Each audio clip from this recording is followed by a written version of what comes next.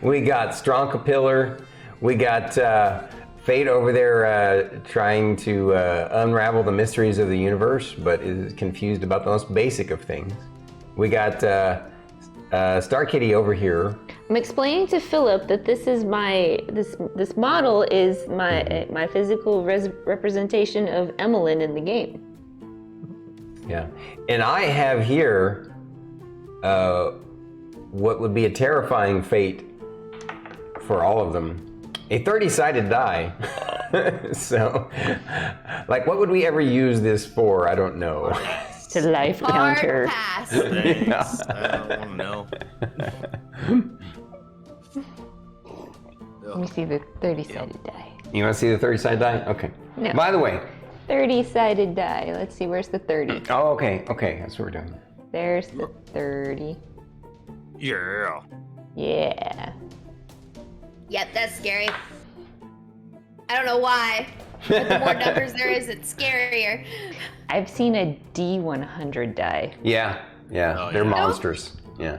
Really though, like this is a D100 die. It just requires two D10s. It's the same thing, but Percentiles. welcome once again, everybody, to Storm Saga Games Isles in the Mist D&D campaign. We're so happy to have you guys here. Thank you for joining us. For episode 55. Yeah, right, episode 55.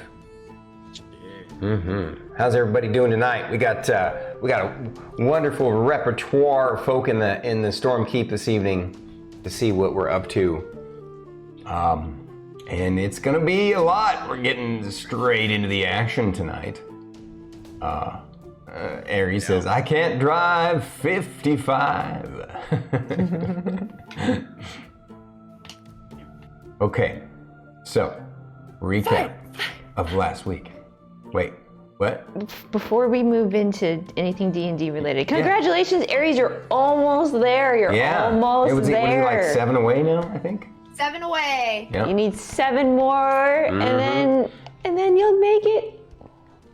All right, on, Goblets. Thank you for jumping on, right? Oh, yes. So if you guys haven't already, if you guys have your own Discord servers, if you guys have your own little niche people that you know, tell them. Druid says that you have to absolutely go follow DGamer Aries. If this is on YouTube in the future and you're here, go follow DGamer Aries on Twitch. If we don't, I will be sad. And you're welcome, Lucy. We were happy to come by with her raid yesterday. It was lots of fun. I mean, I guess technically I wasn't there because I was already in the in the Solasta stream with you. But yeah, I was instrumental in. She had said, "Oh, Lucy's on," and I said, "Yes, do Lucy," because we're getting ready to do Solasta. So, but it was really her choice. It was her idea. So,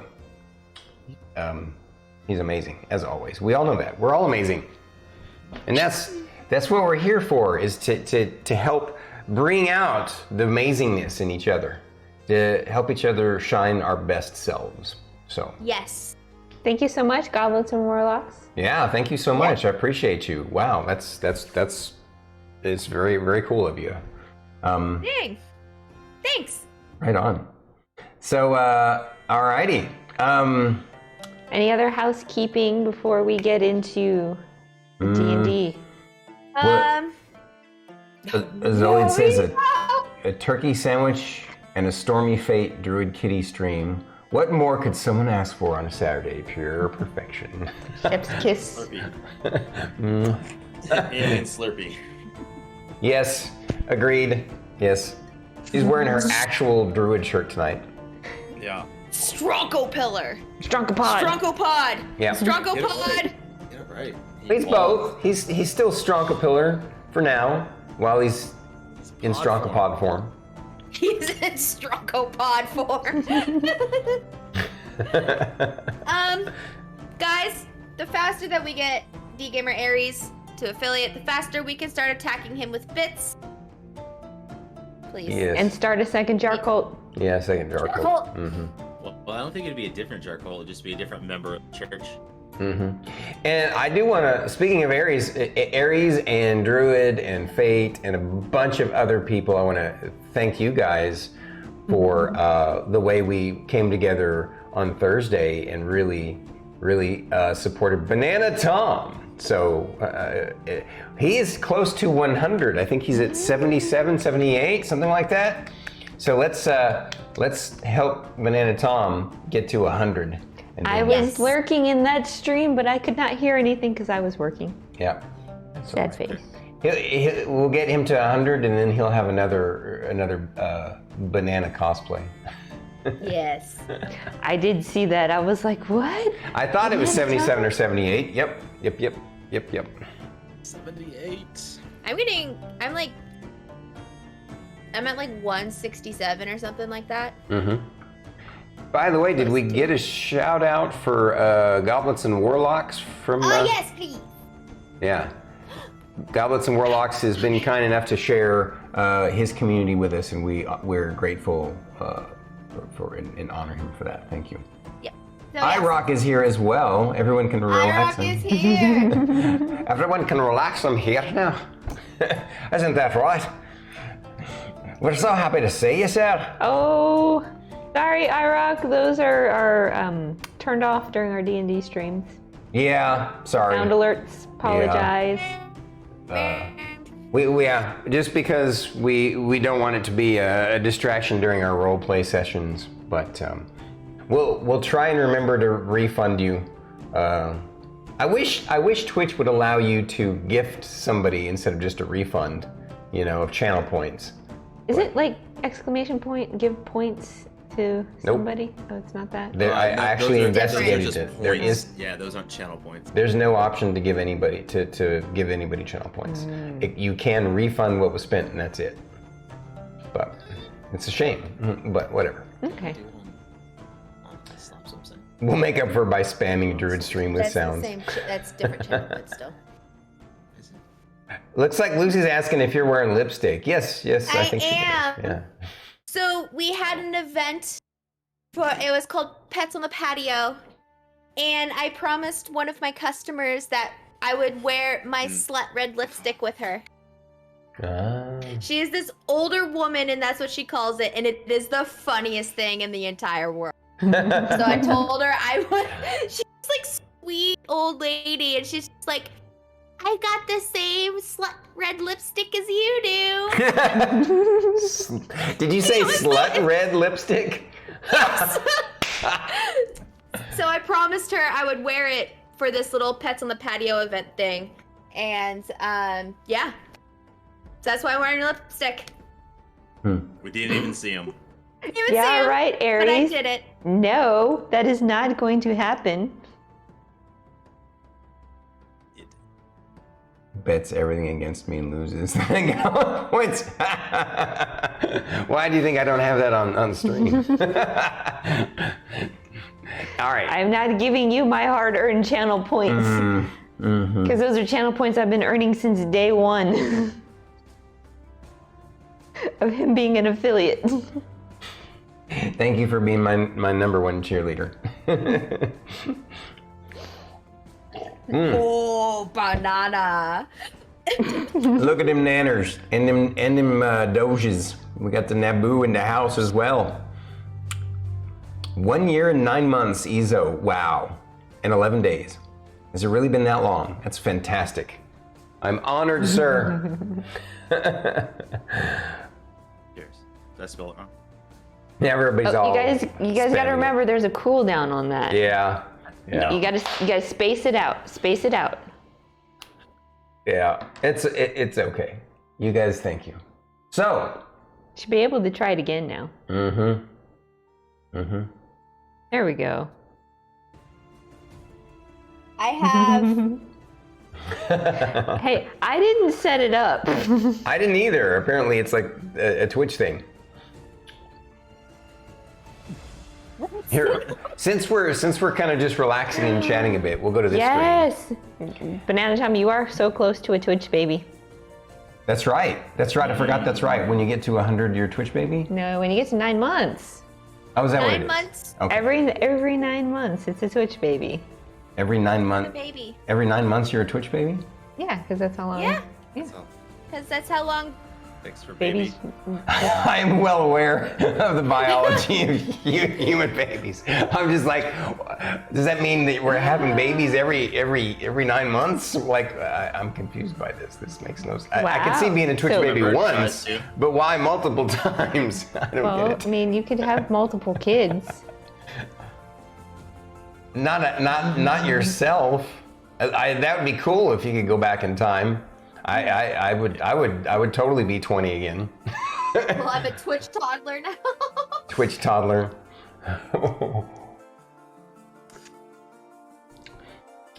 Now, okay. If Twitch years are like dog years or something, and so every 9 months you actually, I don't know where I'm going with that. I'm gonna stop right there. What? Oh. You were atted. I'm in the terrible twos. Oh, what? I'm in the terrible twos. There's nobody who can beat that. Wow, that's it. That's exactly how long I've been streaming. I hadn't. For some reason, I thought we'd been streaming longer. That's actually cool. Yeah, if you guys ever want to know how long Stormy's been streaming, just ask me to do follow aid. To the day. To the day. No. I think I was there in his first Magic the Gathering stream. Yeah, no. Oh, I forgot. That's He right. was such a baby streamer. And someone beat me to you because you like actually created it while I was at work. And like, what? Question for you, Ask you a Fate. question. Oh, I don't know. When I'm gonna cosplay. I mean, Okay. Oh. I mean, your hair is question. badass Wait, like a wait, predator's. okay, So hang on. Do you want that answered here or next Friday? next Friday. Friday. That's the real question. Next Friday. I'm making notes. Make a note. Make this happen. Whatever it is. That's a what you brought up here is more entertaining than you think. Ooh, Lucy stumbled onto mean- something. I'm looking forward to it. But yeah. And Lucy Dancer, what you said, yes, I am a big fan of tea turtle shirts, and this is one of them. You know, it fits my Starkitty theme because it's a cat and stars. Is this a tea turtle? Yes, that is a tea turtle shirt as well. I think almost every shirt you have me wearing on stream is a tea turtle, isn't it? Exactly. I love tea turtle. By the way, guys, Not sponsored. you want to know a secret? A secret that even they don't know? You want to know? You guys want to hear? I'm sure you do. You're Do like, I damn know it. the secret? You don't even know the secret. I don't even know the secret. You don't even know the secret. So I don't do this every time, but sometimes the shirt that I wear might be a little bit of a clue as to what might be happening that episode or the one after. Ooh. So, for example, if you remember, was it a couple of weeks ago? Last week, obviously, you guys met the dragon, right? You met. You just nicknamed him Mr. Dragon because he didn't want to bother telling you his name. It was beneath him, Mr. Lazy Dragon. And before that was when you had first, transported into this side of the barrier, this part of the island, and fought the creepy crustacean creature, right? Well, I had thought that maybe, depending on how things played out, you might make it down to him that day. But even if you didn't, the bottom line is I actually wore my T-shirt that is the one that said it's the dragon, and it says beware the dragon, for you are a country and taste ketchup. No, I don't have that kind of shirt for him. Now, this shirt was the one that you guys have seen before. We've talked about that I've worn several times, and it was the one that says Choose your battles wisely. "Choose your battles wisely." Yes. It was a hint. It was an hint, and so occasionally you might see hints on my shirts. So, like Goblins and Warlocks was saying, so does that mean Red Dragon coming up this session? No, You better but he's hope not. behind a DM screen. Yeah. looking all evil. That's so true. there is a fight about to happen, and we're just stalling because we really are scared to roll initiative. Well, I guess that means we better get into the description of what's going on. Just to refresh, and I sort of teased it there, to refresh everybody's memory. Last week, our adventuring heroes had made it into the ziggurat. After talking their way through and helping free the black dragon. I don't know why I'm doing this that many times, but Warlock. Or no, cleric. Cleric. Yeah, so the black dragon is free now. At any rate, so they got past him and went into the ziggurat and were exploring it. It was basically the entire Gloam Elf civilization had created this giant ziggurat, and it was obviously the entirety of their civilization long ago. And what was left is just this ancient empty remnant with these strange kind of shadows of the former people there. Not really undead, but not really alive. And also dominating the center is the most gigantic tree ever. And not just wide, but also super tall, because it was obviously 13 stories tall, because the ziggurat is 12 stories tall, and the tree makes its way up out of the top of the ziggurat. So it's at least 13, more like 14 stories tall. And they had then made their way up the tree, of course, after Fern reluctantly touched it.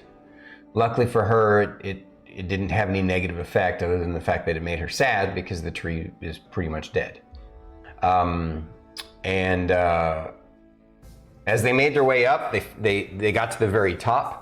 And at the very top, I had to slightly retcon my description because I messed it up in my head. But basically, they found at the very top where the stone ceiling of the ziggurat kind of capped and surrounded that part of the tree, there was a staircase and a balcony that led off to an entrance to that upper level that led upward. And they went up to that level, and as they entered, they saw that the center of this room was, of course, still more of the tree going up, and that the walls had these carved murals throughout.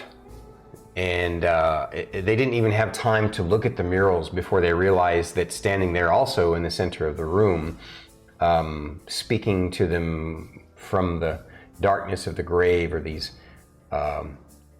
creepy, shadow, undead gloom elves, some sort of guardians of the outer temple.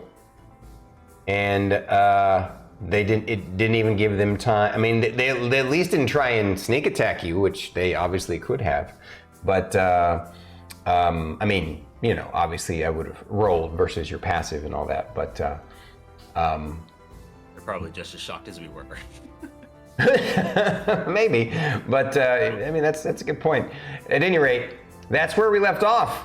The party forced into engaging with whomever these spectral shadow elves are, and that's where we'll begin tonight. So let's do our recap. I don't know, we're rolling 2 dice. I don't need 2 dice for this. I do that sometimes. Habit, I guess. Oh my goodness, we're starting off with an Emillynn Ray tonight. Oh my goodness! I feel so honored to go first. It's not me. So what stood out to me from last session was, oh my god, that was so many stairs. That was so many stairs. I'm surprised I made it up that high. And Philip's like, I don't know what you're talking about. This is a breeze. This is super easy. Just breathe and move. And I'm just like, you're not helping me. Philip was trying to inspire me, but it doesn't work that way, Philip. You only work for Lorkris. Yes. Okay. Calves But- of steel. Yes, we are gonna have calves of steel, quads, glutes, all that stuff. Buns of steel. Yep. Here we go. That's what stood out to Emillynn. It's this time you, Lorkris. Oh wait, you know what we did? We skipped the intros. Okay. That's true. Real quick, back up. Hello, everybody. I really screwed the pooch today. I apologize, guys. No, we were chatting. Right. We started it off. We'll do this again real quick. Although I'm not going to edit all that out from the YouTube video, but that's okay. Hi, YouTube. Yeah. Hi, YouTube. StormyD Games. I'm StormyD. I play the We're NPCs and the monsters. Reversing things today. Rylar the Suffrigant. And over here we have. I'm itsStarkitty. I play Emillynn Ray, half elf bard of the party, and this is Philip. Right. And right over there, the person who's about to, actually right next to her, the person who's about to actually give us his impression of, his character's impression of last week. That is. Hello, everybody. I'm extirpatefate, or you can just call me Fate. I'm playing Lorkris, the Goliath, who is a Oathbreaker Paladin of Malor and Path to the Great Cleric of Weejas. And next to him is. This is the Distracted. The Giggler. The Squeaky Wheel. Druid IRL. I play Fern, who's a wood elf circle of spores druid. And you're forgetting somebody. Yeah, don't forget. All hail Chonkapillar, Stronko Pod. Stronko Pod. Right on, right on. Knock your Okay. lights out.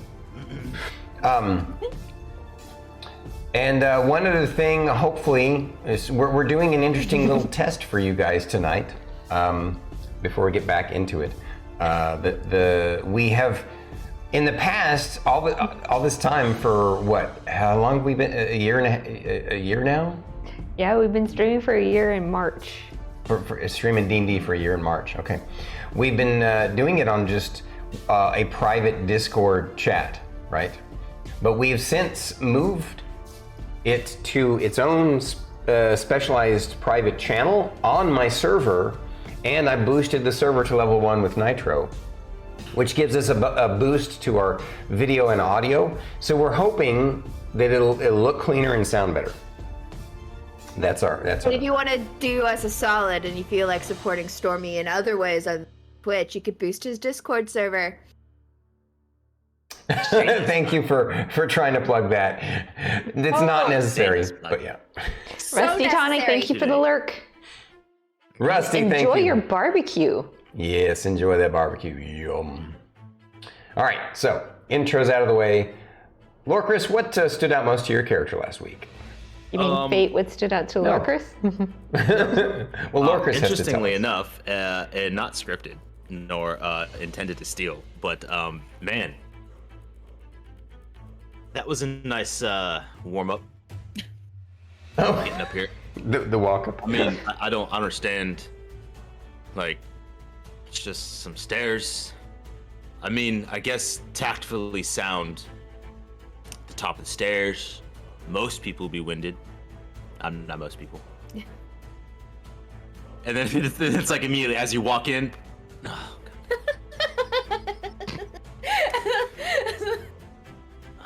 Of course. How could I have not known?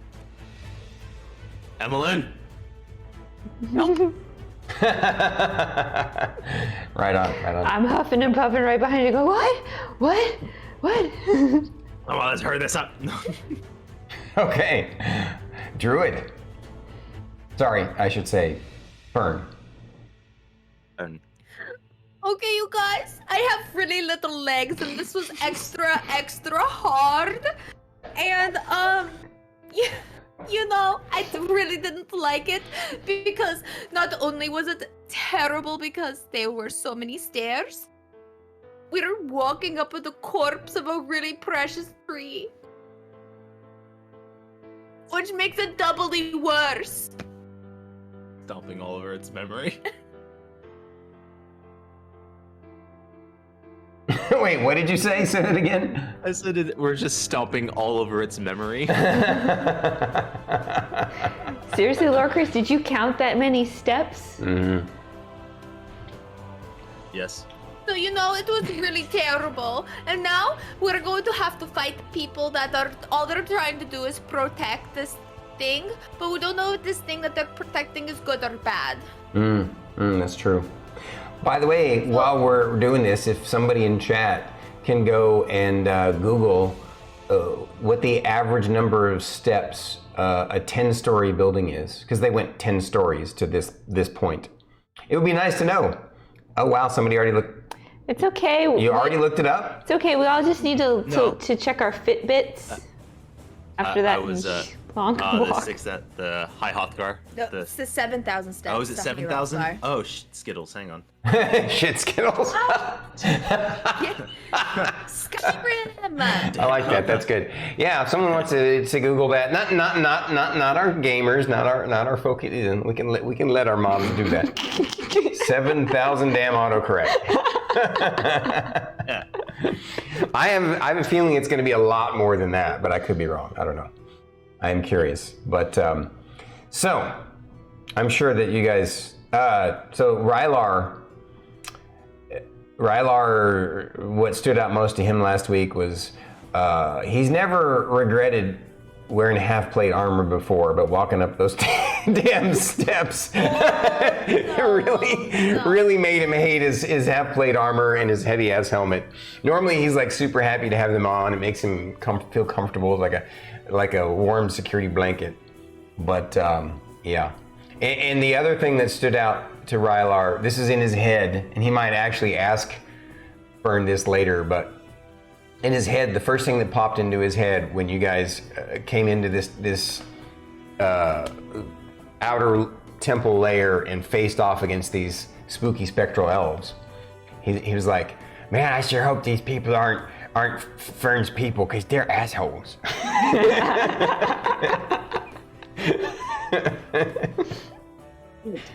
The thing is, Fern is also kind of an asshole. Question. Which to Rylar, who would be more of an asshole? These spooky elves or Arshlock? Oh. I mean, different kind, I guess. Yeah.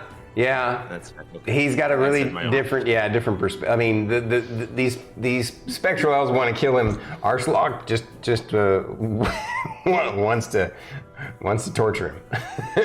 But he thinks that Arshlock is doing that to help him be better. That's what he thinks.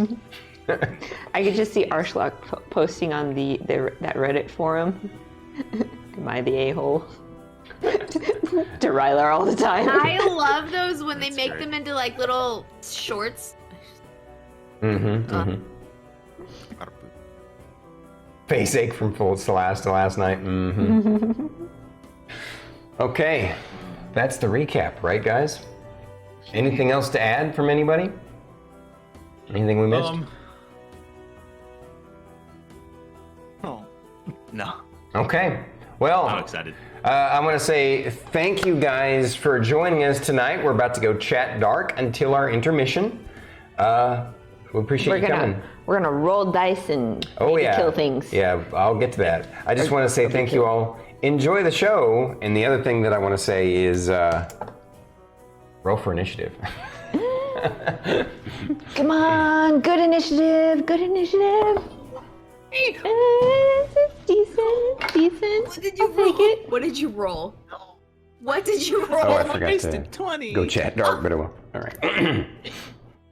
I mean, take it, but boo. Did you roll 1? No, other side. Oh, you rolled a 20. Oh. Yeah. Oh, wasted it on an with the initiative one. roll. Yeah, so much fun. I would almost rather it be the 1. I'm actually going to use... We're using the other side of the mat. Yeah, because you're actually inside, right? So it makes more sense to do this inside. I mean, it doesn't really matter. For those of you that don't know, squares means inside, hexes means outside. That's usually the way I do it. But also one of the things that we've been doing for the last year now a year and a half, a little bit longer than a year for us to play, is my Sunday game session, I would always use this one, right? Yeah. And then for you guys, I was always using this one. But since actually my Sunday game sessions recently finished, I'm just gonna go back to my old way of doing things, which is squares are inside, hexes are outside. Plus, it makes it easier to draw this room, I believe. Antechamber. Mm-hmm. Let's see. I'm excited for my spring. Me too. Druid, is that your lava lamp? Yeah, you haven't seen that before? Oh no, it's my first time seeing it. Really? Yeah. It was in her stream last night. We talked about it. Was I paying attention to her lava lamp? I was paying attention to the jar. Okay, good point. Can you make the jar look like a lava lamp? No. Damn it. I bet you could with an overlay. Picked this I cup. bet you I could picked for this. a Well, I picked this jar because it was called a cup. I'm gonna just. Overlay. But what if I want to talk, Aries? Whoa. What happened? Jar cult. Yes. Jar cold. No. Yeah. I think it'd be cool to have a lava lamp, with the bits, because then you could see them floating. Right? No, it's okay. You had the one that says coffee or some shit. Whatever. Talk to the hand. Okay. No. I thought you were gonna lick my hand. I got scared. I wouldn't do that. Okay, I would. Yeah, that's what you should do, Druid. You should just talk to the chunk. Oh.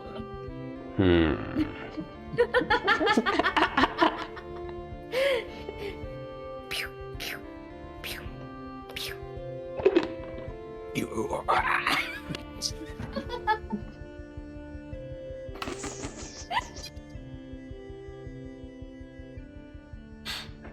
I can't stand you.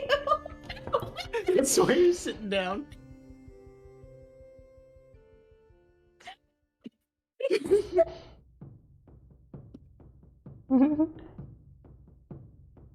Poor Druid. I love how you instinctively try to look at chat. But I still think Hold up. a lava lamp with bits would be so cool. But then again, I actually think that'd be pretty dope. but then pretty again, we'd probably break the lava lamp in Druid's stream. But your idea about the bits floating in the lava lamp was better than what I thought. It was just like have a lava lamp like face facade for the jar as it fills up. But I like the undulating. That's way cooler. Yeah, that would be cool. Yeah. Get on it. Okay. Write that down. Jar cult, get on it. Oh, the command is spoken. The command has spoken. It transcends. Okay, I'll post it in your Discord because I'm the Jar Cult leader. That is true. That is true. So would a merch idea just be a mason jar? Just a mason jar. No, I'm gonna have to do decorate a it. jar shirt. Yeah. I believe. Yeah. That's only if Get the people jar. actually want it. They have to go do the poll. Gotta go do the poll. Gotta go participate in the poll. had- Only one person has voted. I had a very LOL idea for a merch t-shirt for our D&D campaign. Yes. You guys want to hear it? Mhm. Yes. So it says Misty City, and it's just mist. Oh my god. You're terrible. But with the outline of the mist is just a vague city outline. Exactly. If you look really hard, you might be able to see like shapes of like. What's the optical illusion where like you're intended to defocus to create a 3D image? Oh yeah, I've seen those. Those were popular a long time ago. Yeah, that would be cool to make it that kind of image, so that way like you look at it and you're like, Oh, there's a city in there. You know, there's a fan over there you can plug in and turn on. This is more dramatic and a lot more fun. I also don't feel like plugging it in. But you can if you want to. No, that's good.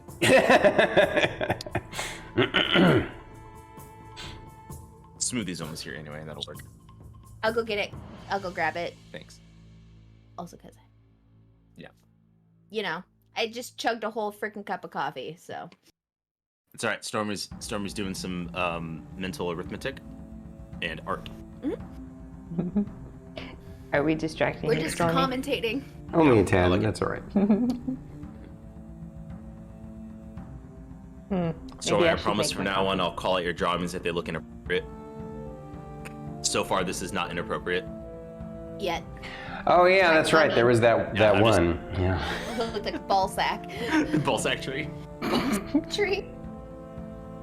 We had to get a splinter out of its root. We did. It's not wrong.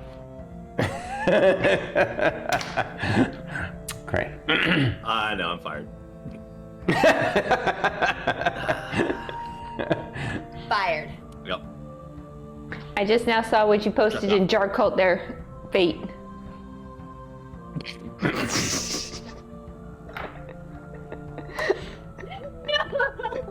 They're talking smack about my lava jar. What?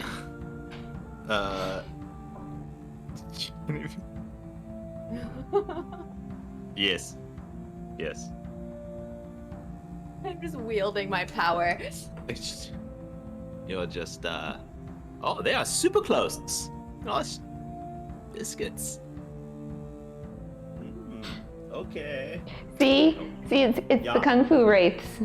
Yeah, this is. Did you just say the Kung Fu Wraith? Yeah, these. That's great. Do you see Fate? Do you see Oh, that's. Kung Fu Wraith? Oh, That I'll name refrain has from the- stuck with those models ever since I first started playing D&D with Stormy. Yeah. 17 years ago is because one of our other players, he brought these out and he's like, oh, look, Kung Fu Wraith. And we just have been calling it Kung Fu Wraith since then. Yeah, and then Oh, and yeah, then it's perfect. then the high five zombies. We've already told you and showed you those. He also he dubbed Yeah. those the high five zombies. I just realized that it probably would be better for you guys to see if I did it like this, right? Yes.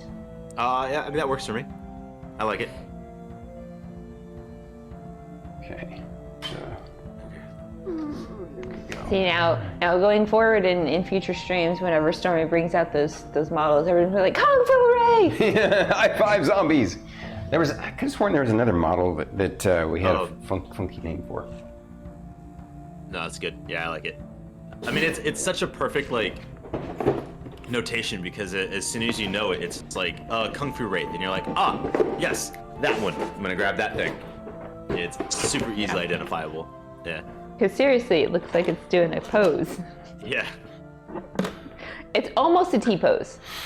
Almost Oh no! T-pose. It wasn't I was gonna that say, I we bet had it's, any other. I bet its favorite drink was what's up? Oh. Oh wow! Food. Whoa! What Okay. you got there? They got smoothies. Ooh, Smoothies and I got some mac and cheese. All This right. is what I really want. All right. We're all chat dark, right? Yes. We are now. Okay. What kind of smoothies And did we you also guys got get? a new bird toy. Yeah. Burb's got a new toy. Okay. I already did roll for initiative. It is. Excellent.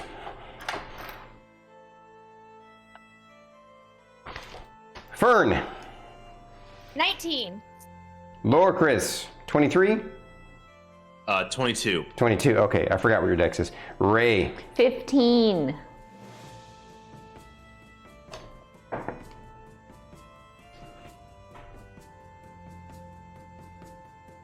okay.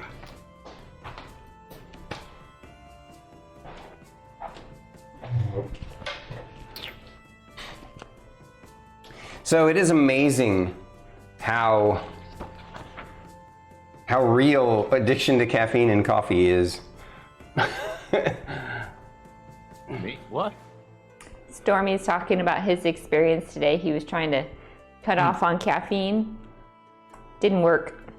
Yeah, I didn't have any coffee this morning, and I didn't have any coffee for lunch. And I felt so terrible. I even took like an hour nap. You know, and also today in her class, I could barely function in her class. I just phoned it in, and then I had this terrible headache, and was just after the nap, I didn't feel better. I felt worse. I was draggy and couldn't move, and my head was hurting, and then I drank a cup of coffee, and bam, instant fix. Like shit. Right. Daily. Imagine my life. I wake up with a caffeine headache. I start to too. Yeah, that's exactly why I was trying to experiment to see if I could get off of it. But man, it's going to be harder than I ever imagined. I eventually got there. I'm down to only 2 days a week where I drink coffee. Because you're a gangster. Because I noticed me drinking caffeine, anything, whether it's coffee or tea, would just start messing with my hormones. So I had to cut back. Don't get me wrong, I love coffee, but yeah. Yeah. I have tomato, basil, and bisque soup. Ooh. What kind of smoothies did you guys get? Triple berry with pomegranate. And banana. And banana for our nanner lord. Yep. I got a banana chocolate smoothie. We're looking at you, Banana Tom. Yeah. And he's over there gagging, poor guy. Think of it. Hang on. Think of it as one less, or however many bananas are between these smoothies that we've saved you from. That's true. That's a good way of looking at it. I agree. It's not a yeah. It's not We're saving you from those bananas, Tom. Because we love you. Sounded like Yes. Rylar's voice there. Did it? Yes. I wonder why that might be.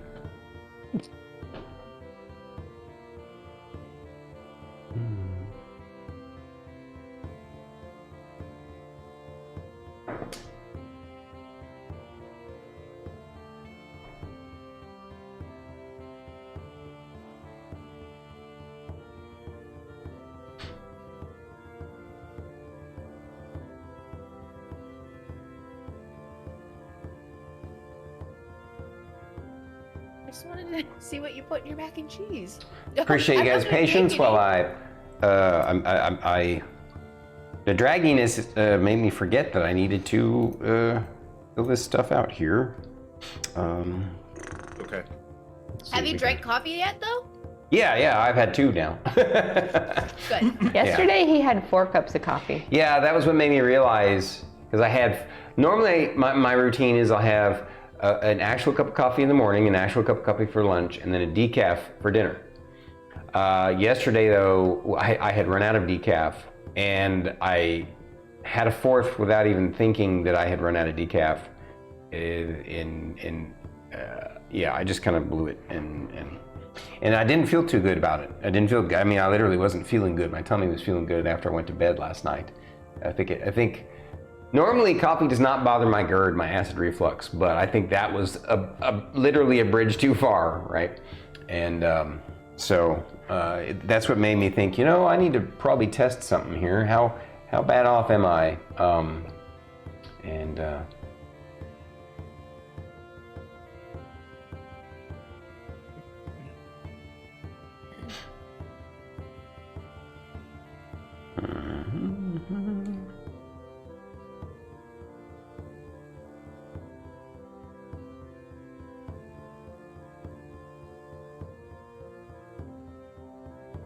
not like I'm gonna take it.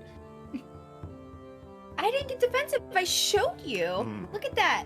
But It's do you like that mac and delicious. cheese? Yeah, it actually does look. Very I wonder how delicious. good that would be with.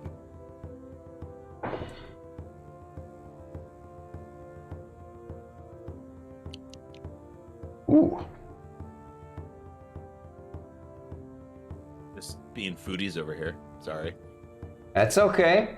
That's okay. What were you suggesting she have with her tomato basil soup? Garlic naan. Oh, yes. Yeah, one of my like, when I worked on the ambulance, one of my like easy go-to, like, not really a meal, but like substance snack was tomato basil and bisque with naan bread, because I could easily just like package it up. Like, Yep. I know most people are like, ew, cold, but I mean it's. And naan bread We is work with good. what you got. What's that? Naan bread is good. Yeah. So good.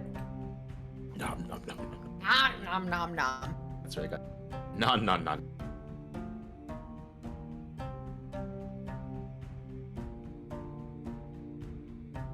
Nope. My face hurts. I wonder why. Alrighty. It's funny when the bits drop. Should I say it? Should I say it? Yes. Look at the bits! Look at the bits! Look. All right, now let's not get that ball rolling. We got D&D to do. Are you almost done? I am. We're trying to entertain chat. Okay, all right. You guys are doing good. All right. So. And so it begins. Bits. Yes. Look at the bits.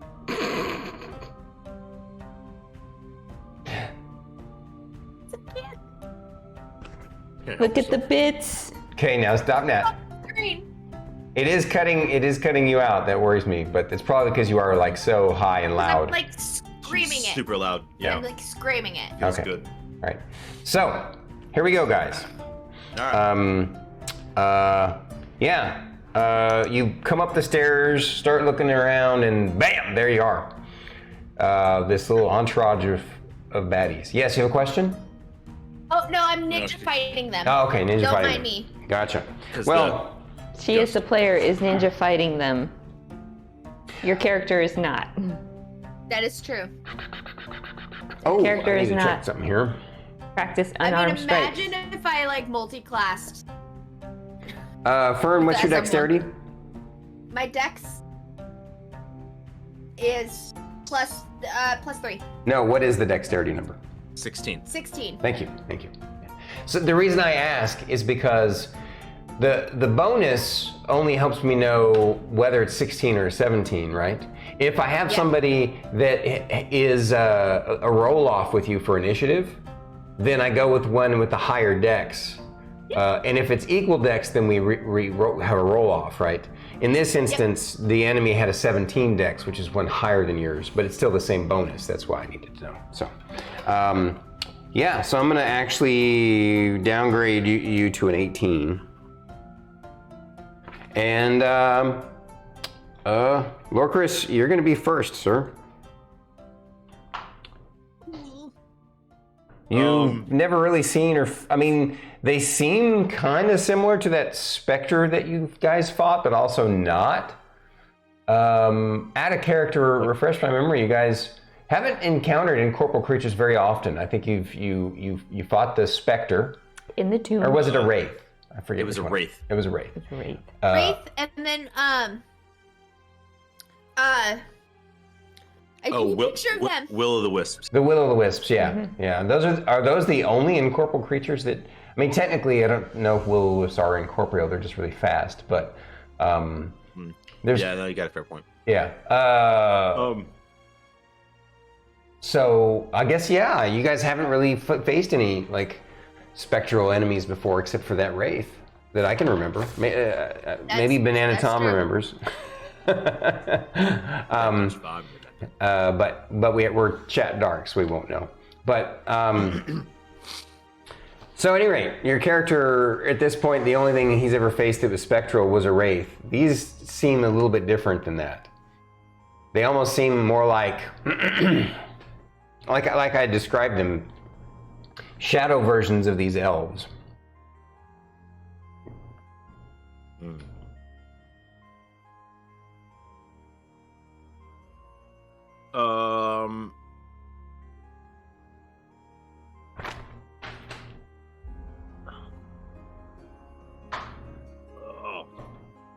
I know what I want to do. But do I have Constitution to do it? Fuck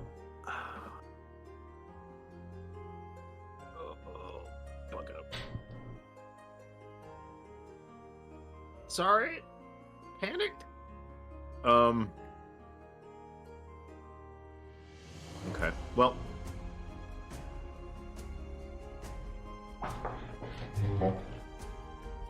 Yeah, okay. So I will, as an action, I will cast Spirit Guardians on my at third, I think. Is that Okay. what I have it on? And that's AoE, I believe it's 15. 15, I believe, yeah. Yeah, 15 feet.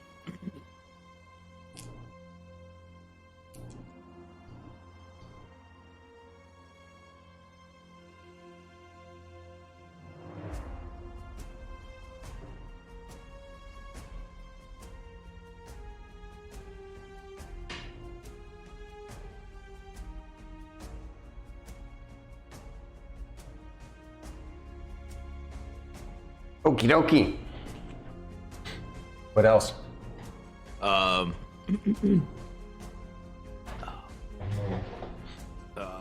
man, I'm just.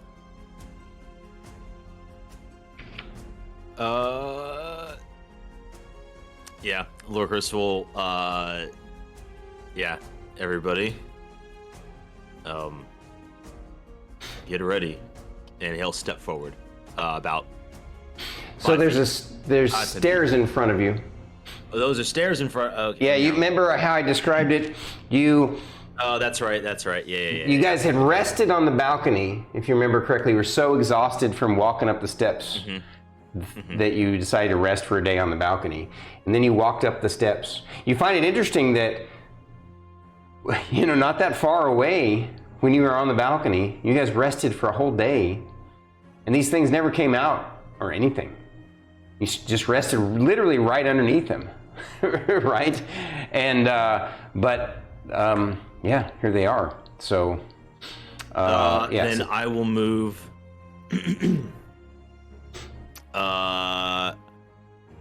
So, if we look at the hole in the ground where the stairs are, from Lorkris's point of view, the top right corner of the hole opening. So it would be like follow the perimeter. Yes, yeah. So Lorkris is gonna get into the space right where you are, Stormy.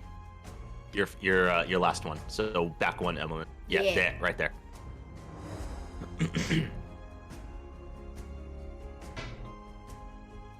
Yes.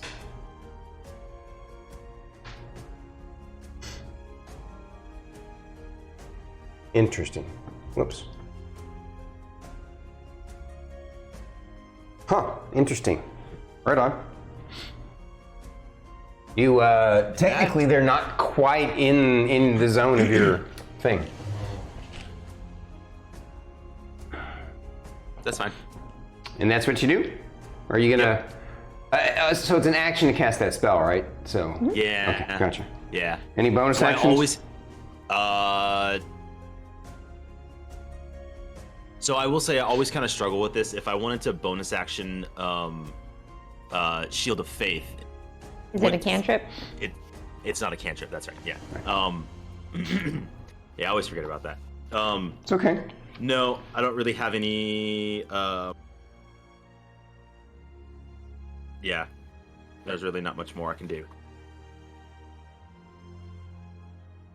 I'm gonna wait till we kind of move out. Gotcha. Okay.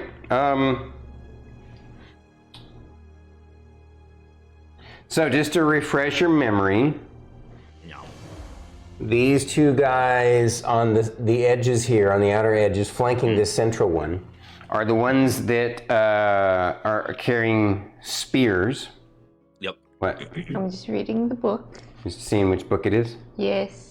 So I'm creating my own variant of something that's in this book for folks who are curious.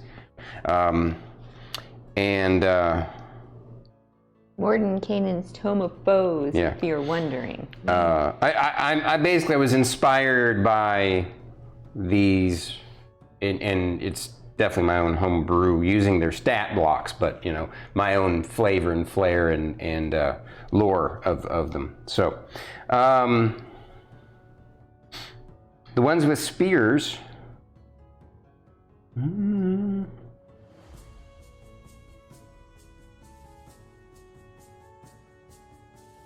Oh wow, that's crazy they can do that. It's never a good thing to hear from the DM. Really matches my pants. That it does. Player characters can't even do that. That's crazy. Okay. You started it.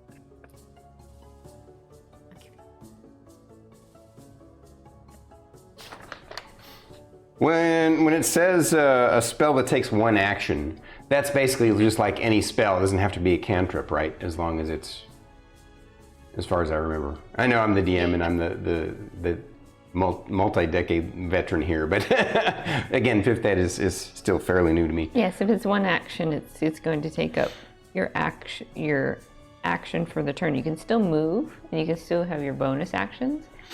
The reason long I as it's a ask cantrip. is because this particular creature can actually make 2 spear attacks and still cast one spell that takes one action to cast, which is crazy. Jeez.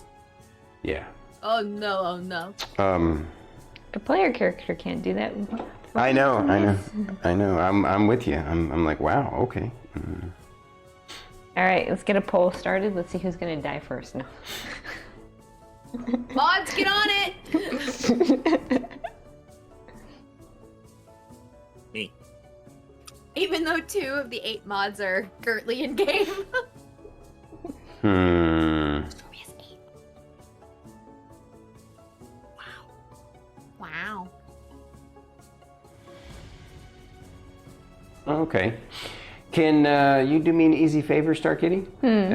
Look up Armor of Agathis for me. Armor of what? Agathis, Agathys. Oh, I thought you were going to look it up in the book, but that's cool.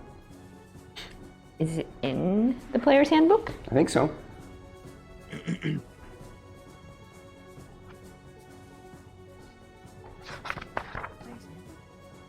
I have 2 Dungeon Master's guides down here. I don't think I even have a player guide.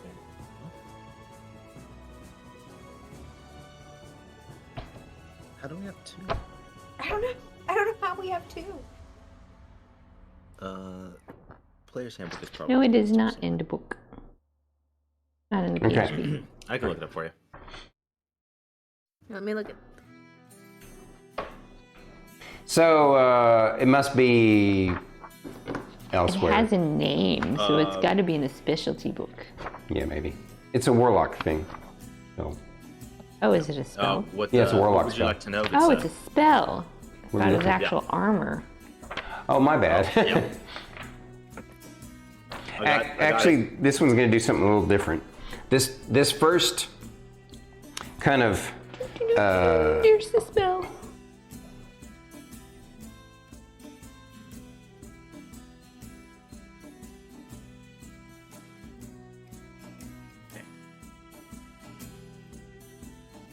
oh, that's pretty neat. Okay.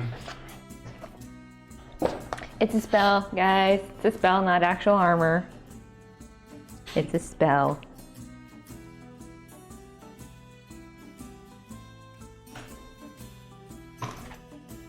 Okay. This one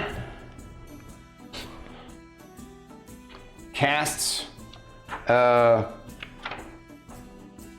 Well, you, based upon the description of that spell, it seems to be surrounded in this kind of white, light blue layer of frost, and then it.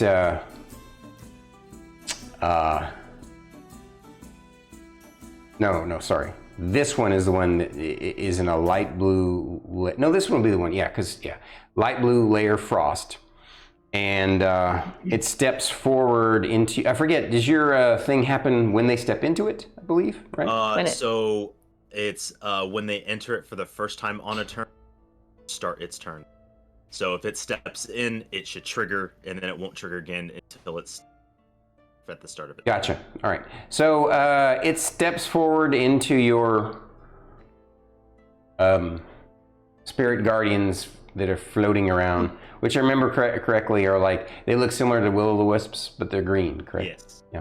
Yes. And it steps into it, and it actually looks like it steeled itself. It came right at.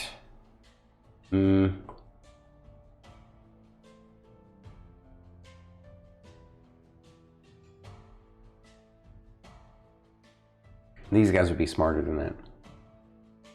It casts the spell, and then it steals itself in its position. It doesn't step into your thing. Oh. It sees the effect. Okay. So, and then it basically is gonna. It looks like it's readying to attack you if you come within its range. And gotcha. This one also casts a spell. Again, similar look. They look like they're gloomy shadow elves wearing sort of kind of. These are not wearing armor. These two are not wearing armor.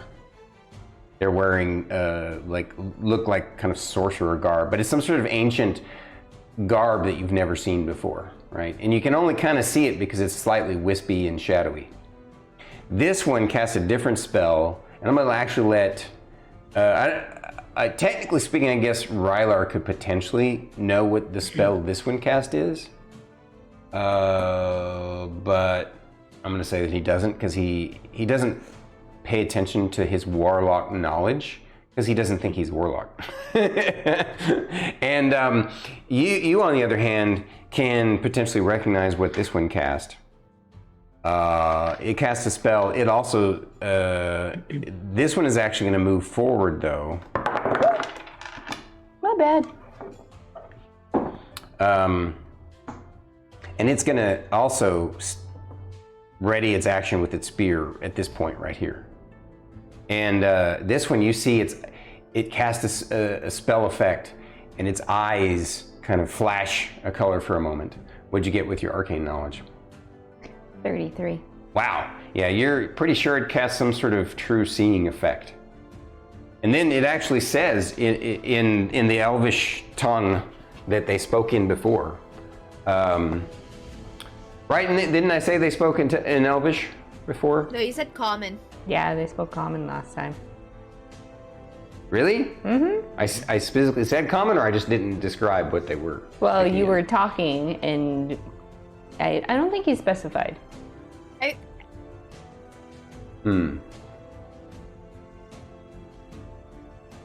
I mean, they would be speaking in an ancient form of Elvish. Who all would have understood that? She would have, obviously, as an elf. As a half elf, you have it. Rylar, I know he only has your character wouldn't have either. Okay, so then you guys didn't hear what they said.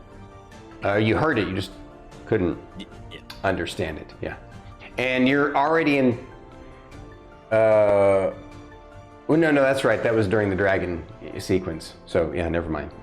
Okay. At any rate, that one speaks out in Elvish and says, oh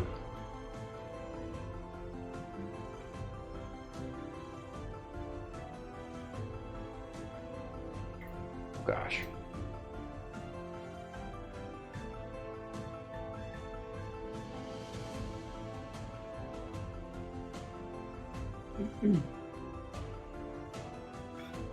the one that did the eye thing, speaks out in Elvish and says, "High Priestess, this one here," pointing at Fern.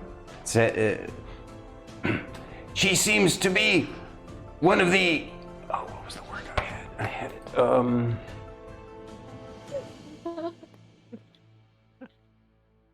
Emmilyn's automatically going, "No, you're not taking my Fern." She seems to be one of the Divergents. Got a Divergent. I got a Usurper. What are you guys not telling me? And then that's what they do. And then the next initiative is actually the one that they were speaking to. And so she says in Elvish, "How is that so? After all this time, there is still one left. We will annihilate her." And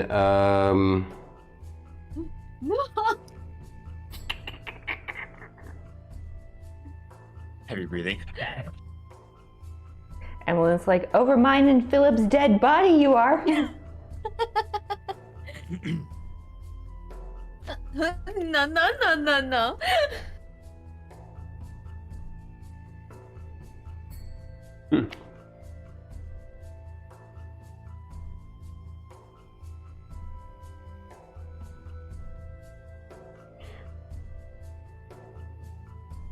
didn't know. You better listen. It's not Listen, Linda. Listen. the election. I'm gonna kick you in the face with my fucking foot bone. Straight to you. okay, Fern. Yeah. She targets your character with some sort of spell, and you need to roll me a Wisdom saving throw.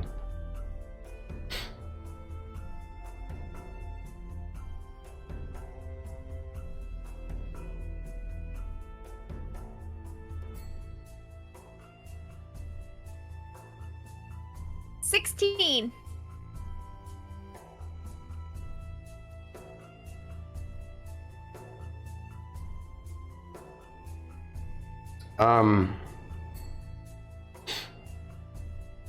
Man, you just barely missed it. So If only somebody was able to give me an extra die to roll. yeah, there wasn't time. Druid, tell us what you think Fern's greatest fear made into a living creature would, or not necessarily unliving. Like a living creature? Yeah, what would be her greatest fear that's like a creature, like something that could, attack her?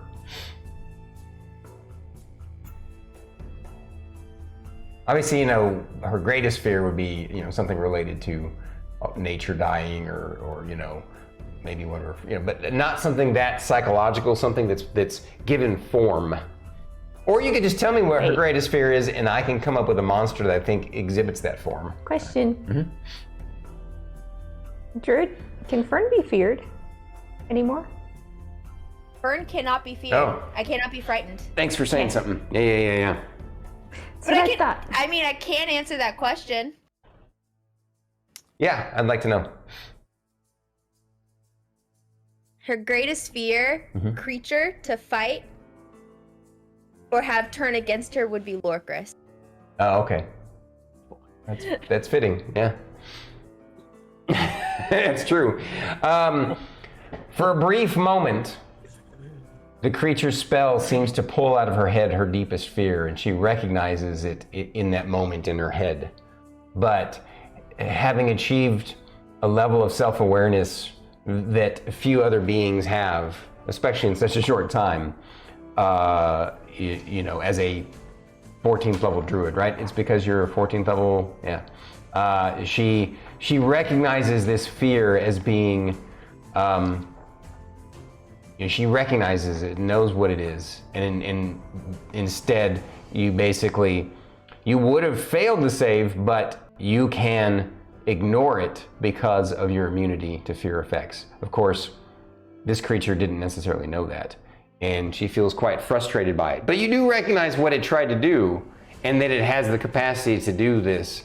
And I'm going to actually let you roll an arcane knowledge check based upon what you saw it cast. 25. You recognize the spell as Phantasmal Killer. So, at any rate, that is its turn, which is initiative. So initiative 2 4. is those guys. No, that was initiative 3. We're now on initiative 4. They go together. Oh, these are together. Yeah. So, 4. Right, you're doing the like ones together. So the spear guys, the hand guys, and then the leader as like 3 separate initiatives. The leader's its own initiative. The ghost-like creatures are their own initiative, and the kung fu wraiths are their own initiative. Because they're different kinds of creatures, as I described them. Yeah. No, yeah. And And he's also writing down initiative 2 to help keep track. I appreciate that. Yeah. So Lorkris is initiative 1. We'll call these. I called them spear guys 1 and 2. Well, they're also spellcasters, so we'll call them spear weavers. How does that sound? Spear weavers. I'm gonna rewrite. Hold on. I'm just gonna. Spear we. And then the third one that casts a spell at you that appears to be their leader is some sort of like it was like trying to dominate your soul. So kind of like a soul monger, as it were. And Fern's like, no. By the way, I didn't come up with that name. That is actually what it is called. Oh yeah. And the spear weaver is actually called a gloom weaver. But yeah. So. Spears. Yeah. And then so it's initiative 3. Initiative 4 is Fern. And then while we're at it, initiative 5 is going to be those kung fu guys that seem to be, you know, some sort of I don't know, they look sort of roguish, you know, and they're even more shadowy than the others. So maybe there's some sort of shadow dancer. I just called them kung fu rogues. Okay, that works too. Got a little excited. And they're initiative 5, and then initiative 6 is going to be Ray, and Rylar's last. Sorry. So your turn, Fern. Rylar, the goat, keeping up the rear. You can't scare me like that, okay? You're not that scary. I think you're stupid. Why? No, don't. I'm no divergent. Nothing. Can I see the sky? No. We're inside. We got square tiles. We got what? We got I said square we're tiles. inside. We've got square tiles. So no. Square tiles. Right. So I'm going to punch her with erupting earth. Punch her. Okay. A rock. Uppercut her? So it's a 10 by 10, right? Yeah. So I'm Okay. gonna get most of them. No, actually, it's only going to get her because they're technically just outside of the 10 by 10. That's fine. I want to specifically punch her anyway. So I understand. I do. this is how I punch people. Is with my erupting earth. So is there It's a giant is there a fist. save for that? Yes. Okay. What kind of save is it? It's a level. I'm casting it at level 3 just for communication purposes. Keeping. It's a dexterity saving throw. Okay. DC 19. Please note the sound. It's either advantage or disadvantage. You can probably guess which one. It's advantage. Advantage. So it, if it succeeds on its save, then what? Half damage. Half damage. Okay.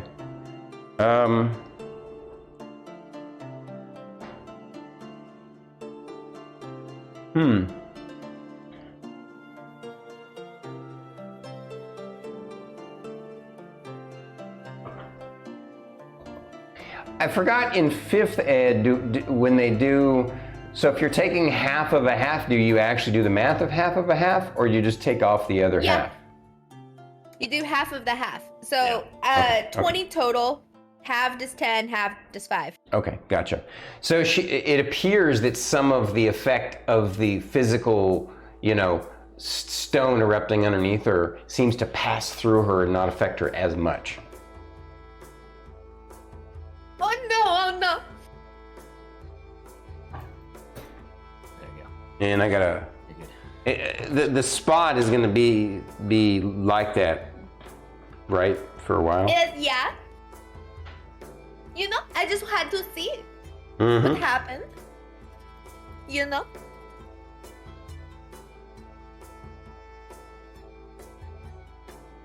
Okay. I think she was actually in between 2 squares, but. All right. Any moves from you, Fern, or are you staying right where you're at?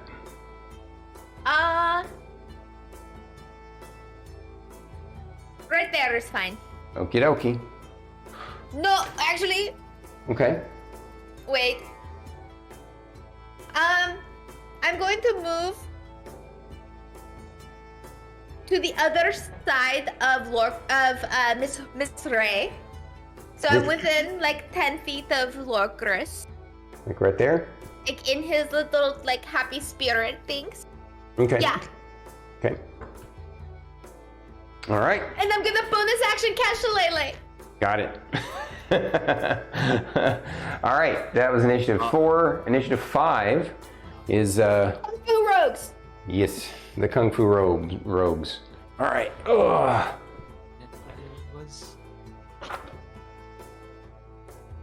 Ben with inventor folder. No, makes it worse, right?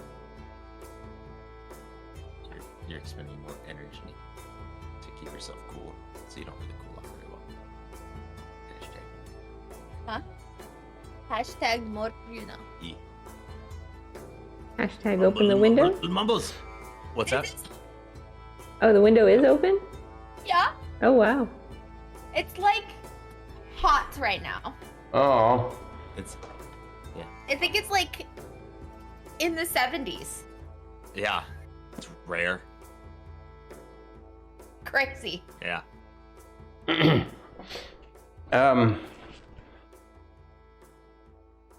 Alexa, temperature. Right now, 70. That's crazy that it's cooler here than it is there. All right.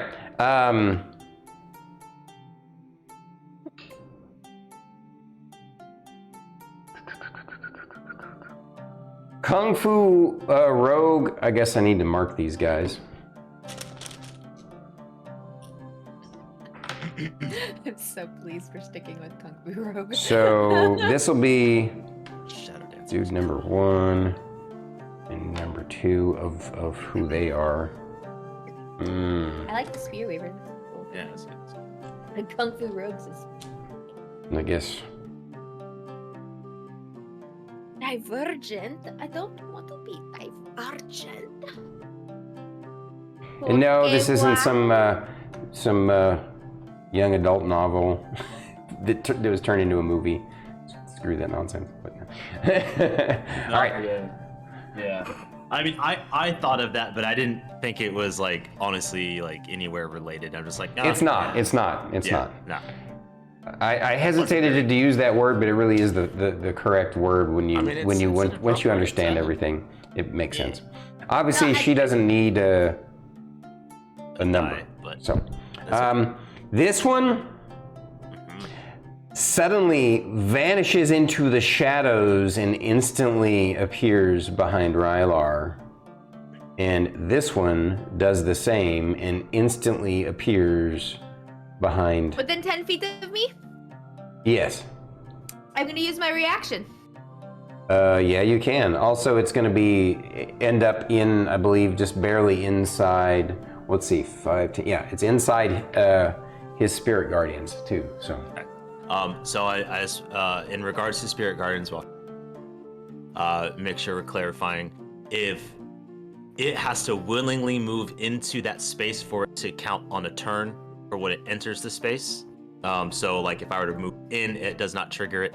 But since it willingly moved into the space, it does trigger it this round because it wasn't. Correct. Exactly. Yeah. Okay. I'm gonna wait. He needs to make a Constitution saving throw. Okay. Nothing happens if he succeeds. DC 19.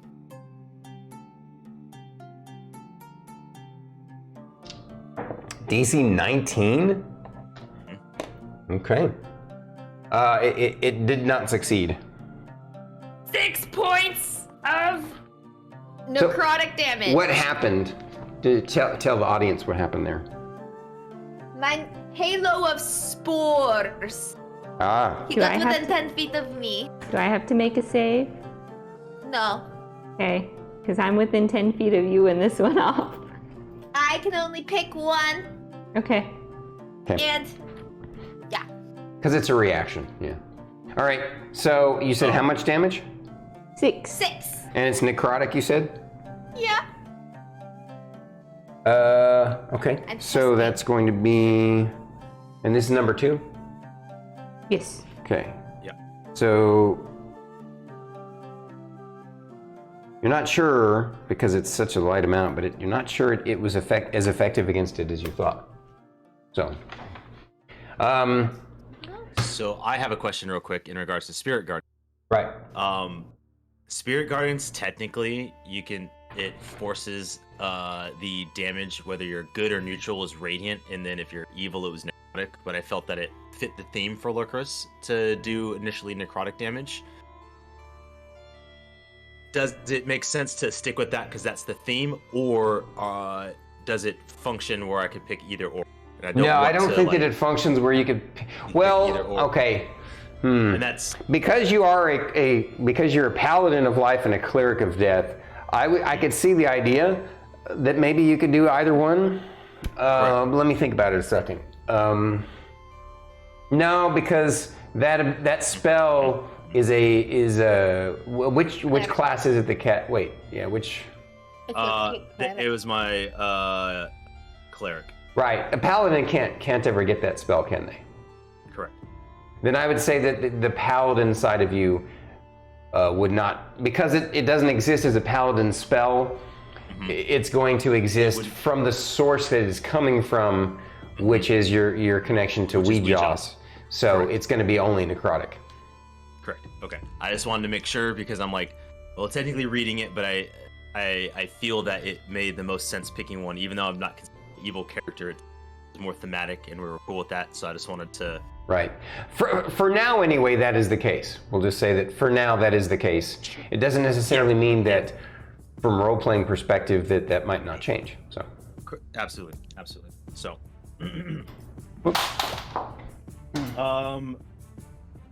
That would be 8 damage. So I need to does it get a saving throw or anything? Oh, I believe, yeah, Wisdom saving throw, DC 16. And it's what kind of save? Dex save? Wisdom. Wisdom. Okay. DC 16. Yeah. All right. It did not succeed. Yet you said the damage was how much? It was only 8.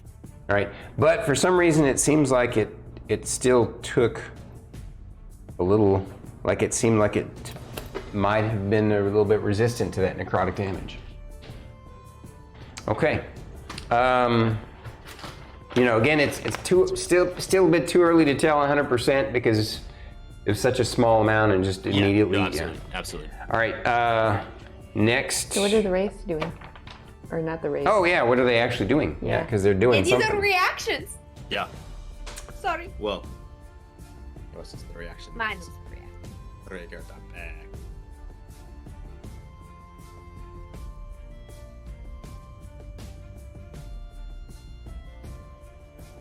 Ooh, that's pretty cool. All right.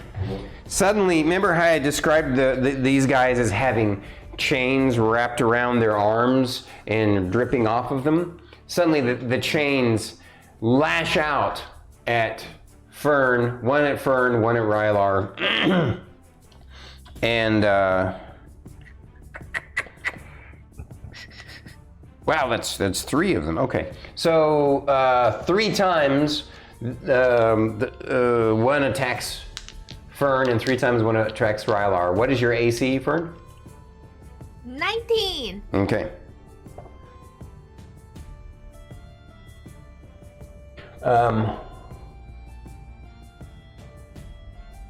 Okay, 1 hit. 2nd hit. And 3rd miss. It's 2 hits. And then against Rylar, that's definitely going to be a hit. Is that though? Okay. And that's also a hit. Jesus, my dice are mean tonight. All right, that's 3 hits on Rylar. I need you to make 3 dexterity saving throws for the, or no, excuse me, 2 dexterity saving throws for the 2 hits. And I gotta make those for Rylar here real quick. You're within 10 feet of me, correct? Yes. Okay. Just as a reminder. If you're within 10 feet of Lorkris, you get a +3 bonus to all your saving throws. Yes, I just want to make sure yes, all friendly creatures within 10 feet get +3 to all additional. 22 All right. for the first one. 22 for the first one. Okay, succeeds. 16. Okay, yeah, you succeeded. So, no, you felt like some sort of other mystical effect might have happened, but it didn't. So, and Rylar is, wow, okay, his dex save is lucky. One of them failed.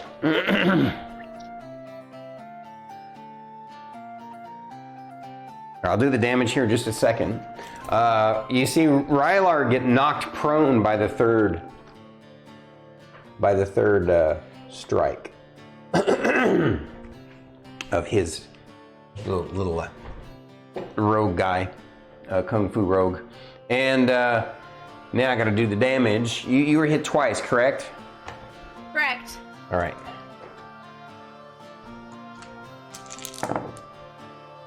Wow, that's a super low roll. You lucked out on this one. 11 points of damage. And Rylar got hit 3 times. Resistance to damages. Is that poison damage? No. Why?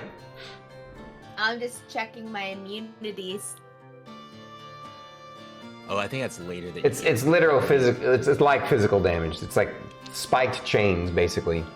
Because don't you get immunities to or resistances to like damage? Wow. Okay. Yeah. Yeah. Okay. I was. That's crazy. What a coincidence. Oh no. He took 29 points of damage from those hits. That was literally the amount of damage you took the last time you guys had a fight, and I hadn't erased it yet. So. Nice. All right. Those guys are done. That was initiative 5. Yep, so now we're on Ray. Ray, Emillynn Ray.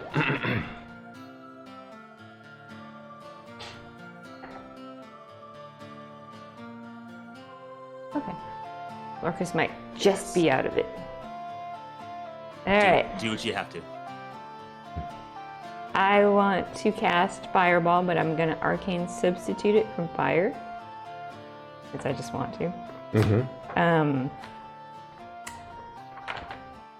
So in 5th Ed, when you Arcane Substitute, you can pick any of the damage types?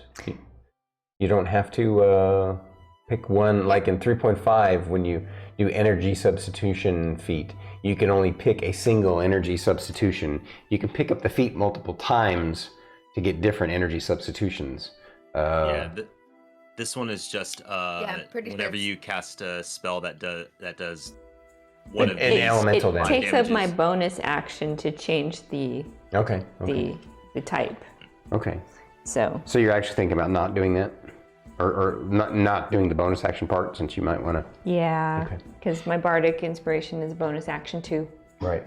All right, I'll stick with just regular fireball. Where are you targeting the fireball? Because do remember that there is the tree there too. Oh, this is the tree. That is the tree.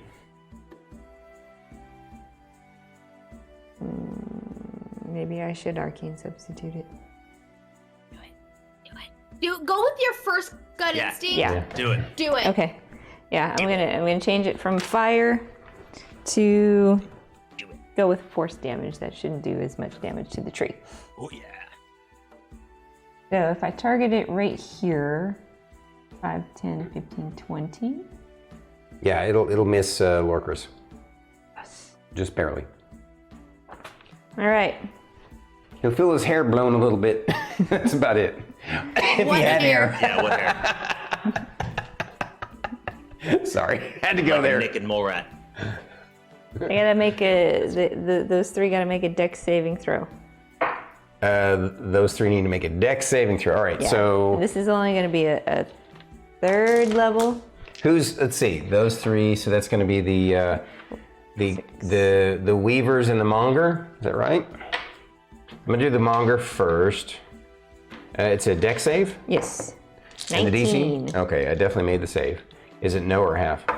It's half. Okay. The weavers also made the save. Darn. High roll, high roll, high roll.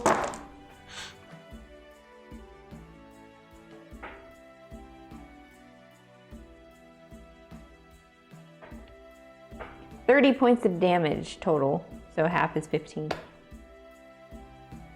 Nice. Half is 15. Okay. Yeah. All right. And it was the weavers. Okay.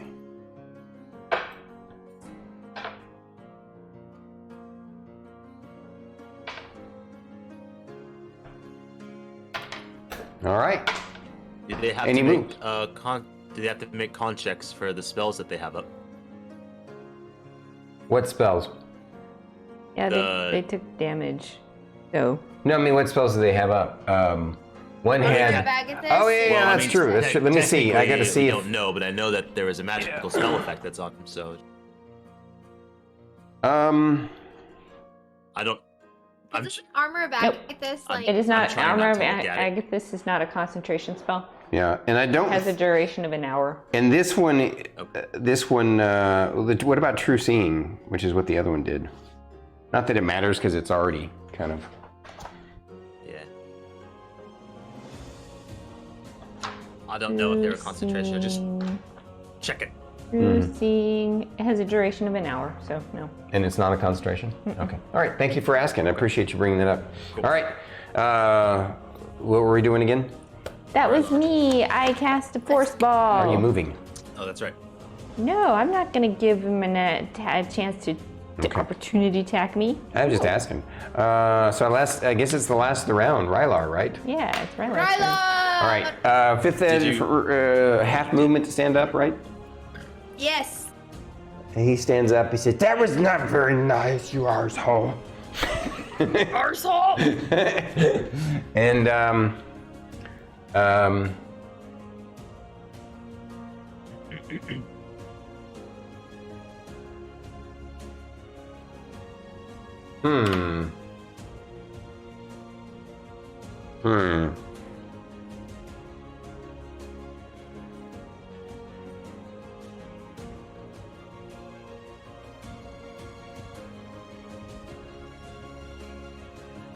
Yeah. Rylar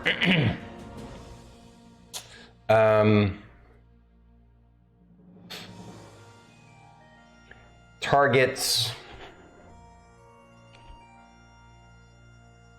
this guy, and this guy with his purple beamer Eldritch Blast with the push activated. And Don't say anything as I describe what happens. I mean, you can say something after I describe. All right. So against the dancer number 2. Let's see. That's a hit. Against dancer number 1. That's a hit.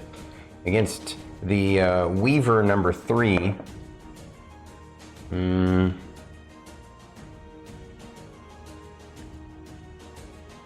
That's just barely a hit. All right, so he hits all 3. I gotta roll the damage. Against number 2 over there. Ooh, number 2 weaver takes 9. Wait a minute. That's the one over there. That's not a weaver, that's a dancer, yeah. Yeah. Number 2, he takes 9. Against the weaver, I'm gonna do that first. So, just roll the damage up here. Okay. He hits this one pretty hard, and it kind of bounces off the wall and moves and gets pushed this way. He hits this one very lightly, and it gets pushed this way. Let me do the damage. 1. That number, which number is that? It's number 1. Gotcha. And then against this guy, he didn't think very smart about this, since he's like right up on it. So he didn't stop to think to not do the push on the last one, and so he hits him, and the being right up on him, there's just kind of a pushback effect, and he yeets himself down the stairs.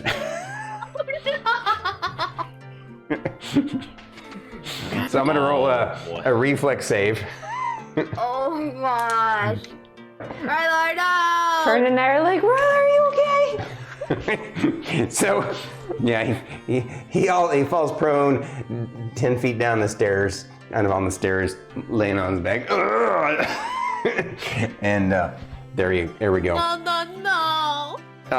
And now it's Top of the round. top of the round. Lorkris. I have a question. Yeah. So I know that the spear weaver that's directly in front of Lorkris, that's just was holding an action. Does he lose that held action because he took damage from the fireball? No. No. Okay. That's only if it was like concentrating on a spell, right? Right. Arguably. Right. Okay. I was not trying to fish for what it was doing.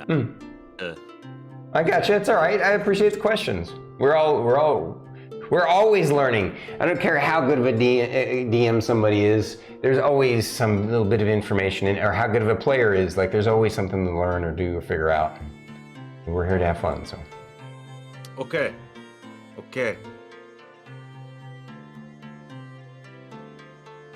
Bonus action, 3rd level, which is concentration. I will be dropping Spirit Guardians. Oh, okay. Because Lorkris has a feeling that this isn't going to work well. Right, because of the Yeah. it seemed the necrotic effect didn't do as much to them. Yeah. It doesn't feel right. He rolled with an instinct to pop it up and realizing, and then thinks of the skittering horror. And instead is going to cast Branding Smite at 3rd level. Okay. Which is the smite on a hit that does radiant damage. He's like, I'm just going to jump right to the chase. Okay. And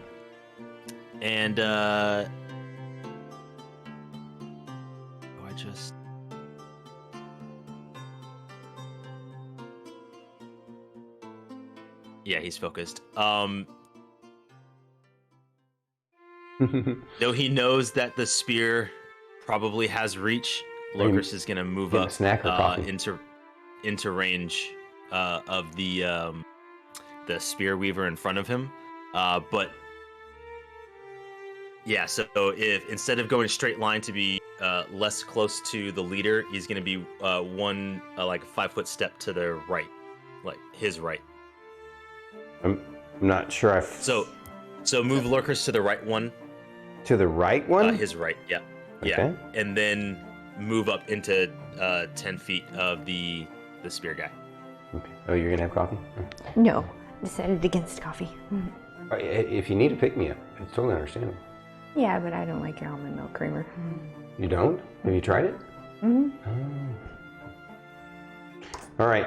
So as soon as you reach the point where you have reach to attack him, apparently he also has reach, and his ready action goes off.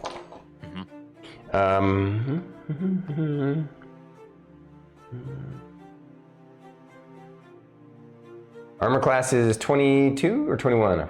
20. I have not done Shield of Faith.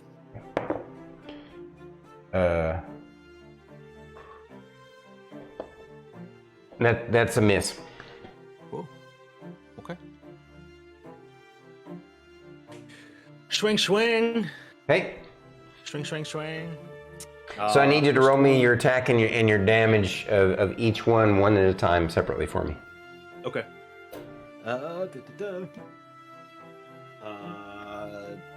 28 to hit. That's definitely going to be a hit. Yep. Cool. And then I need to go back to this. So maybe 3d6.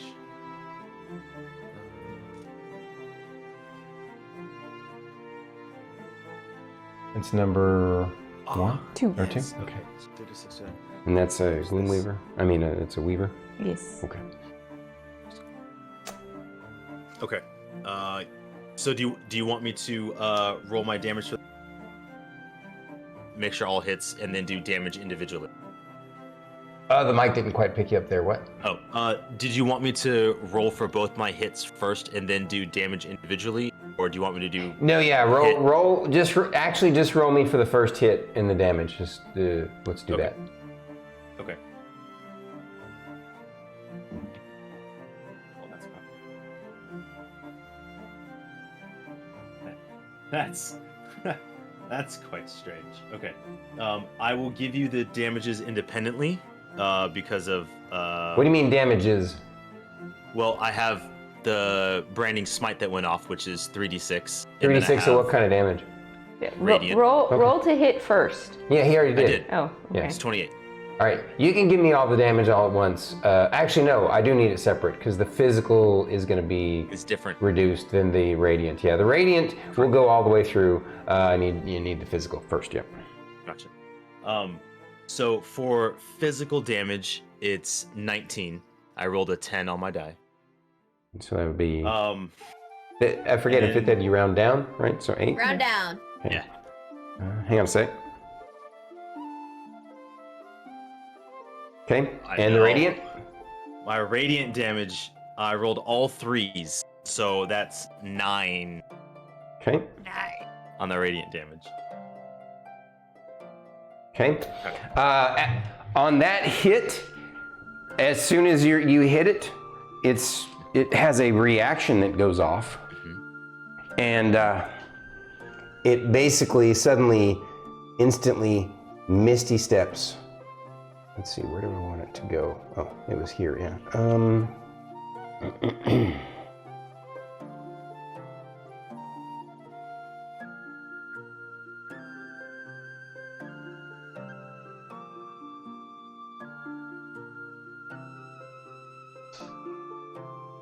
It misty steps right over here. Oh, thank you.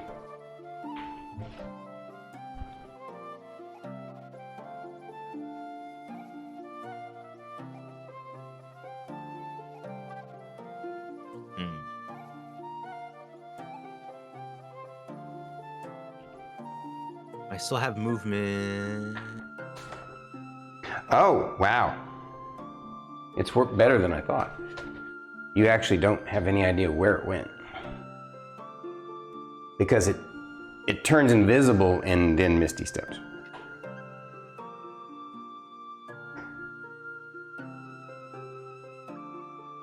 And technically, since it turned invisible first, it doesn't trigger an opportunity attack.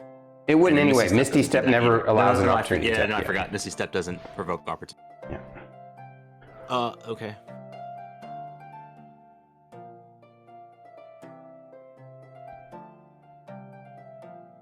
That's it. Okay. Right, because I can't really move and use my second attack, right? Because it's 2 swings when I take the attack action, not split up between movements. Correct? No, that's not true. Not in 5th ed anyway, right? I mean, Well, I'm pretty sure that you can, if you can attack and move, there's no reason why you couldn't. If you have more than one attack, you could attack, move, and then attack again if you have a second attack. Okay. Let's double check that though on the interwebs real quick. What? 5e.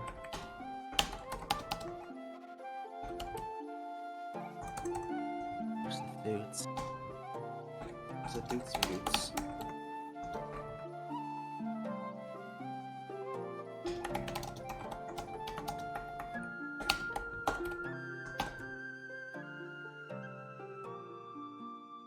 Yes, you're able to move in between your attacks. Okay. Then I will. I'll get within striking range of Little Miss. I don't know what you said. The boss, or the soulmonger, right? Okay. The Soulmonger. Yeah. You want to go there?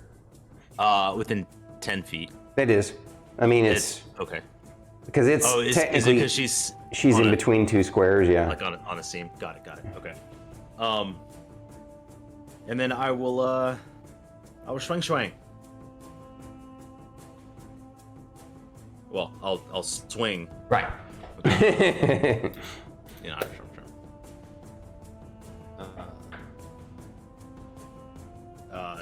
Oh wow! Earlier, Huh? we never did any. No necrotic? But did we ever do any necrotic damage against the monger, or is it just the other ones? The other ones. Okay. Just I did force damage. right. You did force damage, right? 15 force damage, right? Yeah. We did 5 damage to it somehow. I don't remember what it was though. That was the force. No. Oh no, that was the Right, erupting earth. Yeah. Yes, arigato gozaimasu. We can't see chat, but we did see the Thank you for the raid. the alert pop up. Thank you so much.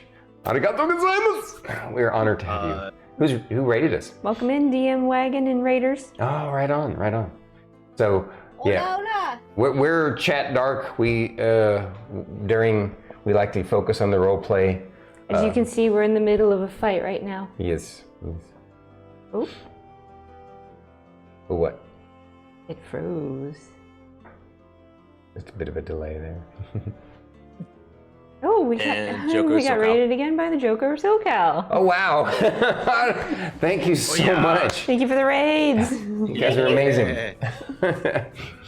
Wow. Wow. Welcome. Double raid! Wow! Like within That's a a bad minute of raid. each other, Oh, less than a snaps. minute.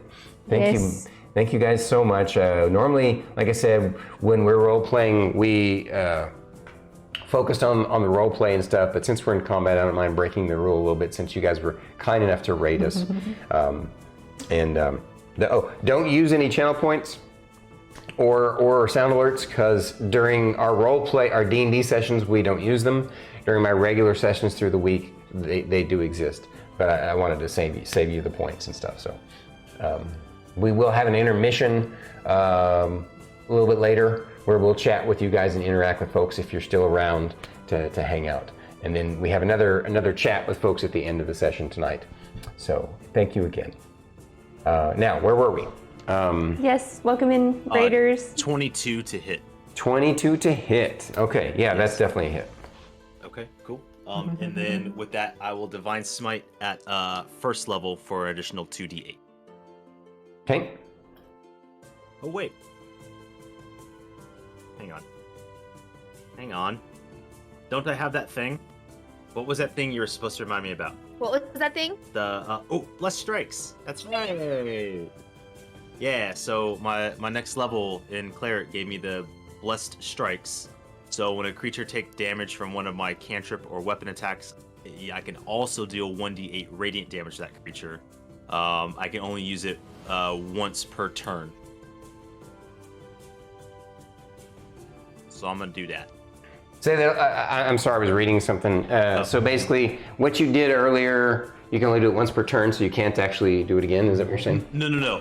What I'm doing now is Bless Strikes, which is once per turn. When I hit, I can choose to do an additional 1d8, but that's once per turn. Because I get it at the start of my next turn. Okay. So I'm adding extra radiant damage.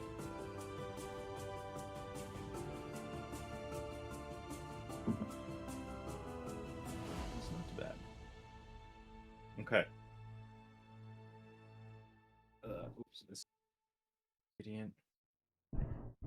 Okay. For folks who just joined us, the enemies that they're facing are these strange, wispy, spectral, shadowy, gloomy elves from some ancient civilization that died out a long time ago.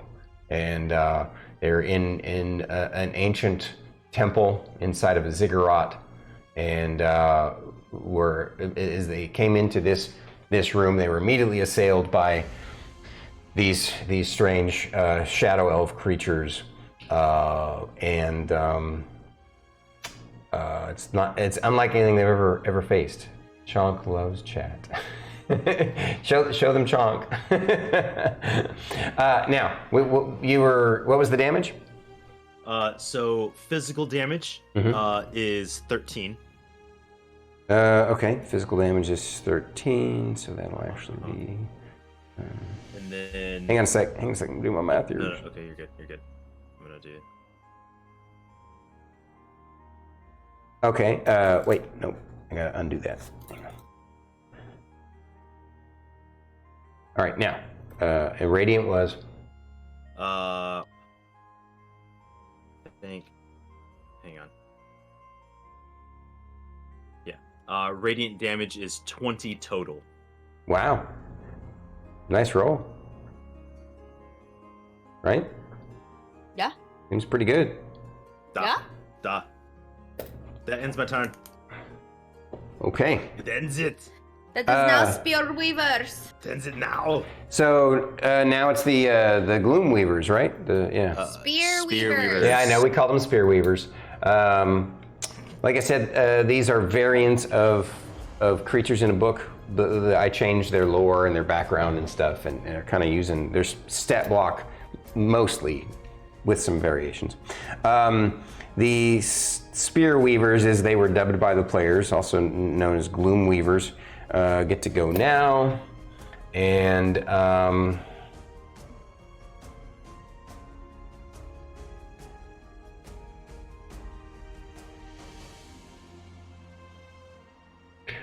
by the way, just so you guys know,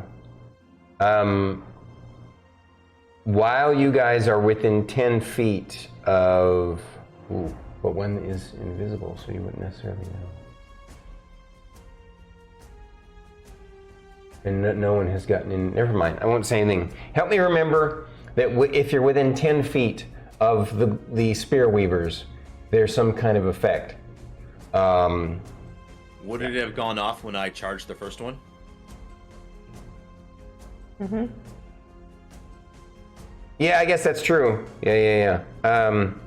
You would have felt like there's some sort of strange, almost like a temporal anomaly around them that effectively gives you disadvantage on saving throws when you're within 10 feet of them. Okay. Copy that.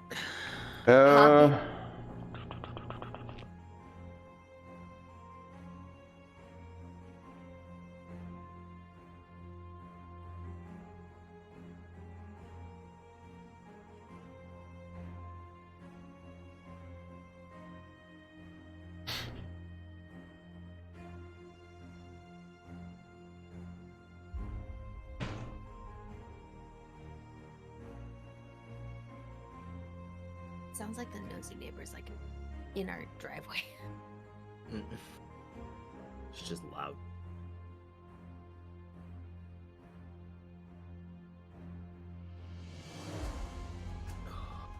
Find out, and I found out. Okay. Yeah.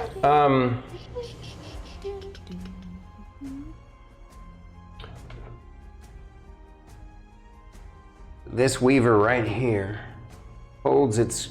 Actually, what would it do? Hmm.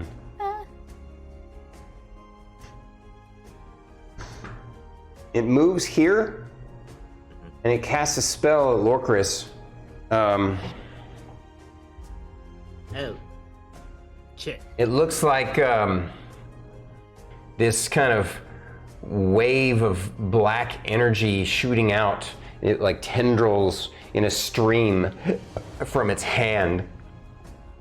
And I need you to make a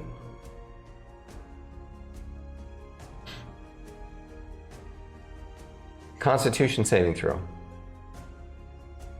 And this would be at disadvantage? Oh no, only with the spear guys. If they're within 10 feet.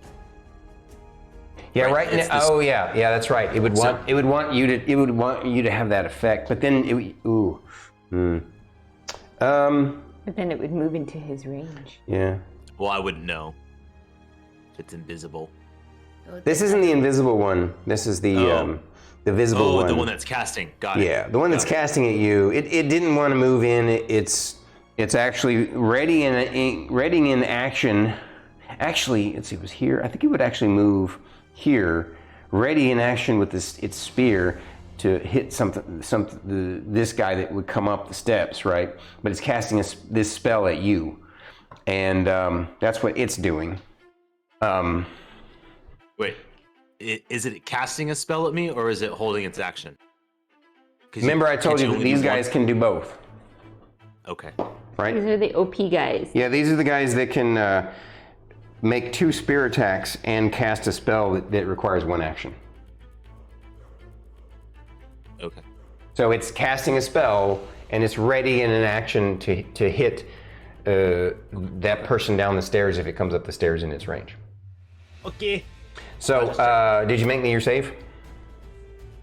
Let me actually roll these dice. Constitution saving throw? So it's a con save? Yeah. Okay. That is a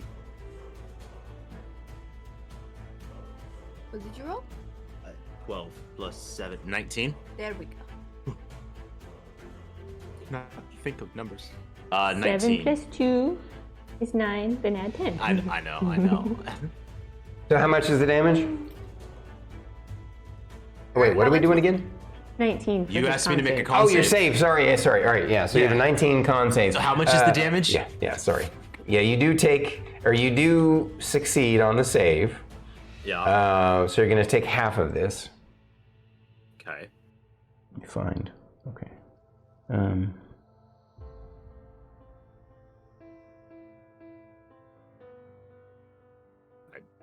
A compulsive urge. So you're gonna take half of 37. So 16. No, that's all right. 18. And it felt like a blight just waved over you. And you feel like, boy, if I'd been a tree or a shrub, I'd be dead. I know exactly what it is. Because I got it. Okay.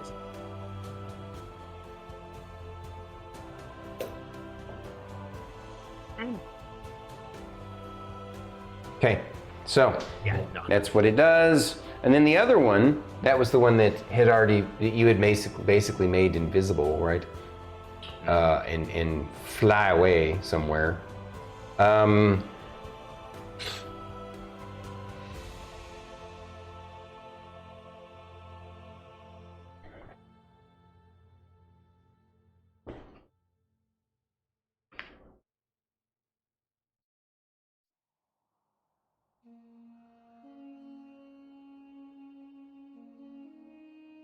Oh, I also forgot. I'm sorry. I'm going to slightly retcon this because it's an easy thing to retcon.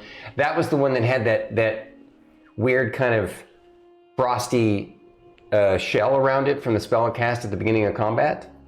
You took 5 cold damage when you hit it. What that spell does is the Armor of Agathis. No, I know what Armor of Agathis is. Yeah. I'm trying to remember if I had a concentration at that time that would have paid. I don't think it would have been enough damage to make a difference, but yeah. Well, I mean, still technically would have forced a con check. Yeah, I'm not going to worry about that part. Oh, you just need to roll a 10 or better. I mean, at this point it doesn't make sense because that would have affected. So the other one suddenly appears, no longer invisible. Was that? You said it was cold damage? Mm-hmm. Yes. Oh, cool. Half of 5 is 2, right? Yeah. Oh, that's right, because you have frost resistance? Resistance to cold damage, yeah. Oh yeah, because why was that? Because I'm a Goliath. That's Goliaths always have. Okay, cool. Yeah. So this one's gonna make 2 spear attacks against Emillynn Ray.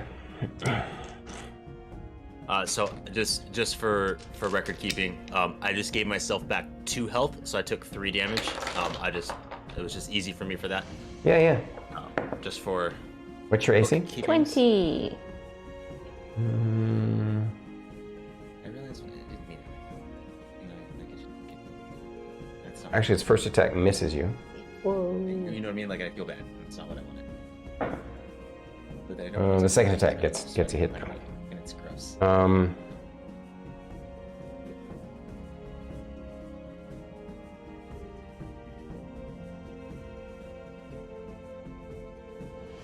Mm-hmm.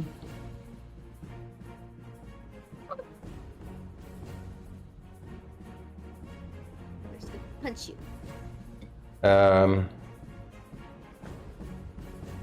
Listen here. That's kind of crazy. I love you. Don't be mean to Chonkapillar. I'm just as mean to Chonkapillar as I am to the bird. It's all with love. Besides, he's trying to boot me on the nose. And I don't appreciate that. You're taking 2 different sets of damage. Okay. You take 7 points of physical damage or piercing damage from the spear, this shadow spear that hit you. But oh my god.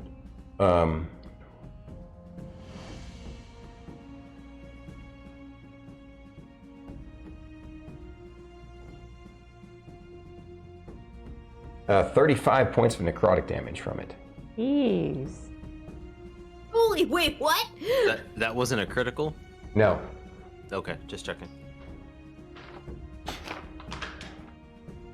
And then it's gonna cast its spell. I think he's trying to kill us, guys. Oh no! I still don't understand why they called me a divergent. I don't understand why they called you a divergent. I don't know why they called Lorkris a usurper.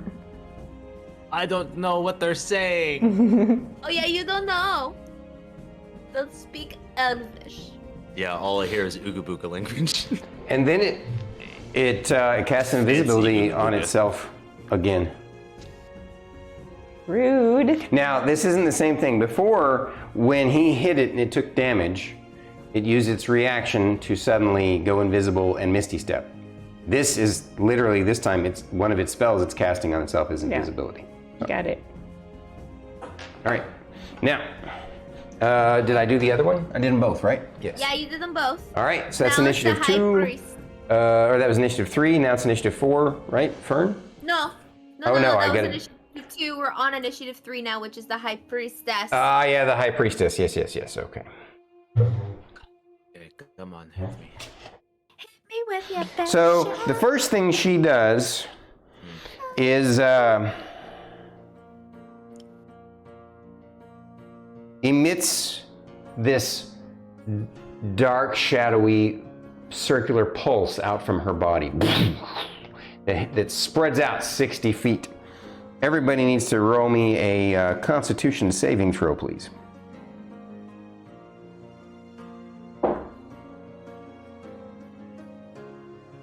20 total. Okay. 16.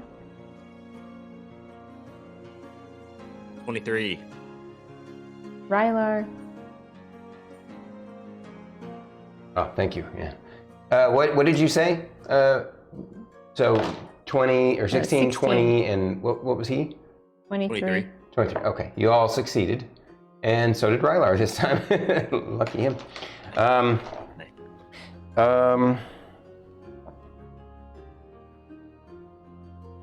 So that's definitely going to be.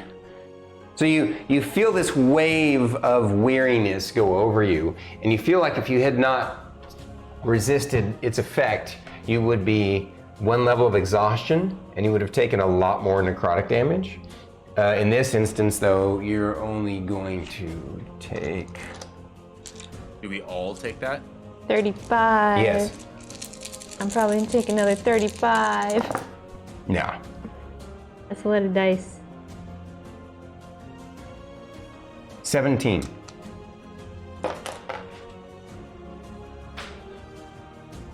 And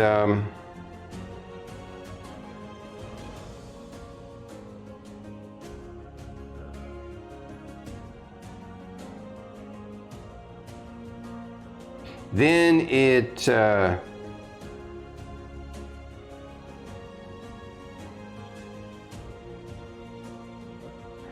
actually, since it doesn't specify, I'm going to say that that's its action. So that was initiative 3. Initiative 4 is Fern.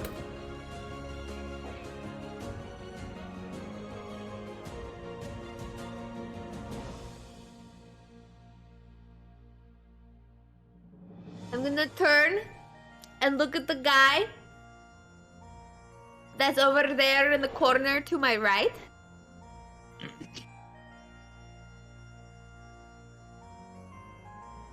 And I'm gonna look at him. Yeah. And I'm going to just be like, you need to touch grass.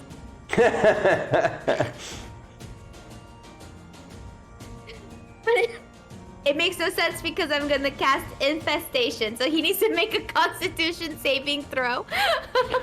Okay. First off, and that's one of the kung fu guys, right? What kind of damage is it, out of curiosity? Poison. Okay, fair enough. And he needs to make a con save, you say? Yeah. Okay. DC 19. All right. He failed the save. 4 points of damage. 4? Yeah. Like 4? It's a Like cantrip. 2 times 2 is 4? Yes. That's It's a a cantrip. cantrip. I see. So that was which one was that? Shadow Dancer 2? 2. Or 4? Yeah, he seems to have taken, taken the damage. So, all right. Wow. It is their turn. It is the Shadow Dancer's turn.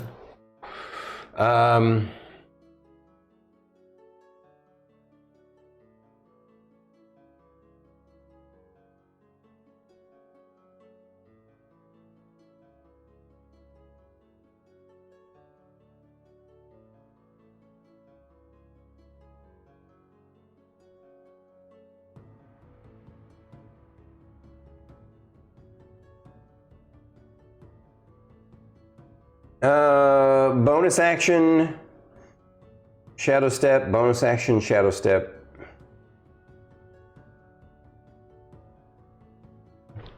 Both of them are attacking Fern 3 times each.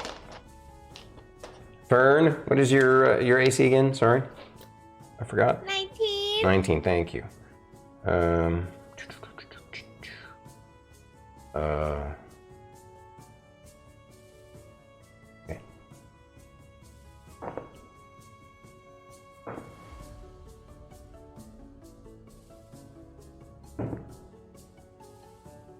2 hits from one of them. And I'm just going to do the other attack now. The other one's attack now, too.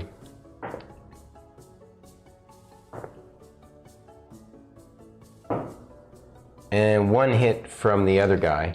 Oh, it's 3 dice you rolled. Yeah. Jeez. Go ahead and make me 3 dexterity saving throws.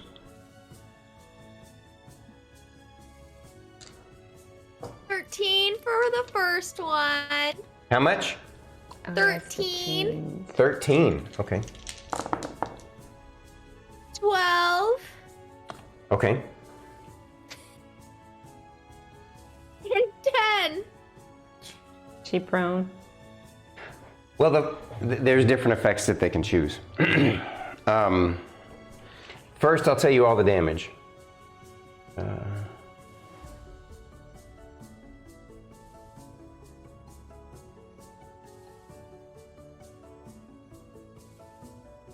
41 points of damage.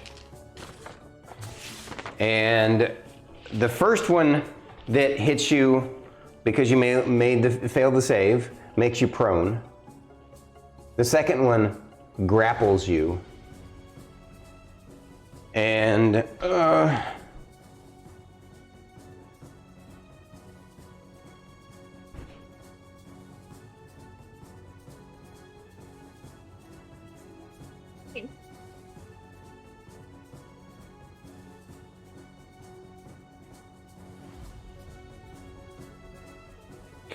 the third one does additional necrotic damage.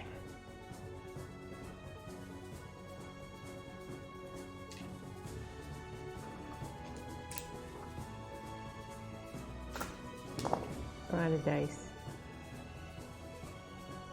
Take another 17 of necrotic damage.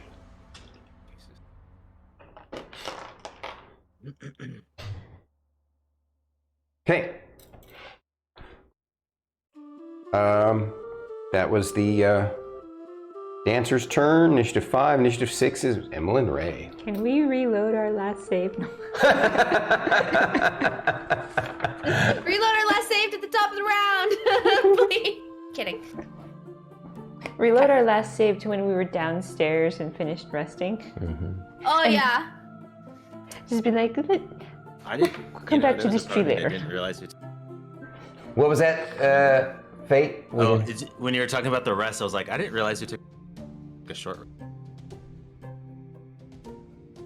Yeah, that was something we had discussed because you had Rylar had like 3 levels of exhaustion, and I think she had I had 1 level. one level, and I think Fern had a couple. I completely forgot.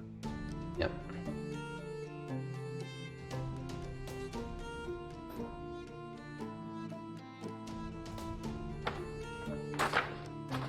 Fern is prone. I don't want to leave Fern. He's also grappled. Philip, what do I do? You sense your team is in trouble. Yes.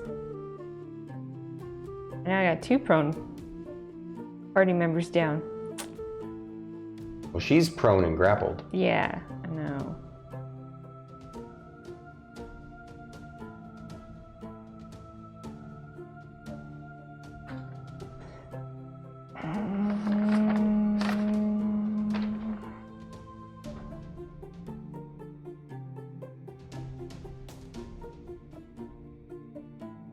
Just from player to DM to player, what is your character's current hit point total? Yeah. 16? How about you? I know you've taken some. Me, I'm hits at too. 61. I'm the reverse of her. We're a palindrome. Your palindrome. You're still in triple digits. But barely. I'm at 108.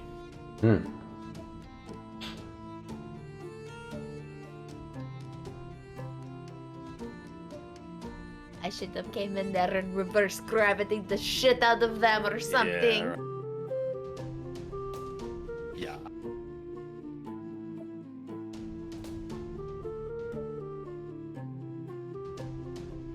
Unfortunately, right now, if you did reverse gravity, you'd be in its effect too, wouldn't you? I know. That's why I can't. Well, I mean, you're good. I mean, I could. But would reverse gravity work on Ghost. You know.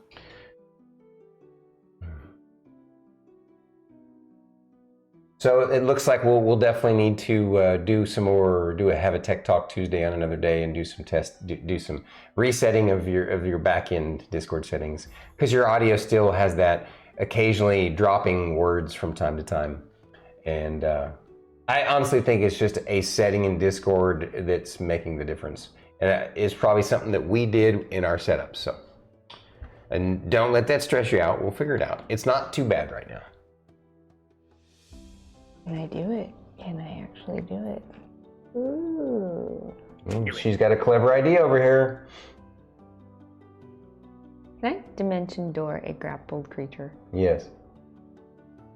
I got you, Fern! Where are you going? This is open area? Yeah, so there, this is all open area up here, but don't forget that you can, from your angle, you can see down the stairs that whole balcony underneath as well. Mm-hmm. Yeah, I can just dimension door to a place that I can see. Correct. So. And you can definitely see the balcony below when you look down here. Okay, so bonus action first. Lorkris, Philip loves you. Okay. Just Lorkris? You got the double character thing, right? Fern, Philip loves you too. Okay.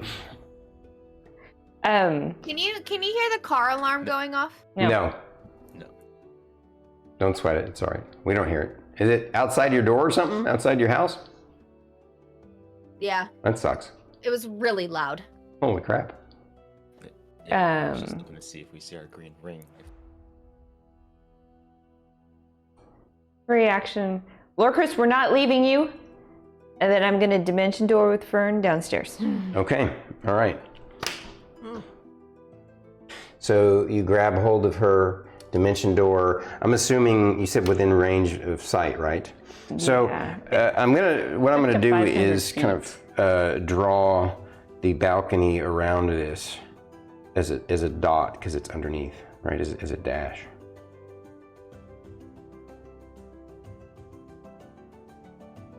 Now, obviously, you can't see this far out. I'm just drawing it. And then the stairs lead down to that. They're actually all straight because it's not that far, but you get the idea. And you are effectively, I'm going to say that you went effectively like over here, where you could see. She would be prone, but like that.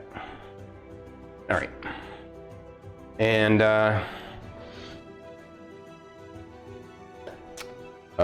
I take it, let's see, you've done everything you can do, right? Okay. And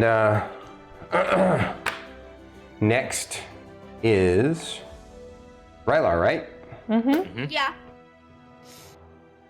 At the top of the round, can we take a break? Yes, I was gonna plan on it. So Rylar stands up and he goes, "Oh! I didn't think about that was gonna happen." And then he comes running up the steps. Oh, he didn't see us down there? Yeah, I guess he would stand. He would get up and he'd say, "What you guys doing down there?" And he would want to. In his mind, his heart would be like, "All right, they must have come down here for a reason. I don't know why, but I don't want to leave Lorkris up there by himself." On the ground. Yeah, Fern's on the ground, but Lorkris is up there by himself, so he's going to run up here. And as soon as he gets up the stairs, the attack of opportunity goes off on him. No one kill that crazy lady! And he gets hit. Finger of death, not power. Whatever. Kill. I know that. Chronic. Right. Doesn't listen to me. I'm tired. You're tired? I am tired. I am tired.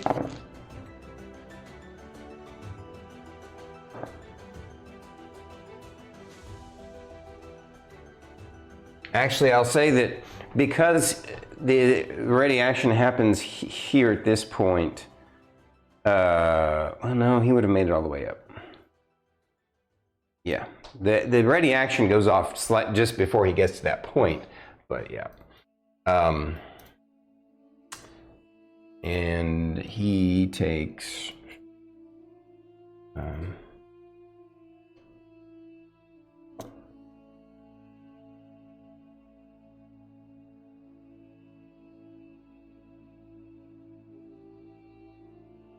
wow, okay. Don't do that. He's like, ow!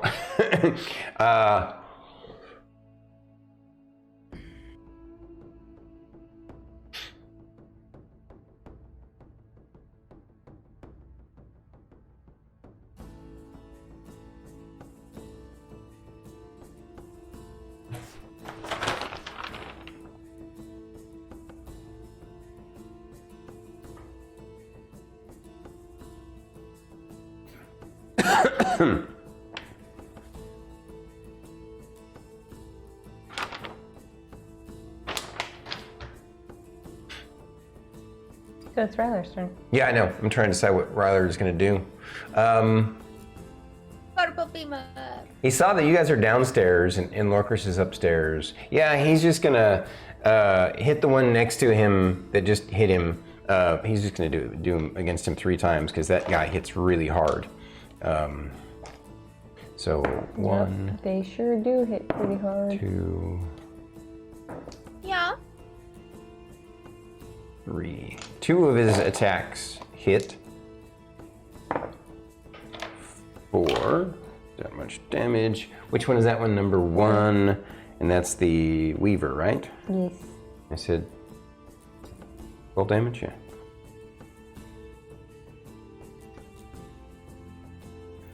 And pushes him back, of course, 20 feet.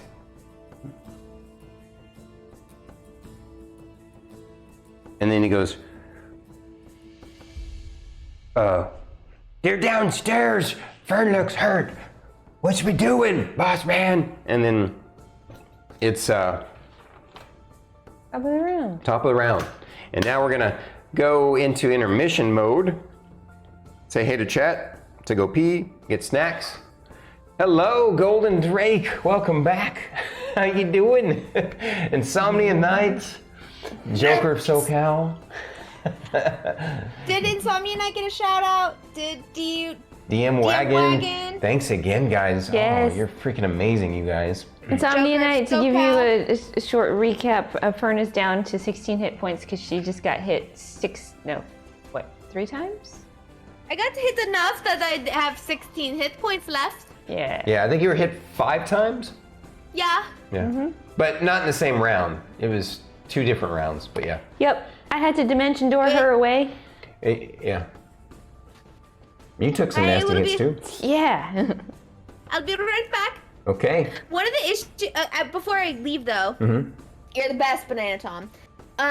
One of the things is like most of my spells do necrotic damage. Ooh, yeah. Some of his do too, obviously, right? But he's got, at least he has some radiant too, so. I don't. Yeah. I know you don't need it, but we need everybody to know how fun your streams are, Insomnia. Yes. Just saying. Yes. Yes. His definitely check out Insomnia Night and the other folks that rated us. I can't wait to check out DM Wagon and Joker SoCal. We've already chatted with and know him, and we need to check out both of their streams when we get a chance. We're going to do our best to make sure that happens. I have Flightless been. Bird. Yeah, Flightless Bird's here We too. actually- I have been able to check out Insomnia Night stream. It is some amazing chaos, so check it out. It's so much fun. It's hilarious. Bobo! Bobo goes bananas. We love you, Bobo. Bobo's here. Okay, I'll be right back. All right, enjoy your I have to pee. break. your bladder revive. If you're not already following D Gamer Aries, follow D Gamer Aries. Follow Aries and Banana Tom. So Aries, we're trying to get to 50 so we can help him become affiliate as quickly as possible. And we want to see Banana Tom in a banana suit again. So we're getting him to 100 because he's committed to that. And we appreciate you guys so much. Yeah, make sure that one of you guys shout out Banana Tom, please. I already did. Oh, you did? Okay, look at you. Did you not Teamwork. Did you not read chat? I kind of glaze over the Streamlabs stuff. Sorry, I need to get better habit of that.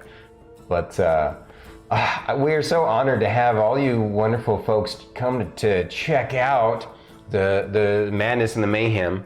Obviously, ours is a little bit different than some D&D streams out there, but honestly, aren't they all? Like, we all have something different going on, and that's what makes them special and amazing. Yep. And For those of you that are still here from DM Wagon's raid, 4 players. Our DM right here plays Rylar, our NPC, our cleric, who's actually a warlock, but thinks he's a cleric. yeah, Rylar the Suffrigant. He is a warlock of the Great Old One, but he thinks he's a cleric of goo. He's not the brightest bulb on the tree. Literally has a below average intelligence, but he has that Forrest Gump kind of wisdom and charisma too. He's also very charismatic. People just love him. He kind of imagined the personality of kind of Forrest Gump, but the look of William Catt from The Greatest American Hero, and there you go. That's what you got. And I play the party leader, Emillynn Ray, half-elf bard. This is Philip. Yeah. Philip, only she can see and hear Philip. Nobody else can see or hear him. Yep. And through many adventures, the other party members have tried multiple different ways to be able to see or hear him, and nothing has been able to breach that. So anybody who's not part of the party kind of thinks that she just has an imaginary friend, is a little bit loopy, but she's so talented as a bard that they just kind of Overlook it, yeah. But the party members, they all wholeheartedly believe that Philip is real. So there you go. She knows Philip is real. Well, I'm talking about the other folks who can't see or hear Philip. Yeah. So. And then Druid plays our lovely Druid named Fern. She's a Circle of Spores Druid. And she's a wood elf. She's a wood elf. And she has Chonkapillar, who is currently Chonkapod, because we named him Chonkapillar because he's a big, thick, short, stubby, giant caterpillar, and technically he's not actually like he's a forest spirit in a chunky caterpillar form, and so they nicknamed him Chonkapillar. There he is. And then we actually have she have to show it off later. Yep. But right now he is cocooned inside the bottom of her backpack. Which is why he's Chonkapod. Right. Was it when they hit level 13 that he went in there? I think so. Yeah. So who knows how long it'll be before he comes out again. He's basically sort of like an animal companion / familiar, but mostly like he doesn't provide any necessarily buffs or mechanics in the game. He's just there as like he's an emotional support Chonkapillar for for Fern. And then Lorkris is Fate's character, and Lorkris is a Goliath on the short side. Yeah, he's 6'4", so he's short for a Goliath, and he is quite the interesting character combination. He's a Paladin of Melora. Technically, he believes he's an Oathbreaker Paladin of Melora, yet still seems to have abilities as a Paladin of Melora from her. And on the other side, he's now also a Cleric of Weejoss, feeling that dual calling in his life. And so he's a very complex and interesting character. And there's a lot of mystery going on for all of the characters throughout the... My character seems to think that Lorkris and Weejoss have this kind of love-hate relationship. Yeah. Especially that one time she was just like, he shows up and she goes, My turn to break, to go to the restroom. Welcome back, guys. We're just giving everybody a recap of everybody's characters. Oh. Those of you who are new, please go follow DGamer Aries. We're trying to make him an affiliate. He's missing 7 people. Okay, well I have to say it too. She's got to do the spiel.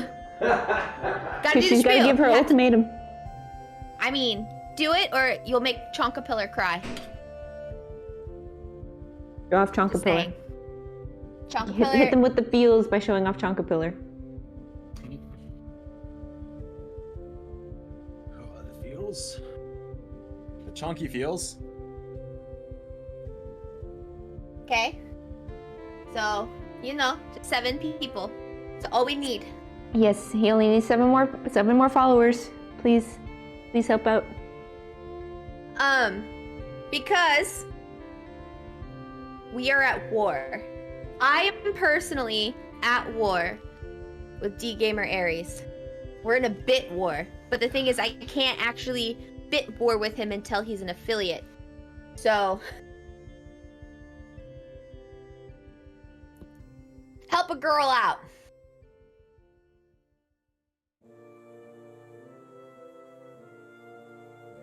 You'll do it. I can draw him and I can draw a team.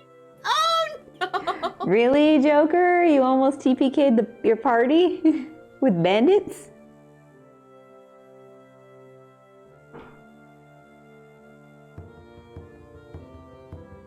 How do you enter? Can I be the third? You can be the third army. Angry Angel also has a jar. What by level the are way. they, Joker? So squishy. They're so squishy. Ah, Level okay, that makes 2. sense. The babies. They're baby adventurers still. Also, go follow Joker SoCal Heck yeah. and Angry Angel and Golden Drake. Also, Golden Drake looks like he needs a sub. I'm gonna wield my powers for good today.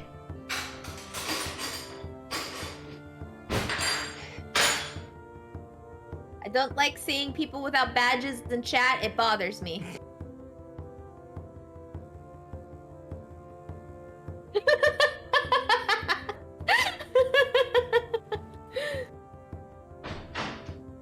That's a cute emote.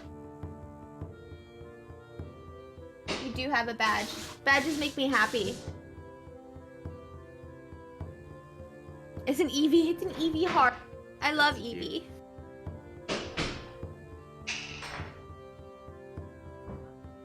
So Joker of SoCal, are you streaming your D&D? Is that what you were just doing? Yeah.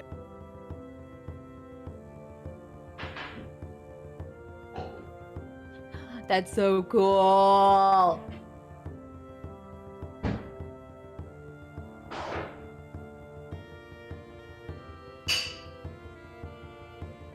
Are you streaming it on your channel, Joker?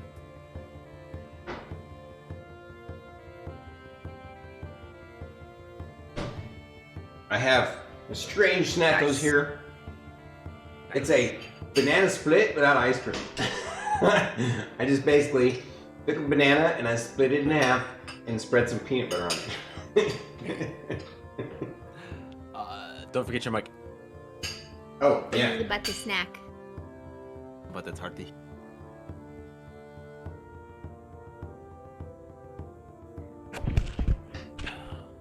Homebrew races, classes, subclasses, setting the whole 9. Nice. Wow. Right on. That's pretty cool, Joker SoCal. It's kind of similar to what we're doing eventually. We're taking it a slight step further than that, in that Druid and Fate and Starkitty and our chat, every couple of weeks, we have what we call our RPG chat on Bandwidth and Banter, which is our podcast.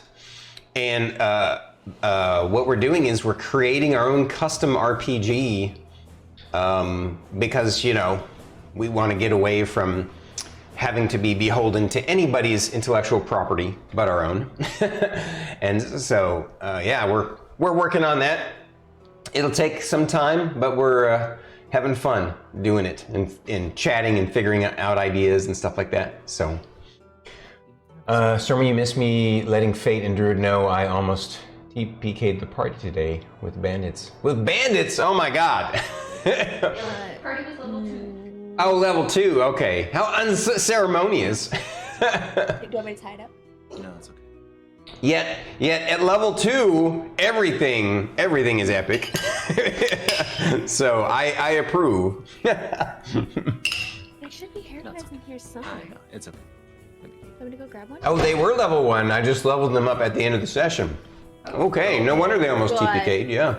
Poor little baby, they're baby adventurers. Good little babies. Oh, we almost got First level TPK'd problems. by First Chimera. level problems. First level problem. Yeah. Man, Baby. that's wonderful. I love it. Baby. Disgraceful, Stormy. What did I do that was so disgraceful? The banana. Banana. Oh, poor Banana Tom. I'm sorry, buddy.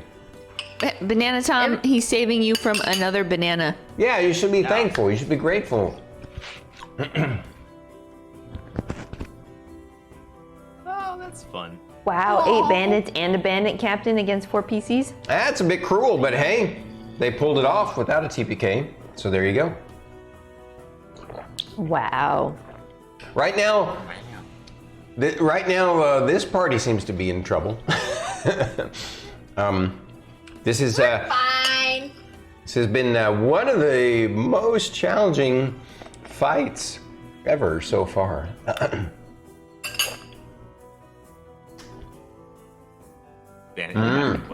Gotcha. He was not a WotC stat block. I gotcha. I do that too.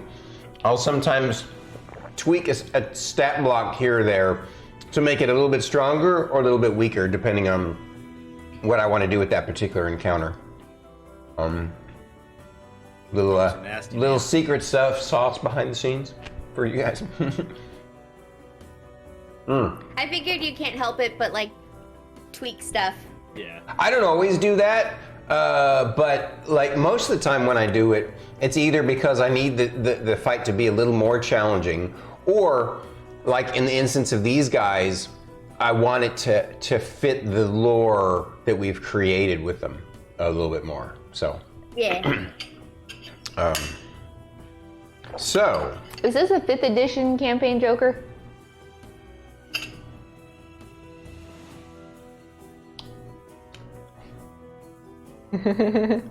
Oh. Yeah, rogues are pretty OP 5th edition. Mm-hmm. Yeah. Toadstool's here too. Fantastic. We love you, Toadstool.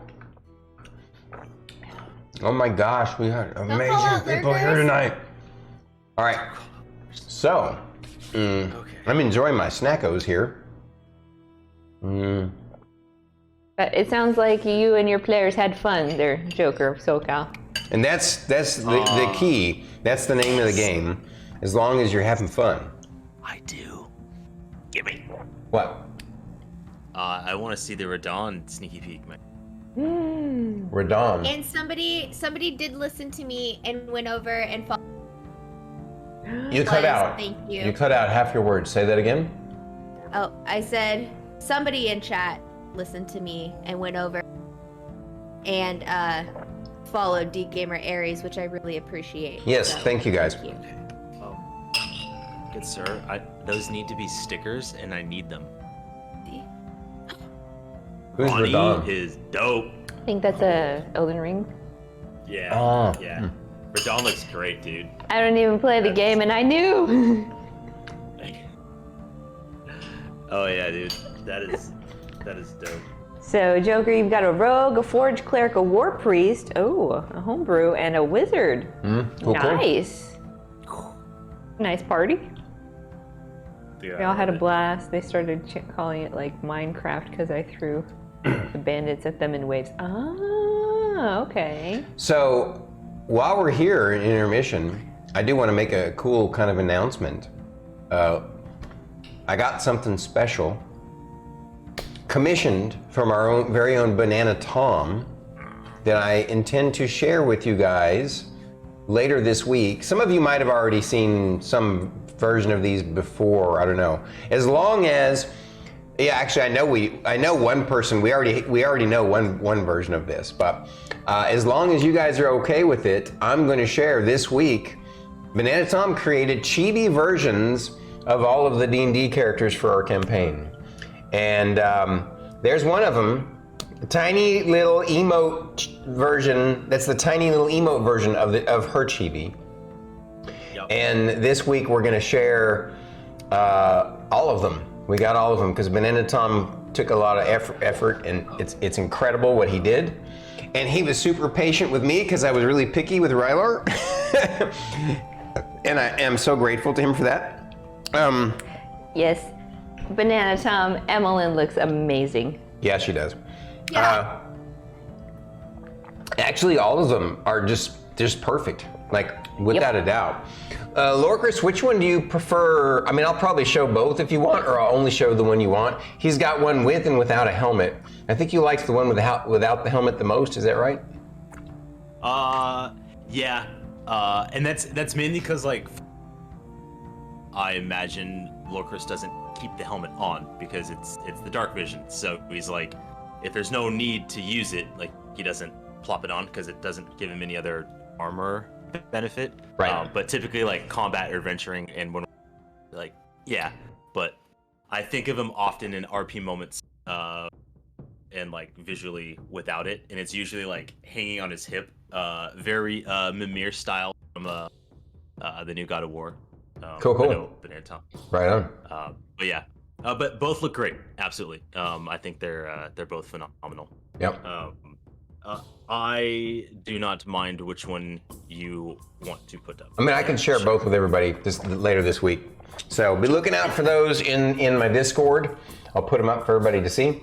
And yeah, I appreciate you all so much. And we appreciate Banana Tom for all his hard work. They're incredible. Yep. Yes. So, I guess, guys, we're done with our snackos and our pee break and our stretch break. I really appreciate everyone joining us in the raid. Stick around, though, because we got continuation of the battle. Yeah, we still gotta finish this fight. Either finish it or do something. Whatever it is you guys decide to do. I vote we run, but that's me. Well, you have to roleplay that. I know. All right. Thank you guys for joining us this evening. We're going to go chat dark again until the end of the session. So stick around and enjoy the show. We appreciate you so much. You guys are awesome. We love you, chat. Mm-hmm. And we love our mods. Shout out to all of our mods. Mm-hmm. Yeah. Sean loves chat. All right. I almost wonder when you put that up there are going to be some people out there be like, she a fan of the Goonies? What? All right. She may not even know that reference. She probably, because she's not a movie watcher. How about you? Do you know the reference? Have you even seen that movie? Mm-hmm. Okay. It's been a long time, so long but since I'm I've seen familiar enough. Goonies. Yeah. Anyway, It's a good movie. it is. It's a great movie. You should definitely get her to see it sometime. It's a kind of movie that you wish they made nowadays. It's family friendly, Druid. So. Oh yeah. You'd love it. Mm-hmm. But it's not like, it's not so family friendly that it's saccharine or anything. But No. okay, well, Okay. we're at the top of the round. Combat cab. Oh, thank you. Combat cam. Yeah. Well, we'll go here for now That's until. not the combat cam. We're in the Right. middle of combat here. I know, but I want people to see more of us for a little while longer while Lorkris decides what he's going to do. Because we're top of the round. Yeah. Yeah, it's his Yeah. turn. Well, Lorkris is gonna stand his ground. Like, there's a reason, and he's just like, threats. Okay. Lorkris is gonna swing. Yeah. Thanks.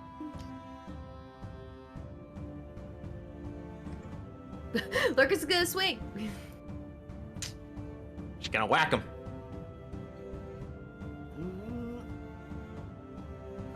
It's 27 to hit on the first one, Mm-hmm. Yep. and 24 to hit on the second. Okay. I'm just gonna hit. Hard.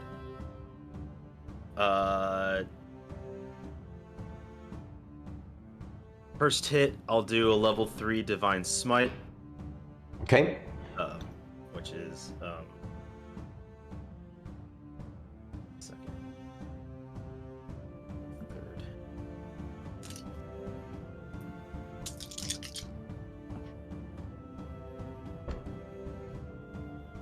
Remember, give me the damages separate. And also remember, whenever you talk to the mic.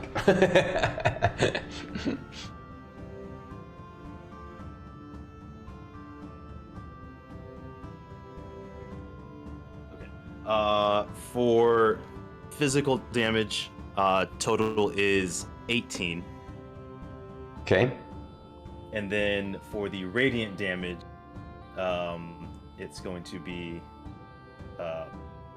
It's going to be what? He hasn't given it yet. Okay.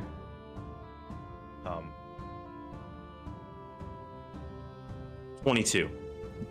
Okay. Thank you, sir. And then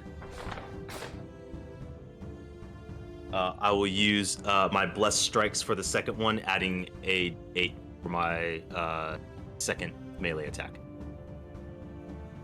Oh, okay. So you can Divine Blessed Smite Strikes and use the this other thing too? Yeah, so Blessed Strikes is whenever I hit with a cantrip or weapon, I can do 1d8 radiant damage once per turn. So after I use it, I can't do it again till the start of my next Oh, turn. right. I'm splitting up my radiant damage. Okay. That doesn't count.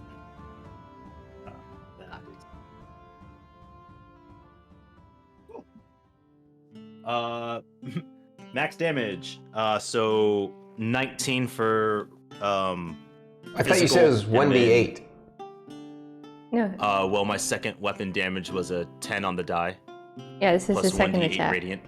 Oh, this is the second attack. Second Okay, attack. all right.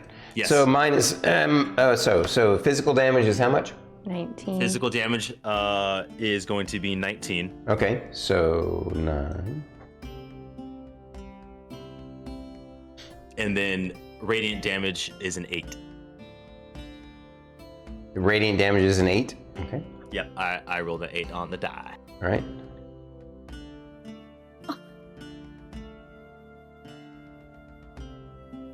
Okay.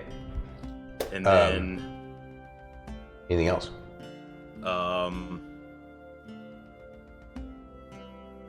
And then as a bonus action, I will use Harness Divine to gain back 1 level. Harness Divine what? Harness Divine Power and give myself 1 third level spell slot back. That's a bonus action. Okay.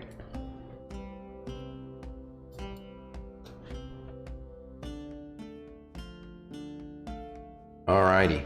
So. That ends my turn. Uh. Yeah.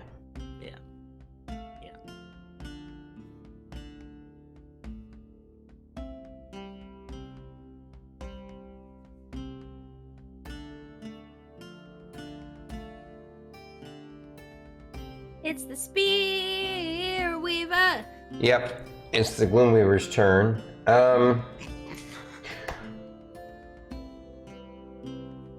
you trying to give me song ideas here? Absolutely. Yeah. Absolutely.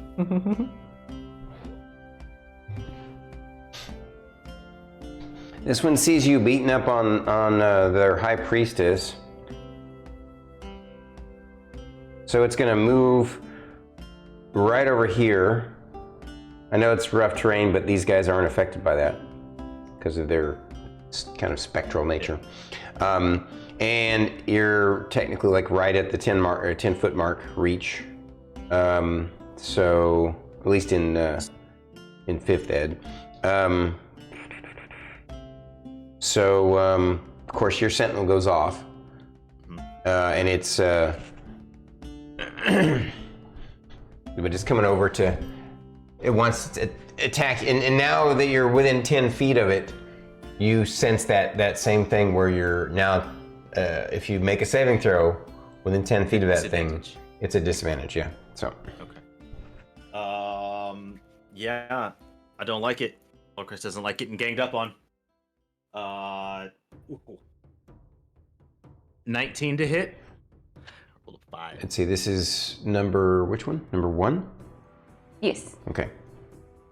I'm gonna actually just take these dice away for the rough terrain, and I'm just gonna draw it. Where's the pen? Right there.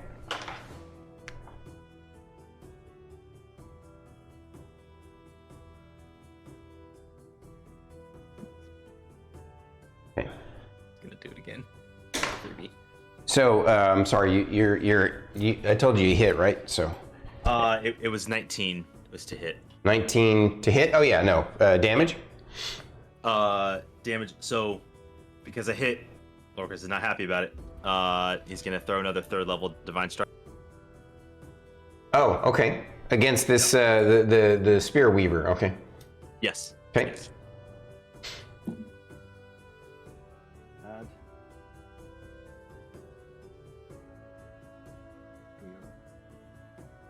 Pick the one.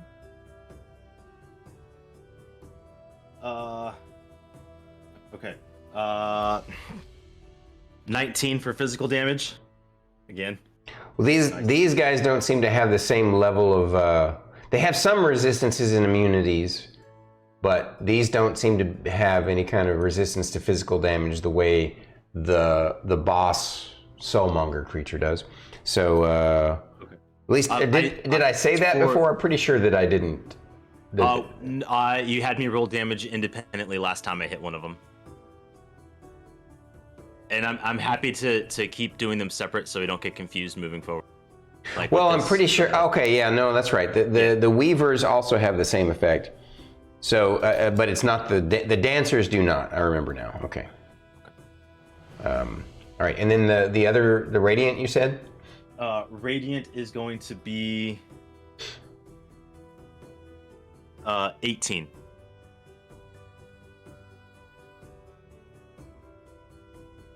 Okay. The other one. Oh, it still has to get its attack in, and then cast a spell of some kind.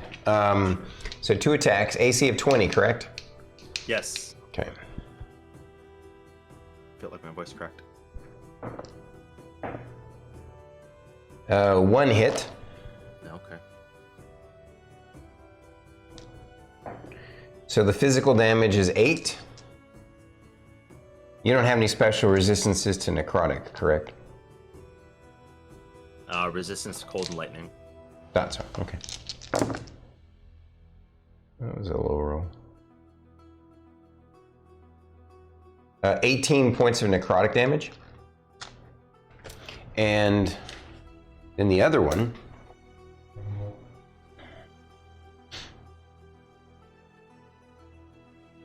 How many hits does he have? 2? 2 physical hits and a One spell. Okay. Oh yeah, so it was 2 attacks and then the spell. So 1 missed on the attacks on the. Yeah, physical one attack? exactly. Okay. One of the attacks missed you. Okay.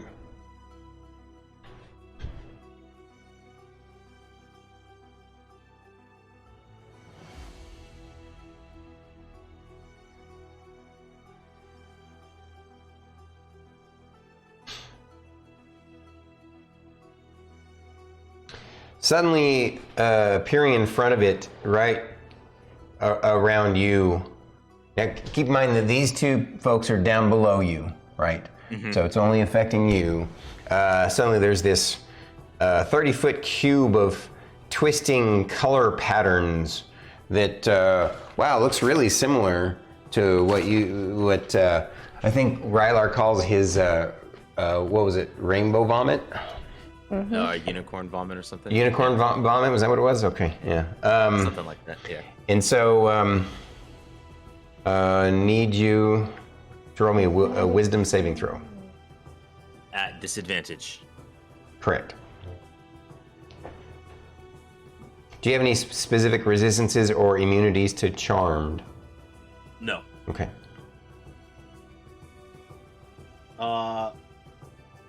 My lowest was a 17 on the die, plus 12. Okay. You there was a succeeded. natural You 20. succeeded in resisting the effect, which would have left you incapacitated. Yeah. The other was a nat 20. Yeah. And then, Dang. what do you mean there was a nat 20? You rolled more than one? Oh, that's Yeah, right. there's only a Disadvantages. Yeah, disadvantage. yeah. My lowest was a 17. Nice. that was a nat Very good. Very good. So Wasted 20. this other one had moved after he became invisible. Yeah. Yeah, that's squonky lonky. Actually, he would be here. And that was where he had moved before. And now, Goodbye.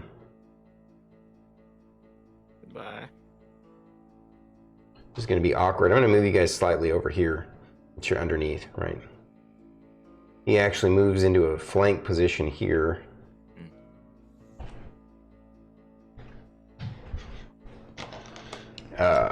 Two spear attacks and then a spell. No. He already cast Prismatic Spray. What's the other one? No, that was the other one. This is the new one. Oh. Yeah. Oh. Wow, even with advantage, I rolled a 4 and a 3 on the 2 dice. That is not a D. Let's see. And your AC is a 20? Yep. Both spear attacks missed you. Ooh.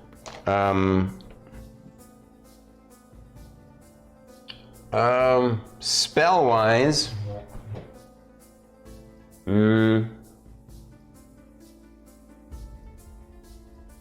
is cantrip a saving? Is a chill touch a saving throw or to hit? I forget. It's a hit. It's to hit. Okay. It tries to cast a chill touch at you. Chill touch isn't cold damage though; it's necrotic, correct? It is necrotic damage. Right. And he succeeds at this one.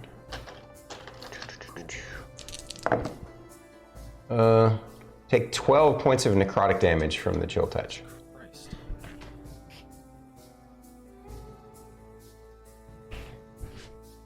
And that is done with the Gloomweaver's turn, with the Spear Weaver, sorry. And so it's initiative 3, the Soulmonger. The High Priestess. High Priestess of the Temple.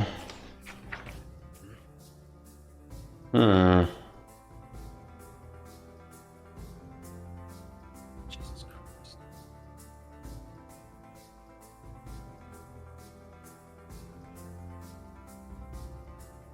Also, because it hit, you cannot regain hit points until the start of their next turn. Right. Thank you for reminding me about that.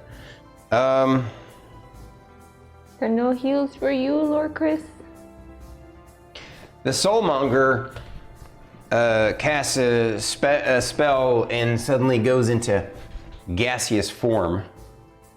So I'm going to use this die to represent that it's gaseous. We'll put it on 6. Actually, no, better than that. I always forget I have these little ring things over here. I don't think I have one for gaseous, but we'll make something work. We'll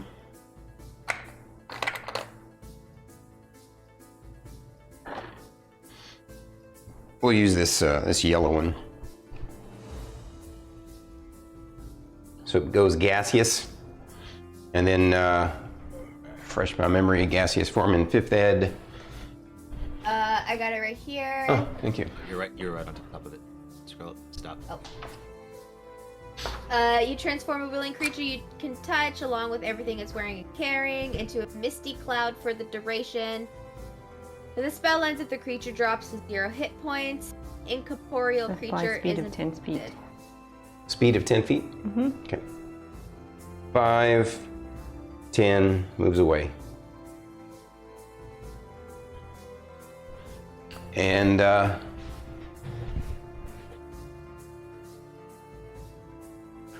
is the Soulmonger's turn. Fern.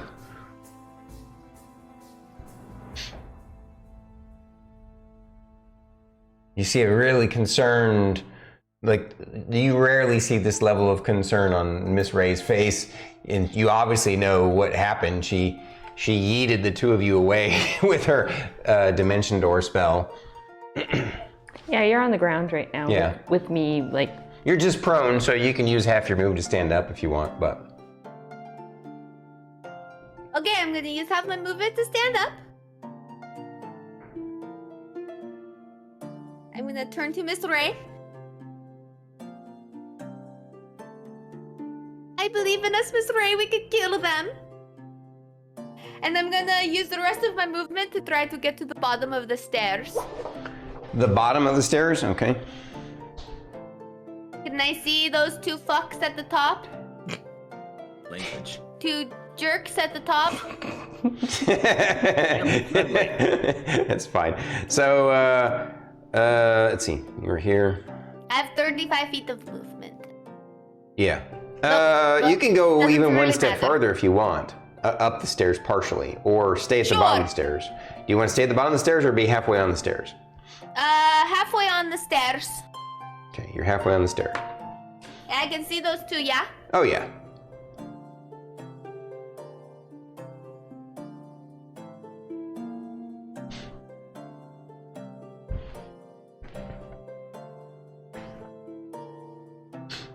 Okay. I'm going to cast Tidal Wave on them.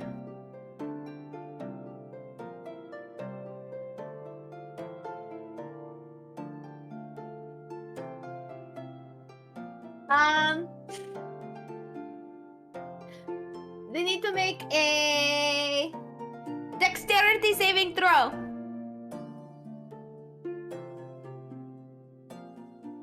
Okay.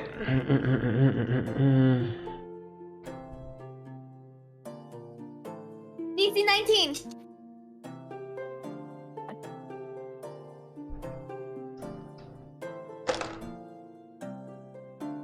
First one.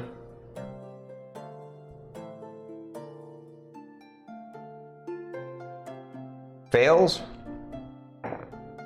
And he's knocked prone. Second one. Hang on a sec.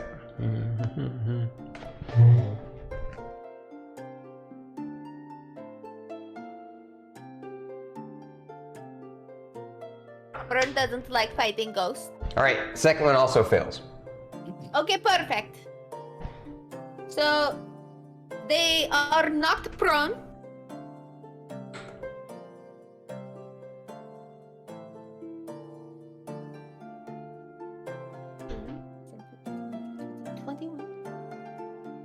Twenty-four points of damage. All right, 24 points of damage to these guys. Punch damage. Yeah, it's bludgeoning, correct? Yeah. Yeah. Did you say punch damage? Yeah. All right. Yeah. Uh, That right. What it is? She punched them with rock. Now she punched them with water. okay, so that is Fern's turn for initiative 5. Is The Kung Poos. yeah, them.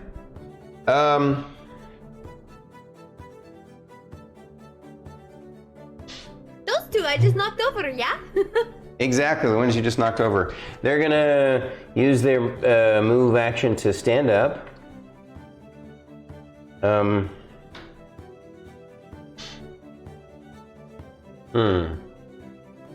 They look at you with a strange kind of frustrated look, which is really weird to you. Not like, it's almost like they're irritated that they can't get to you, which is really strange to you. They shadow jump as a bonus action. Right over here.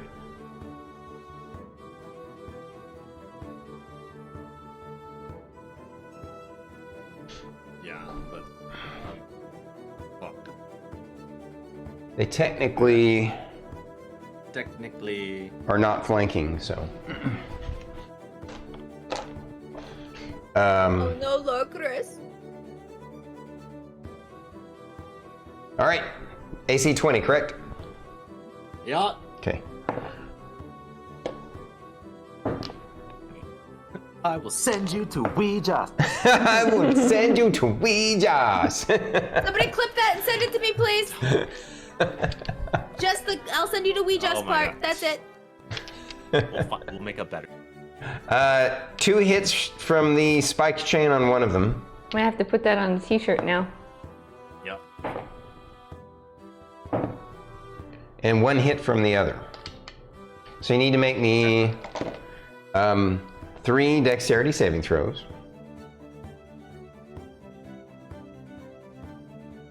At disadvantage. At disadvantage, right. Because of the Bloom Weavers, yeah. 24. Hang on a second. 10.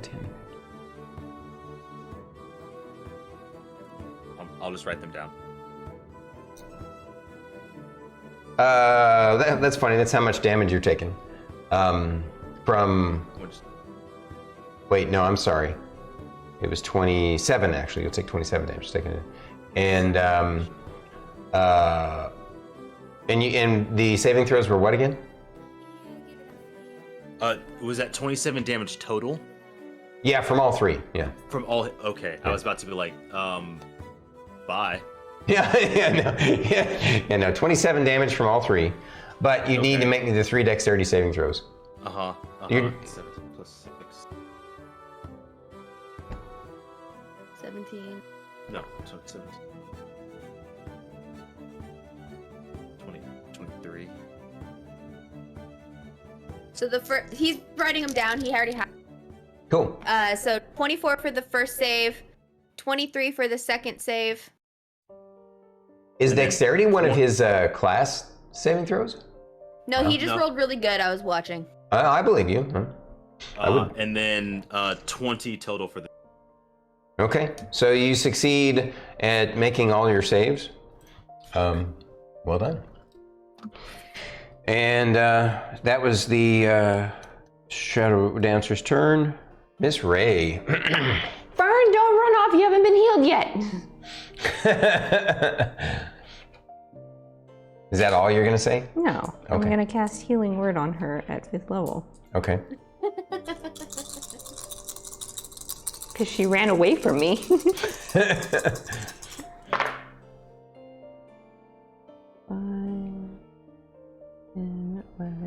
17.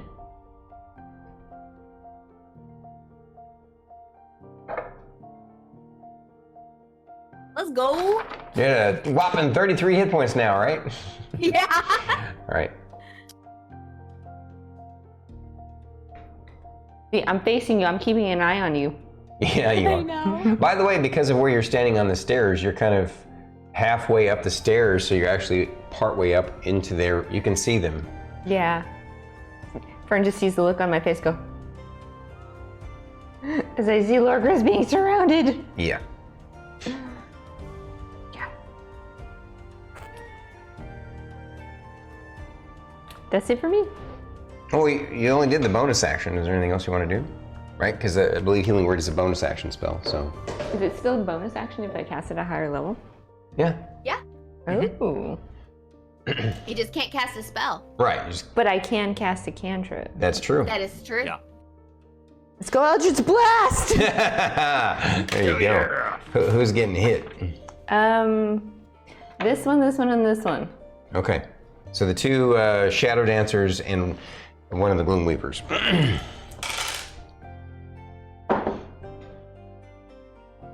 16 for the first hit on the first Shadow Dancer. Yes, just barely. 2 points of damage. Okay. Second one. 13. Does not hit. Okay. Third one. Gloom Weaver. Is that number 2 or number 1? That Number is 1. Number 1. 14. Really? Yeah, I rolled a 3. Okay, that's a miss. Okay. Alrighty. I tried. Mm-hmm. Hey, you did a lot, I think. All right, that was Miss Ray. Rylar. And so, is there anything else you were going to say? No, I already said something. Okay, fair enough.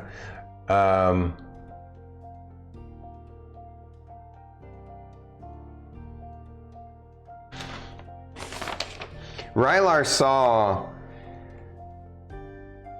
was witnessing. He's not smart, but he's wise, and he pays attention.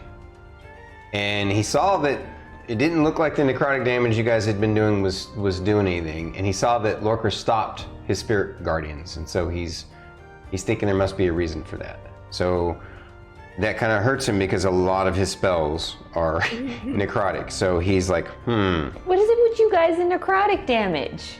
You need to diversify. One or the other. For me. Yeah. Quite fitting, I guess. Yeah, it's very, very, very, very, very, very fitting. Very fitting. Except your hellish rebuke is fire. So he's gonna ask out loud, what you guys want me to do? In the meantime, he is going to, might as well. He's gonna dispel magic on the priestess to turn off her Gaseous form. her gaseous form. Yes, queen. Too bad Arcane Pioneer doesn't work with necrotic damage, because then I'd be like, you guys need to take that. Too bad. What doesn't work with? Arcane Pioneer doesn't work. What's Arcane Pioneer? That's the one that lets me energy substitute. Oh, okay. Yeah. Well, but these guys, you wouldn't want to turn your damage necrotic. No. No, it's changed our necrotic damage to radiant. Oh, right. Yeah. Okay. Yeah. So that's what Rylar does, and then Lorkris' turn. You got it. That's because I wasn't moving it. It was just bumped. It's not fair. All right, enough distraction. I should put it on his face, and then you'll act. No, I'm just kidding. Knowledge doesn't do that all the time. I'm just playing. All right, so where were we? Okay. Question. Yeah, whose turn is it? Mine. Oh yeah. Question. Answer. Round. Green. No blue. Oh. Purple. No, Really? green. Let's go. I mean, come on now. Green. Green. Yeah. I was doing so the being joke. that these creatures are kind of spectral,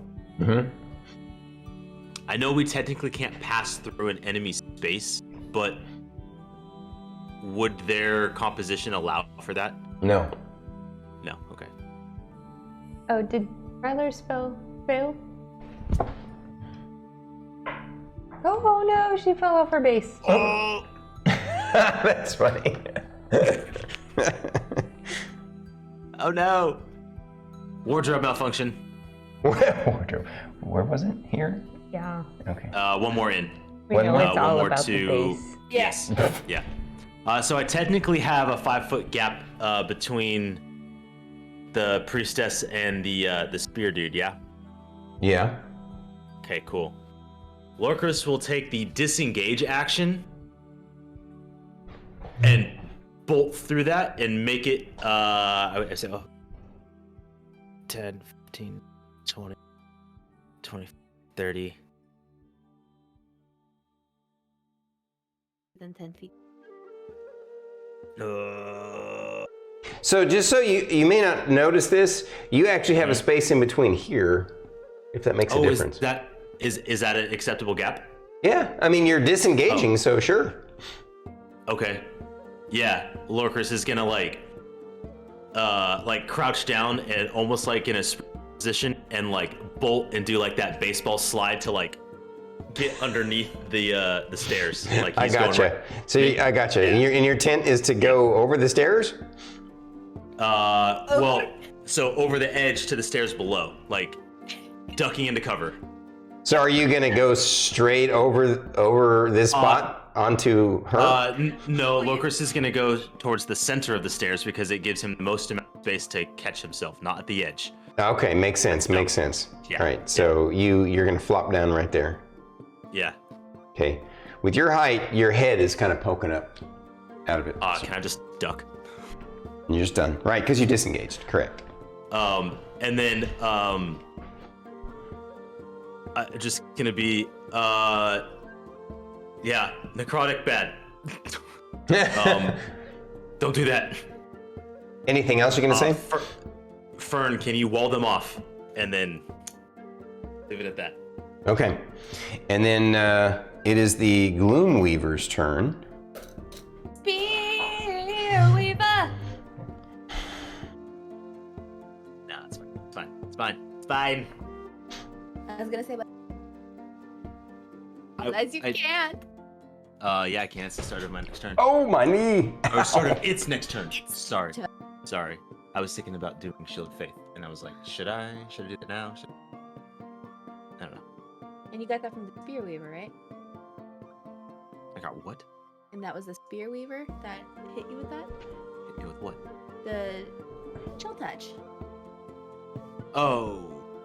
Yeah. So both of these guys are hardcore going after Rylar.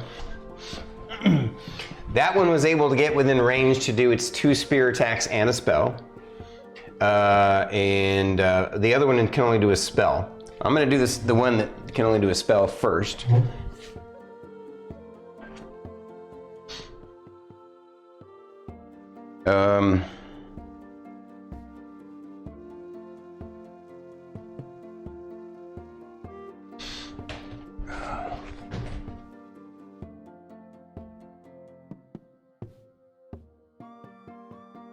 I'll think of the floor.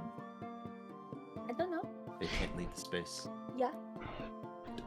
He cast the creature cast a kind of a bolt of lightning that reminds you it's really similar to and Rylar even says out loud, it's my blue shocker. Blue shocker. Don't hit me with my blue shocker. And but I don't want to hit her. Remember Witch Bolt? Yes. Yeah. Is it a saving throw or a hit? I forget. I'm looking at it. I I believe think it's to hit, isn't it? which bolt I think is it to hit. Make a ranged spell attack. It actually missed him. The other one is going to do its spear attacks.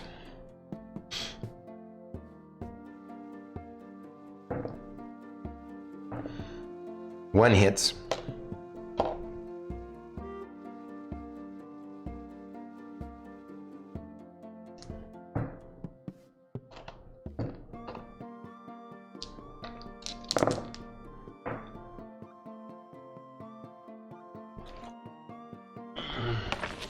So, let's see, physical damage Rylar takes 7.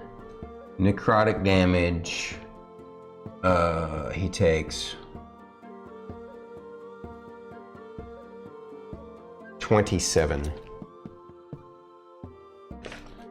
You see his eyes light up like I just got lit up, like that hurt from the spears hitting him with the necrotic damage. And then it's going to cast a spell.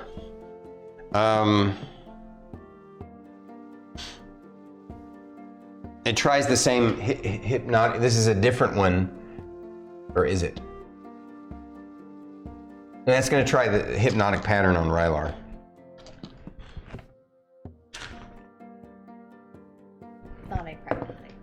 What? And it was a mistake on its part because that's actually one of Rylar's better saves. So Rylar ignores. One of them hit him with a spell that he uses, and the other one hit him with a spell that he uses. He's like, "You guys are copying me. That's not cool." All right, now it's The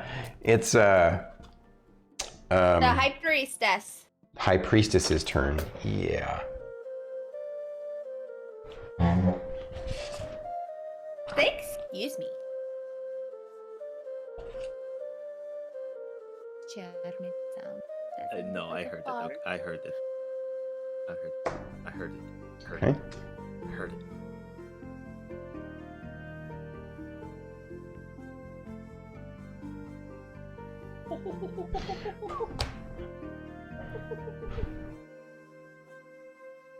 The High Priestess, you guys can't, well actually, everybody but Fern can see and hear it sneer and growl at him. And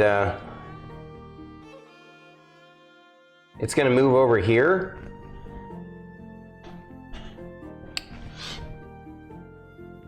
And suddenly a massive charge of lightning comes streaking out. Thunderbolts of lightning. Very, very frightening. Should be, yes, very, very frightening. Wow. Hi, Priestess. All of you are going to have to make me reflex saving throws as chain lightning comes it hits Rylar and basically arcs to the rest of you. And not at disadvantage, correct? Well, Rylar's will be at disadvantage, but not you guys. Yes. Gotcha. And then for everybody else is Fern and Emillynn within 10 feet of Lorkris. Chonk loves Jack. To be you clear, for the Chonk is raid. Chonk a pillar. Thank you for the raid. All right, say again, what? Obviously, with the exception of Rylar. the exception of Rylar, is everybody else within 10 feet of Lorkris? Yes. Yes. Okay, so don't We get an forget to additional add the +3. extra. It's a dex save. Yep. 20 total.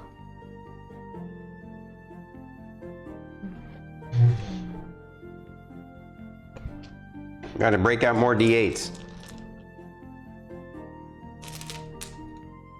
I think I made my dex save. 21.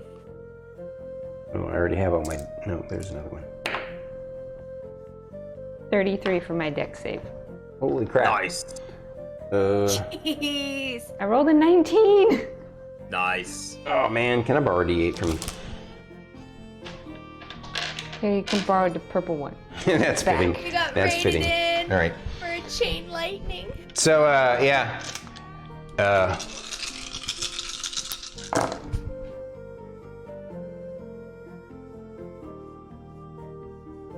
That's a remarkably low roll.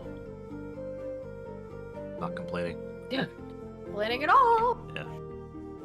And this is lightning, correct? Yeah, this is chain lightning. Yeah. Nice. So you, I'm prepared for this. what are you resistant to it? I forget. Well, yeah, I got the ring, so Fern can, call lightning on my ass. Oh, right. That's right. Yeah, so you're gonna actually take half of the half, right? Yeah. Yeah. Okay. So you're saying I could fireball, turn it into lightning, and you'll take like quarter damage? Quartered. So the total damage. Oh, I need to roll for Rylar's saving throw. At disadvantage. Rylar got hit a lot. Not counting that, because it's not on the. Oh boy. Rylar fails. Oh no. Rylar takes 42 points of lightning damage. 42 is the total. Yeah, so you three will take 21, and he'll take 10. Nice. Take it. 21, yeah. Oh, you're at 12. Yeah. Yeah. Actually, I need to do the math on this real quick. I haven't been actually subtracting for Rylar. I've just been adding up all the damage, or just writing it down, actually. Rylar says as smoke comes out of his ears, and he's like, "That's a lot meaner than my blue shocker."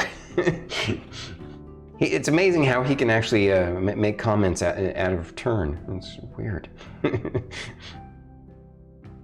Rylar can make all of the comments. Mm-hmm.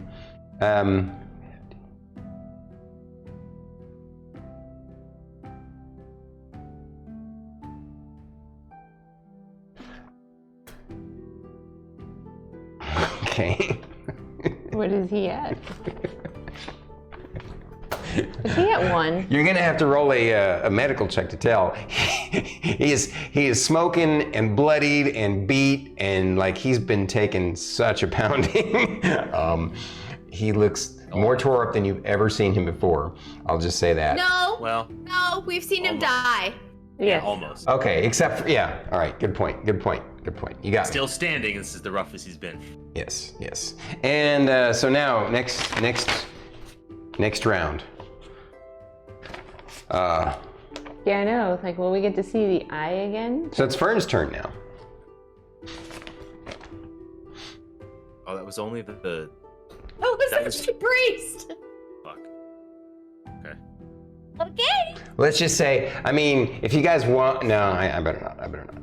I'll have you. If you want to know his hit point total, you can use a move equivalent. You can use up your move, not a whole standard action. You can use up your move to eyeball him. Rylar, you should come down these stairs. Okay. And all right, that's a free action. What else do you want to do? I'm going to poke my head up. So you're gonna step up to the top part of the stairs. Yeah. And So I'm you know this one of these spear guys. I mean, you wouldn't know that he's there. Yeah. I would be like closer to Lorkris, more towards the middle. You can't because she's there. You can't see. Oh shit, I didn't see that. Okay, well that's fine. So you're just gonna go to the top of the stairs and you see this spear guy right there. One of the ones that almost killed you before.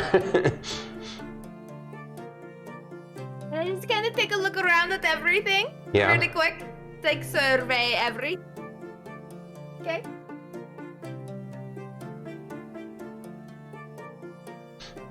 And I'm gonna turn to Lorkris and I'm just gonna cast heal on him. So he gets 70 HP back. Okay, seems pretty good. And I'm going to duck back down. You're gonna go back down the steps? Yeah. Okay. The creature gets an attack of opportunity on you because it has 10-foot reach. That's fine. Okay. Are you sure? I will let you back it No. out since you know, it's kind of hard to tell across the video.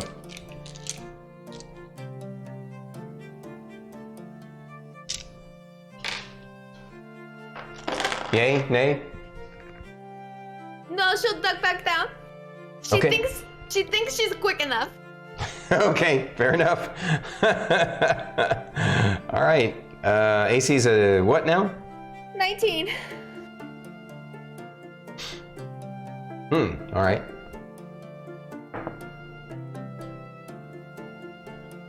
I needed an 11 to hit you. Guess what I rolled? A 10. No, I rolled an 11. Oh shit. Just roll the damage. She's probably going down. She's at 12. I know. Yeah. I know.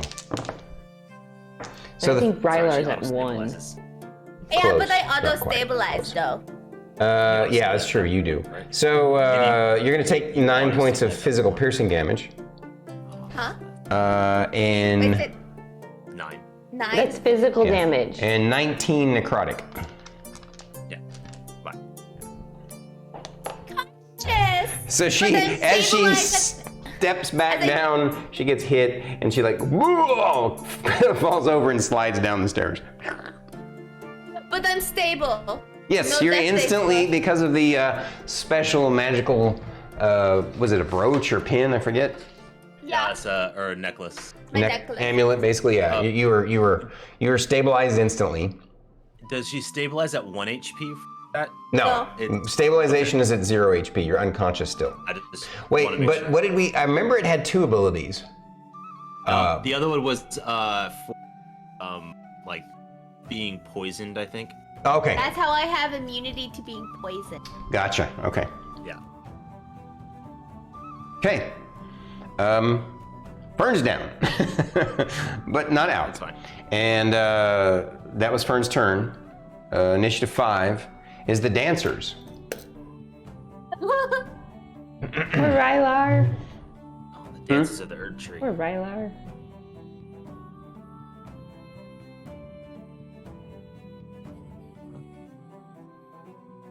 Yeah.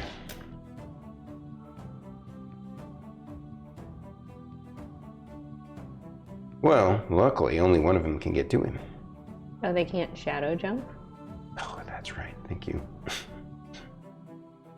That's what they've been doing this entire time. Yeah.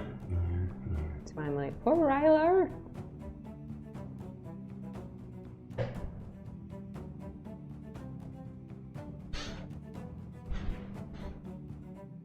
Okay. I feel like Oh, they should have reach? did that. Huh? They have reach? They do.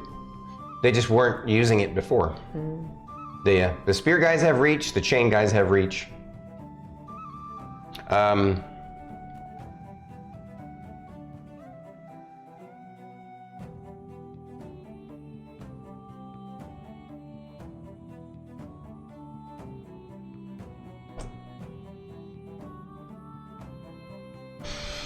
All right.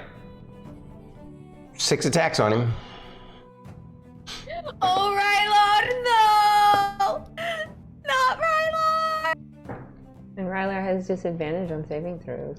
Yep. That's crazy. First one missed all 3 of its attacks. I rolled a 6, a 7, and an 8. Thanks, Goo. Thank you, Goo! We love you, Goo! 1 hit from the other one. Is it enough to take him down? Depends on what I roll. This thing doesn't have that, like, you know. It also depends on what I roll for a saving throw. He's at disadvantage for his saving throw. Oh yeah, I gotta roll, and that's not a d20, that's a d12. I gotta grab this. Right here. Oh wow, that's a 1. This thing would have actually tried to prone him. That's the first thing that they do. So he's gonna basically go prone, and he takes. I mean, it doesn't matter. Their minimum damage is gonna drop him. So, Rylar is in the unconscious state, and that was initiative 5. Initiative 6 is Emillynn Ray. Lorkris, grab Fern. Balcony now. Take a 5-foot step, and I'm gonna dimension door Rylar. Gotcha. All right. Oh, I didn't hear what Are you you said. are you dimension door? Yeah, I'm dimensioning door with Rylar. So I take it you're gonna go like back over here again? Yes. Okay. All right. And that was Ray's turn. Yeah, Rylar's. Rylar makes his first death save, maybe. It's just a Constitution save, right? Yeah. Yeah. He makes it. Nice. And top of the round, Lorkris. Well, I'm gonna listen to what Emillynn said, but not before I pull out one of my green flecked holy water that I still have. Okay. And I'm gonna chuck it at the one at the top of the stairs. Chuck it at this one. Yeah. Okay. Roll me a ranged attack. Oh. I don't know how I would do ranged attack. It's your. It's just, It's oh, just no, your it's- base, your proficiency bonus plus your dexterity modifier added to whatever you roll. Yep. Oh. So it'd be plus Plus 7. 7. Yes. Okay. 18. Yeah, you nail it right in the face. And so for it being regular holy water, which is the base that we did it at, it does do 2d6 radiant damage. Okay. However, Yeah. which is what Lorkris expects at minimum. But since it was from the pool, I know that there was no identifier whether that did anything different. Yeah, I see what you're he's doing. You're trying to wondering, lead me. You're trying to see if I'm going to do something different. I want to make sure because I got one more. No, I'm So it's like- super glad that you pointed out that it's the one. But I remember those. I remember what you're talking about. Yeah, that's 2 6s, so 12. Seriously. Yeah. Okay, triple that. No. You do triple damage with this this special holy water grenade on this thing, which I believe is 36 because that's what you do. 3 times 12 is 36. 12. Yeah. Yeah. And that's against Shadow Dancer number which one? I think it's 2. Yeah, the one at the top of the stairs. Oh, that explodes him.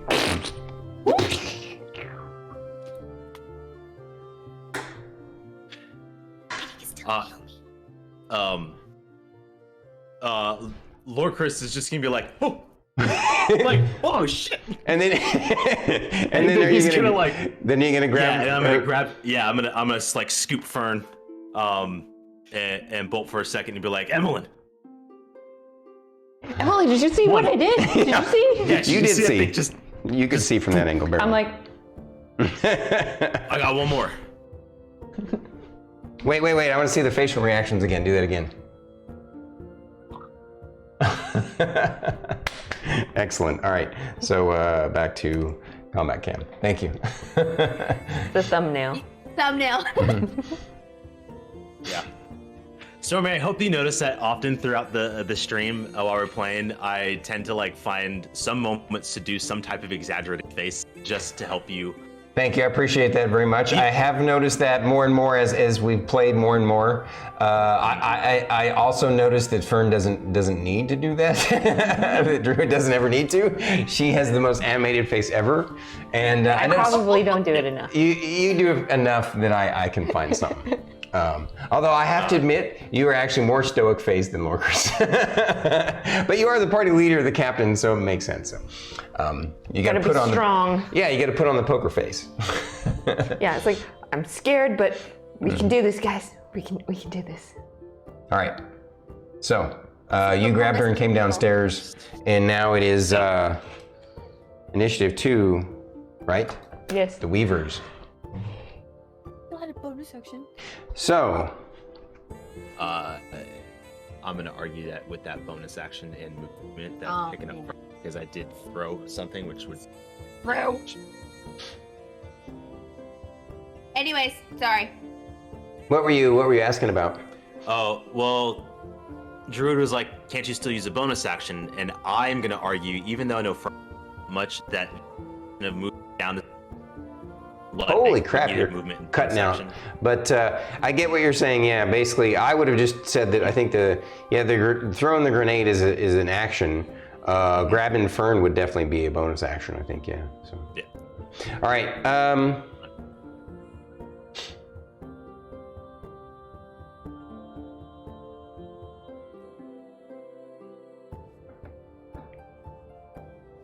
It is the spear.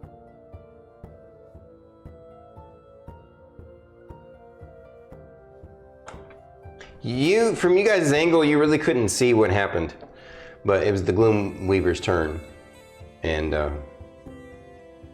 that's all that happened. I mean, you couldn't see what happened. You literally couldn't see them from your angle. Actually, was one in this corner right here? Yes. Yeah. You would have seen that it moved out of sight. Which is like, cool, we're lucky, they're not pursuing. That was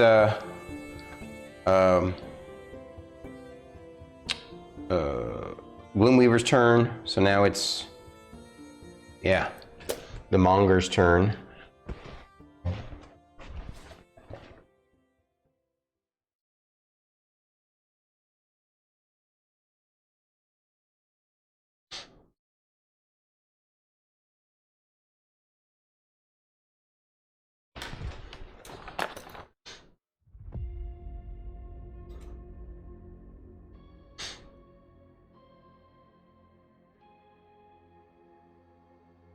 have no healing.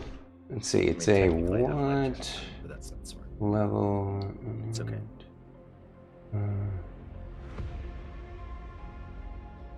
Okay. I know. What? All right. You know what? I have all of the healing spells Yeah. prepared. It's all lame.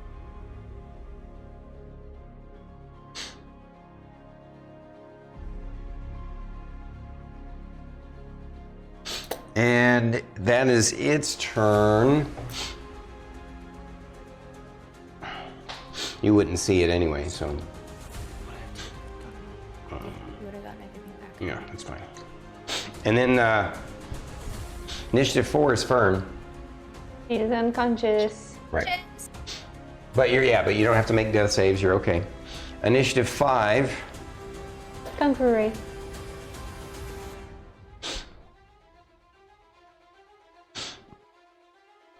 You can barely see its head. It moves out of sight. My turn. Yep. I am going to attempt to stabilize Rylar with a medicine check. Okay. Oh, 19. All right. You stabilize Rylar Yes. with a medicine check. By the Like way, earlier when you were asking what hit point total he was at before he went down, he was at 2. I was close. Yeah. All right. So yeah, you find it interesting though. Like, well, remember though, the only time that that the bloody eye thing showed up from the other Was when dimension, Rylar whatever the heck actually that died was, down. yeah, was when he got coup de grace. It was not when he just went unconscious, because he had gone unconscious before that one time, if you remember correctly. Yeah. All right.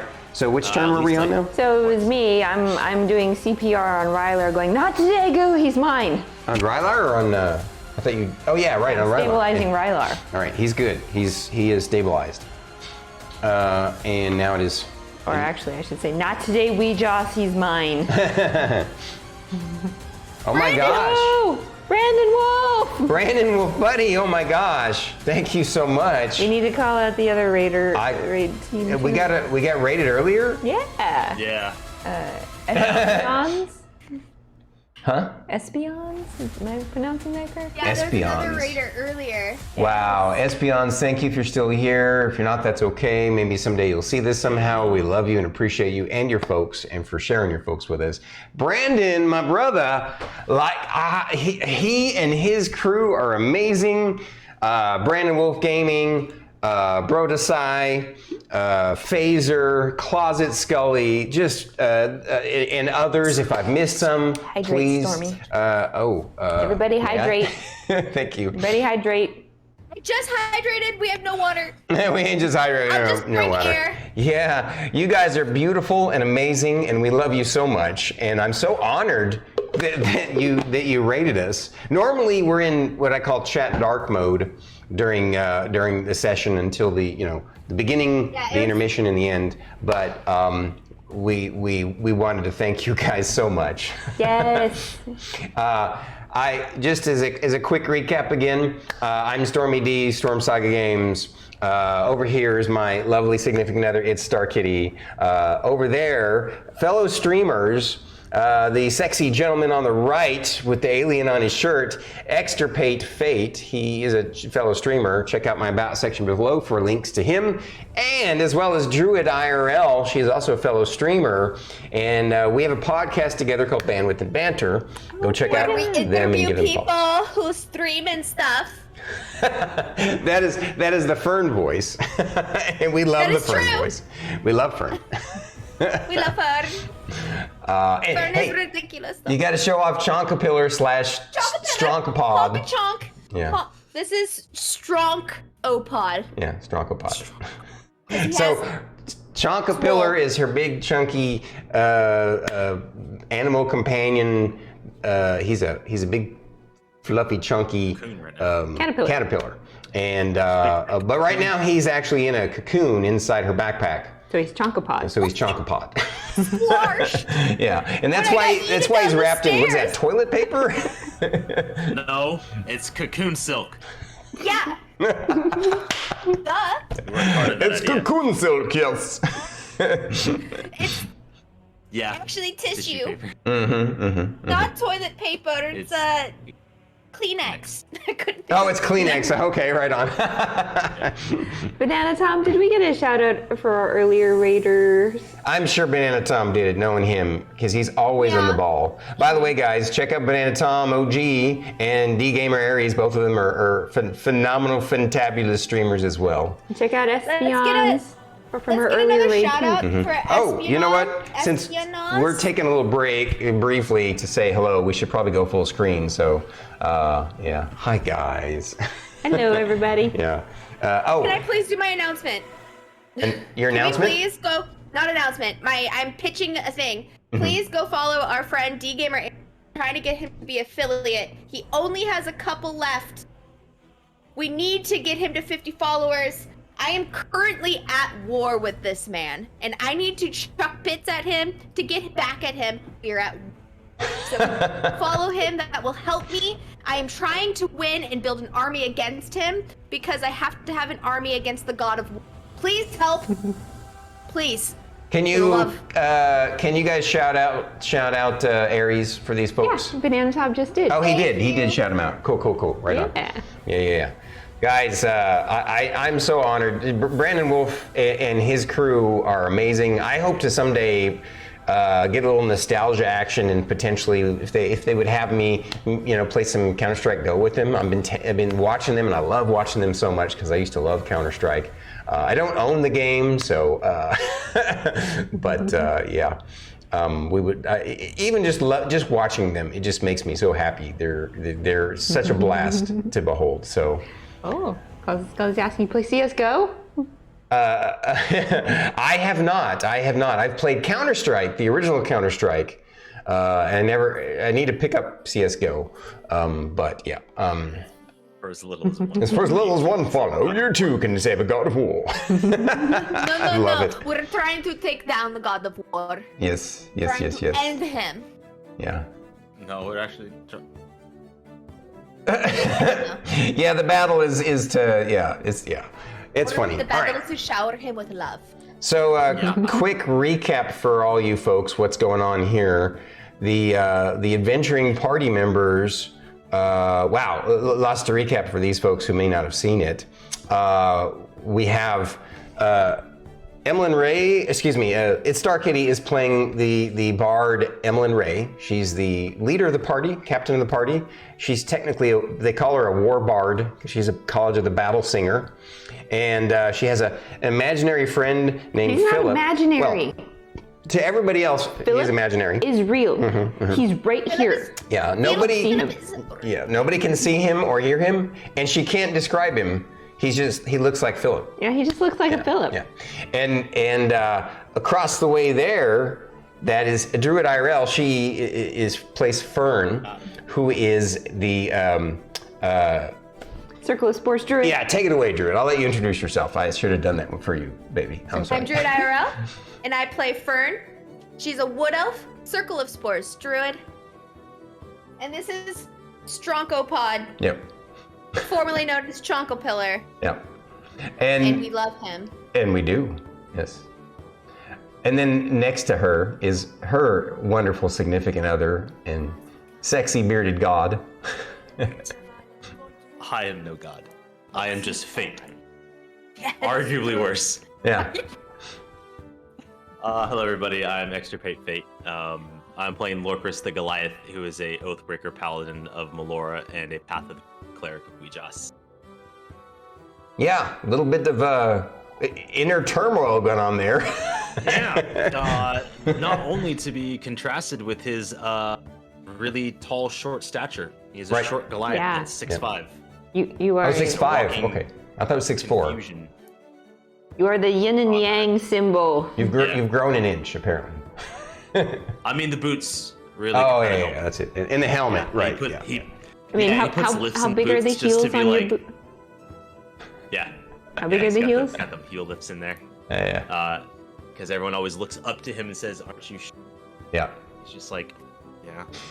So they are currently in an ancient ziggurat that is 12 stories tall, They have climbed the central tree that has grown inside this ancient ziggurat. The tree is 15 stories tall. It's massive. I thought it was 10. No. I told you the tree's tree is taller than the 15. ziggurat. The ziggurat's 12.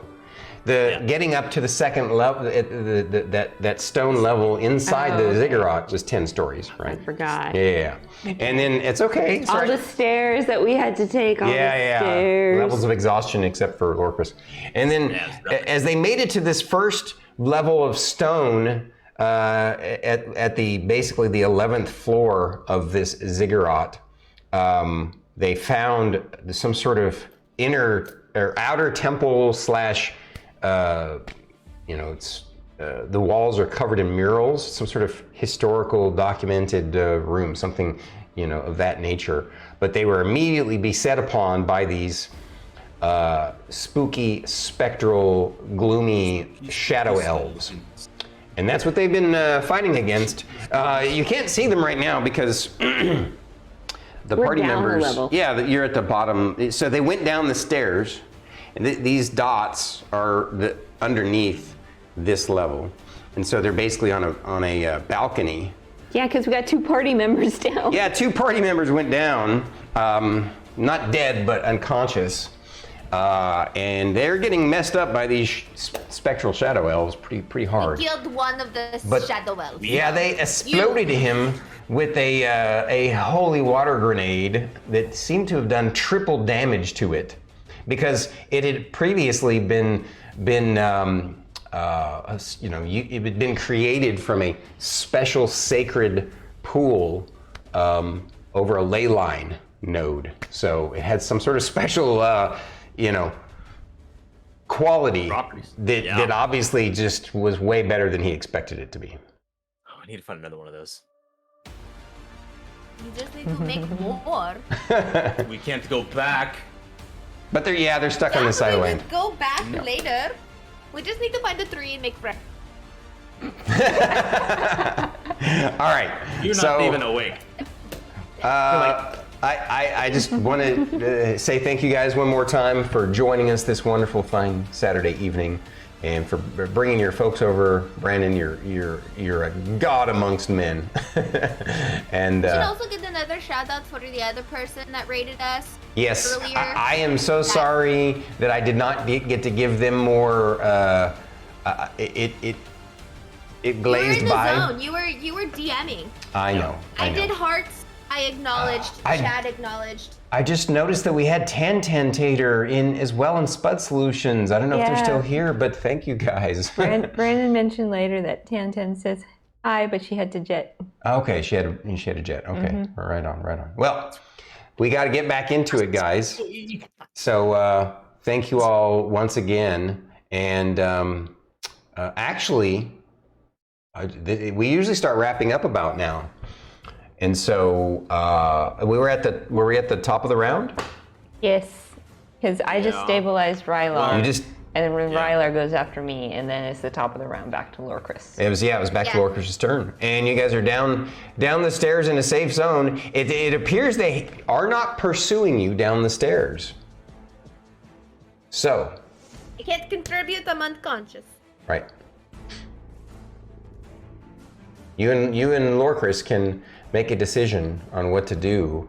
If you want to try and continue this, or make this the perfect kind of pause moment.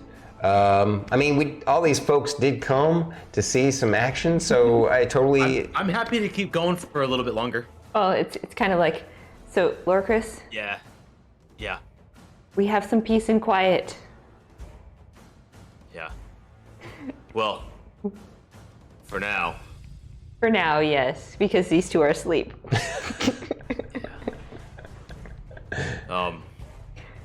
Should we wake them?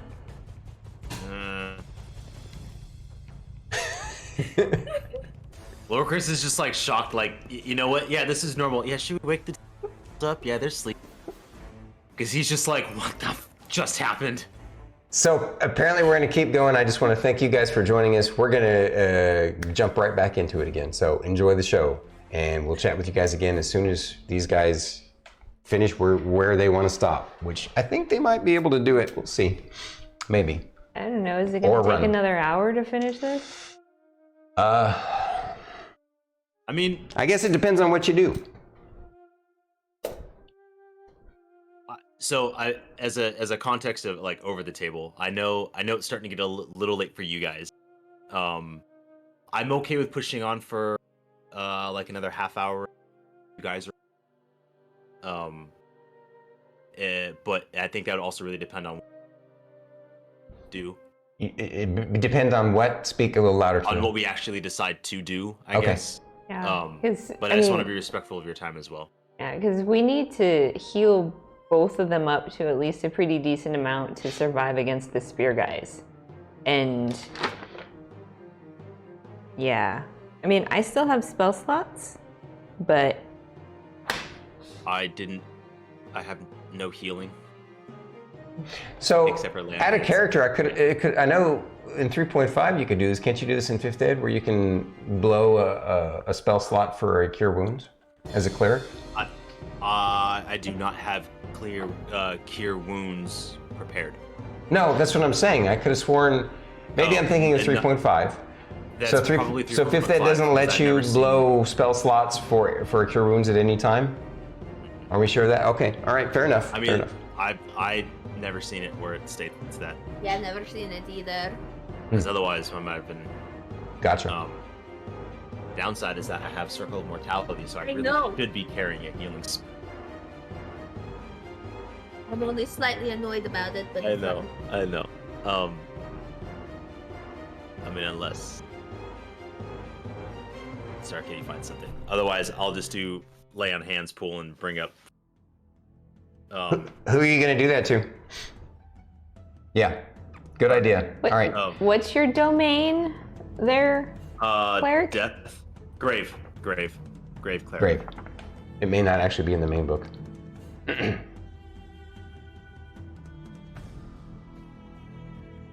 That's okay.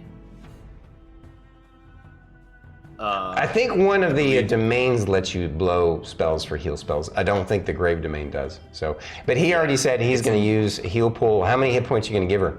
I was gonna give her 10 Okay. because I know that she can like handle herself with coming back up. So just give her something to come up. All right.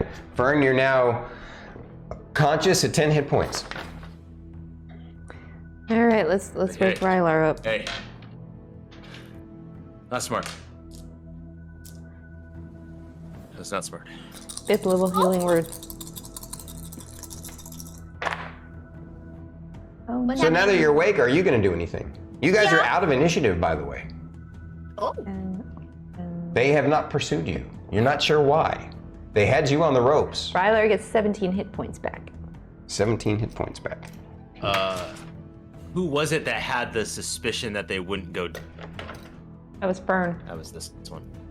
they're not going to come down here and get us, you know. They're not? Are you sure? No, Some of them I'm can go pretty sure. invisible. Rylar, get up.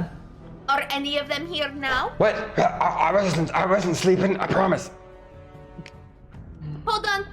I'm going to cast mass cure wounds for all of us.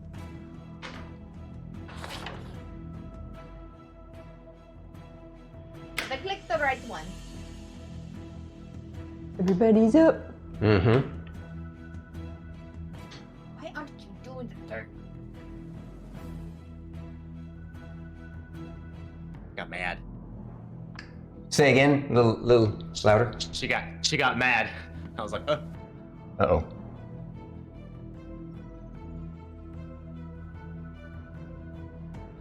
$21 to everyone. Okay. nice. Okay. So we're going back up there, right, you guys?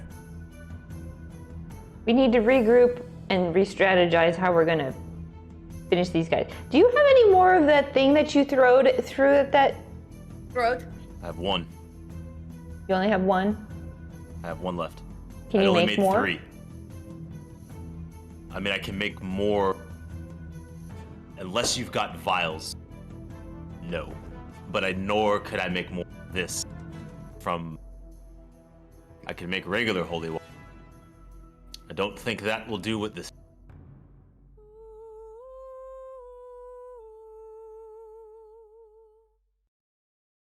I'm gonna use one of my wild shapes, and I'm gonna give myself 56 temporary hit points. Oh wow! Lasts for 10 minutes. We've never seen you wild shape before. What do you want? I'm using one of my wild shapes to do my symbiotic entity. Oh right. Gotcha. Yeah. You know, wild shape. That's right, because your character, your character's a unique kind of druid, can't wild shape. Yeah, right. Yeah. Well, she can. She doesn't know. And part of her memory is still blocked on how to wild shape correctly. Gotcha. All Okay. of her memory is still blocked. They don't. No brain, just floof. No brain, just mushroom. No brain, just moss. Just spores. Anyway, just mold. Because those guys with spears hit pretty hard. They do. And you said necrotic is a no-no?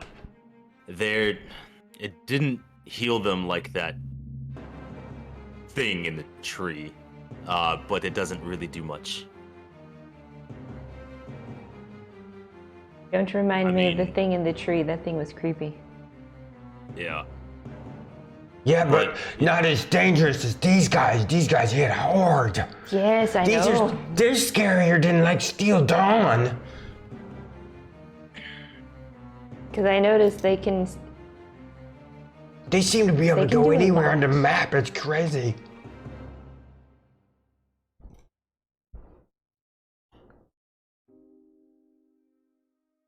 I mean, if you guys think we can beat them, then I'll try. A lot of my spells won't do anything to them if it's necrotic. That's what I was guessing, because I saw you stop doing the necrotic stuff. Emillynn. Yes, Lorkris. Your cage. Yes. Does it prevent teleportation? Let me consult my spellbook. Actually, let me consult my brain. Yeah, there you go. I was say, it's a bard. You don't have a spellbook, but yeah. It's her notes. She can call it her spellbook. That's true. That's true. You have a I'd good imagine point. she'd keep like copious amounts of notes on the spells that she has and like. Yeah, what they can do. this is So the it's kind of a spellbook. You're like, that's right. I can do that if I think about it right. Yeah, I'm like, let me flip to page 73. No, it's not in this book. It's in this one. And to prevent confusion, it's her recipe book. Ah, okay, there you go. Yeah. Yes. Spell recipes. What was it? What were we looking up again? So it says a creature inside the cage can't leave it by non-magical means. If the creature tries to use teleportation or interplanar travel to leave the cage, it must make a charisma saving throw. On a success, the creature can use magic to exit the cage. On a failure, the creature can't exit the cage and waste the use of spell or effect. Cage also extends into the ethereal plane, blocking ethereal travel. So, I don't know if they're. I don't know. It's not quite a dimension door like you. It's almost like a misty step, I guess. That no? Okay. Do you think that would get them out? I mean, it would lock them up for at least an hour if I can get them in the cage.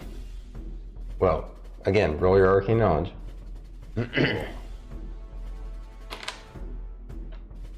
Plus 13. That's a 16. So, I rolled a 3. You got a 16, yeah, but you know your spell enough to know that, and you also know Misty Step and Dimension Door are both technically teleportation spells. So any kind of teleportation spell, they will have a chance of getting past the force cage. Yeah, they will have a chance. Possible. Is it worth it to try to isolate them? It doesn't say, out of character, it doesn't say in the spell that they get a save each time. So if they fail the first time. Yeah, no, it's a pretty powerful spell. They don't get another chance at getting out. Now, they can keep trying to teleport out. It doesn't mean it's successful. Right. Yeah. But that wastes all their spell slots. If I put the 2 spear guys in there. You did notice that the what was it? The dancers were the ones that could they can basically shadow step at will. There's only one left. That's true. There's only one left. One of the shadow dancers left. So which ones am I putting in the cage? I have a problem. What? I have an idea on how we protect ourselves and or bind them in space. The problem is it takes a while to Define a while. minute or so. It's not portable. Rylar asks, what are you talking about, boss man? It's like a magic circle. I'm actually the spell magic circle. Oh.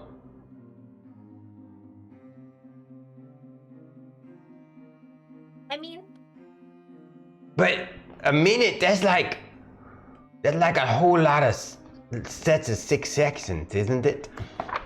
yes, Yeah. that's like 10. 10? 10 what? 6 seconds. Right. We could either get killed or kill them in that amount of time. Yeah. Why are they not coming down the stairs at us? I don't think they can come down the stairs. I'm curious. What happens if they try to... I think that would be very fun to figure out. What, you think you can pull the ceiling down? No, maybe. Probably not. That would be so cool. Well, I do whatever you guys want, you know. Did I do good with that dispel magic on that one? Yes, you did. Good job, Rylar. Okay, cool. Very proud of you. I'm happy. They was using my own stuff, man. Yes, I saw them use the big blue shocker. And they used the unicorn vomit too.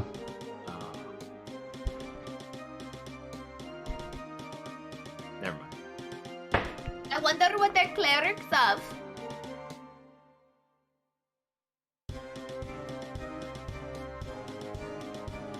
I don't know either. I don't think it was you because the colors and stuff was a little bit different than mine. And the way they moved their hands when they were doing it, it was a little bit different too. So Can I make a religion check till maybe I wouldn't know if they're that old. Yeah, it's too ancient of a civilization for you to come up with anything. Yeah. Remember that they're 15,000 years old, so it's prehistoric. Yeah. No, totally.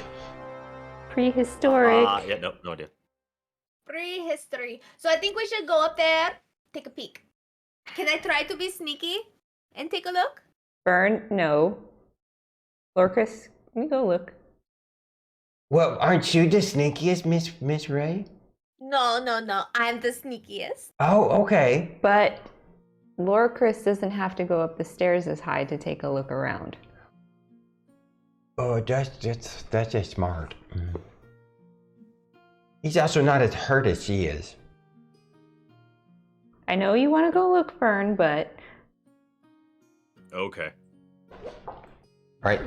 You. So I take it you guys are gonna kind of move a little bit, shift around a little bit, Yeah. and you're gonna just kind of ease your way up and take a peek up there, kind of look around. I'll tell you right this: if you move to here, you don't see. I forgot to do the little dashes, I guess here, but yeah, you don't see anything in your field of vision up here. So the only way to see anything would be to step and just poke your head up. I mean, yeah, I'd probably get as close as I can to be able to like look the whole room, not just up the stairs. Okay. I mean, this is as far as you need to go to be able to see. So. Yeah. Okay. So. Interestingly enough, you find. Where are they? This was the boss one. They reset. Kinda, sorta. It seems like it. -1. Yeah, -1, obviously.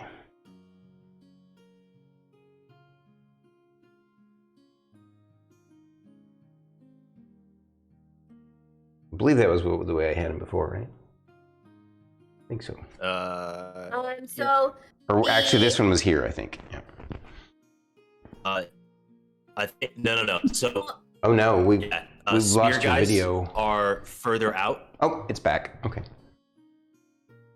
These guys? Yeah, spear guys are further out. They were? By 1. Yeah, not the kung fu guys. Spear guys. Okay. Yeah, they were on the edge. They were on the edge, and then the kung fu rogues were in the splitting the difference between your guy and the high priestess. Oh, they were in the middle? Yeah. Yeah. Okay. Yeah, that's right. I forgot. You're right. That's right. Yeah. Lorkris, what do you see? So you peek, and they glare at you instantly, but they look like they were just kind of staring off into space until they saw you. He's and just then, gonna like. Yeah. Yeah, he's just gonna like crouch down. Like, whoop. Okay. Well, they're kind of back where they started, -1. It seems that they become hostile to whatever reaches the floor. So you're saying we're safe on the stairs? We're safe below the level of the. If they can see you, they're not happy. When you say the floor, do you mean like right now it's our ceiling? Yes. Yes. And their floor? Yes, Rylar. Yes. Okay. Lorkris is gonna do another quick little pop up. And observe. Do they still look damaged? Are they still showing? So you never really could tell how damaged they were before because they're these spectral, shadowy elves, right? So. I don't know. I mean, well, if they're spectral, they could be kind of like dissipating less. Okay, I'll say that they do seem to be. I'll say that they look, wispier and frayed in places that they were before. I will say this: the boss lady seems significantly more together than she was before. Not like before the first time you met her, but since the fight, she must have healed herself some, and potentially significantly. Yeah. 100% Lorkris was looking to see did they immediately come back to health or whatever. Right. Like I said, there's no easy way to know for sure. But everything, all of them look roughly the same except for her. I mean, it's not really easy to tell whether a ghost is really damaged, but they don't particularly look as put together as when we first saw them. But the priestess definitely looks better than I left. Okay. You said you had the magical grenade. You should throw that. If we do, it's the start of the fight again. And then I'll cast Firewall, and then catch them on fire. Eventually, the tree. Tree's dead. It's turned to stone. Right? That is a fair point. It is effectively petrified now, yes. So you mean I can light it on fire? Yeah. Okay, so question. If they're not going to slow us down, I know it's wait an entire day. Wait for those? A little bit. A little bit. Okay. I know it would suck to wait another, but we could probably be a bit more. At least we know what we're. So some of that cut out. They At won't least we know follow us what. down here. What we're going up against. Mm-hmm. They might heal all the way in a whole day. So will we. Yeah, so will we. But now we go in with knowledge. Yes. I agree with Lorkris. We should probably rest. Spend some time strategizing on how we can take these guys out.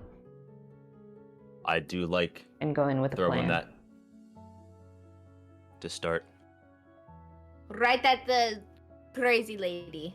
The dead lady in the middle.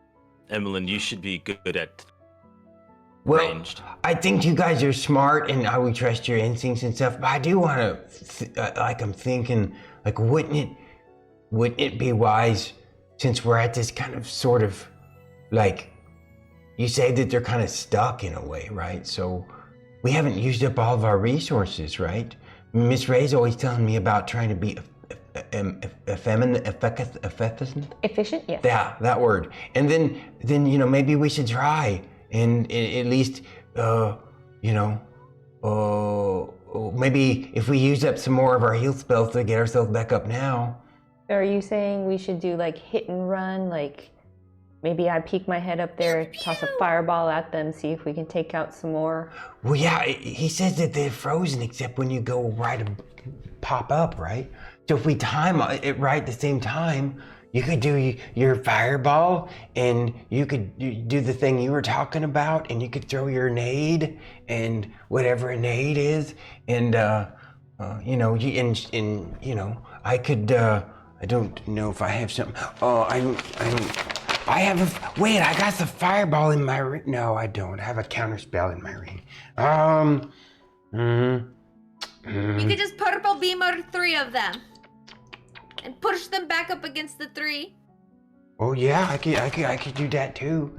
We could do it all at once and maybe, or I could focus on one or something. Quick question.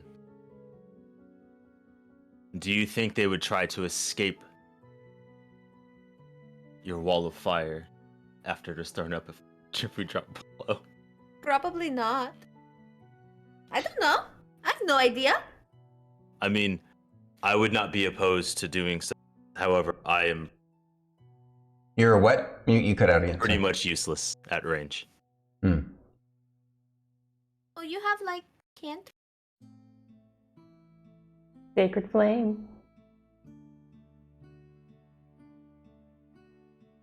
You have Sacred Table to Flame? deck 16. The likelihood that they're gonna succeed is pretty... Yeah, but you can still try. You know what? I have an idea. All right. So, do we want to try?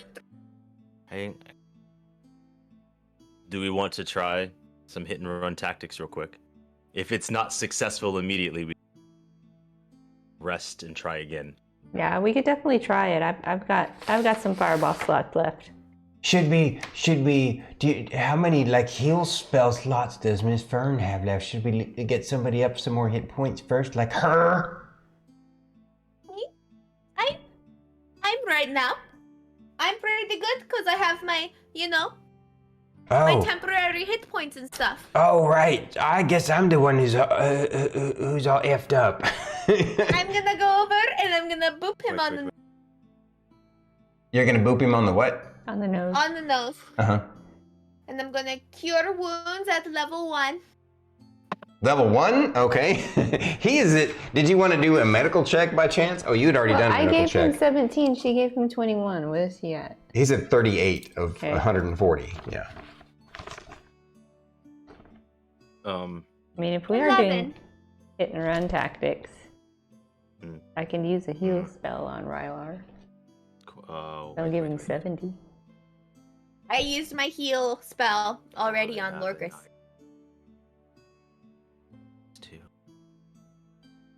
Okay. Well. What do you all think? How many do you use? How many does I have left? I have one 6th level and one 7th level. I'm not using the cage. I think hit and run's gonna be the way to go with these guys. I think we should also target one at a time. Except with her fireball and her wall, that's you can't really do that. You and I can That's though, fine. right? The grenade and my Yes. beamers, right? We should focus on one first. I want to save this for the priestess. I think that is probably their best chance. Okay. But if you're going to throw a fireball at them, let's make sure they have a hard time evading that. I can potentially hinder some of them. I'll cast Bane. Ooh. It's a charisma throw. Out of character. Thinking about using Bane charisma throw. Less likely to succeed that. And then gives your fireball more chance. I mean, we could try it. Let's do it. You guys heard Fern. All right. So to clarify, I take it- your idea is that you want to kind of all creep down together underneath here, right? And then like this. And then I just wanna kind of figure out our crouch order of down. operations. You obviously would just have to not crouch. You would just crouch here and then step just up. stand up. Right? Yeah. Step up one. And these guys, we'd have to crouch down under here, but then pop up. And we're going to try and all time it to pop up at the same time. And as a sort of a surprise round. Yep. Yeah. We're gonna try it. But there is an once. order of operations that I think needs to happen. Because like Bane first. it has to be Rylar and myself going to be able to do Bane and the physical damage. And then Emillynn will then need to fireball. And then if Fern's gonna do a wall, then the wall. So that way we make sure, though it's at the same time, like we know which is, because otherwise if the wall goes up at the same time. Yeah. Yeah. Does that make sense? Mm-hmm. Yeah. So Rylar. Which one are we targeting? Well, I mean, think we which should- one are you guys targeting? Yeah. Door. So and Lorkris will like look at his hand and like put like fingers down, indicating where like those, like this is their formation. Like we're gonna go for the. Do you think we should go for the kung fu guy? Yeah. Yeah. Yeah. First. Yep. Kung Fu Get guy rid of the first. shadow jumper. Yeah. Would so ya- Rylar. Okay, if that's what you think, what are you going to hit it with? You want to throw the grenade at it, right? I'm gonna cast Gonna Bane. cast Bane. Oh, I see. Yeah. You're going to cast Bane, and is it going to get all of them? Yeah, I can cast it. One target and 3 additionals. Casting at level 4 will tag all 4 of them. Okay, all right. So your intent is to hit them all with the Bane first. And then we're going to respond basically after you've done that. And you want Rylar to focus all 3 of his beamers against the Shadow Dancer, Yes. Kung Fu Dancer. Yeah. And then Shadow Dancer. you're gonna fireball and you're gonna wall of fire. Yes. Yep. Now where? And then subsequently.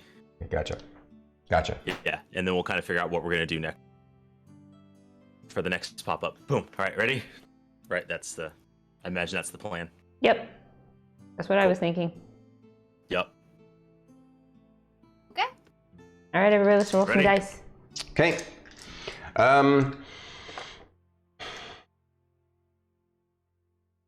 Go for it. Cool. Lorkris is gonna pop up.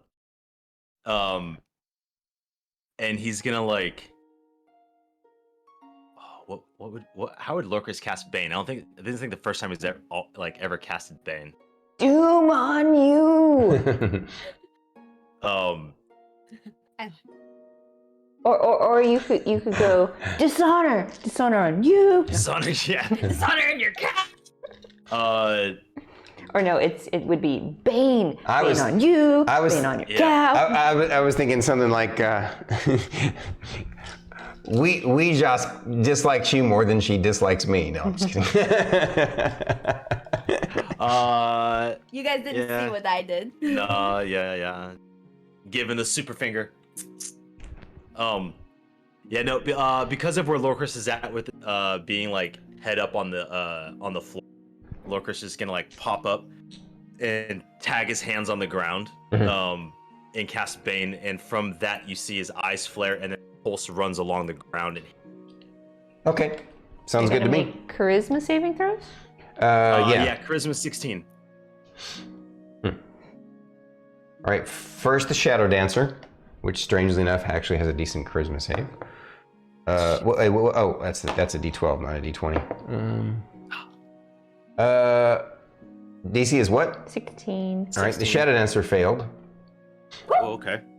The Weavers, Yeah. one of them succeeded. We'll say number 2 succeeded. Okay. And then the Soulmonger. DC's what again? 16. 16. All right, Soulmonger succeeded. Okay. What does Bane do? A D4 subtract to the saving throw. Okay. So I know fire. All right, go Rylar. I tried. Well, yeah, you guys are doing it all at the same time. It's going to be basically like a surprise round because they are in a strange kind of state in between consciousness and unconsciousness like this, and so your trick is working. And so Rylar needs to roll it. Rylar is rolling beamers. 1, Purple 2, 3. All 3 hit. Yay! And obviously he's going to push it back into the tree. Because that way it'll also be in the wall of fire, which I assume you're going to plop right on top of them. Not bad. An 8, a 6, and a 3. So 9 and 8 is 17 points of damage against that guy. Okay. And let's hear your firewall and fireball. So hot. Go. Do it. Fern, let's light him up. Obviously, I'm going to have you guys roll initiative too, but...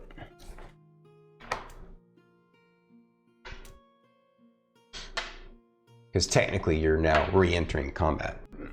They gotta make dex saves 19. All right, let me do the Soulmonger first.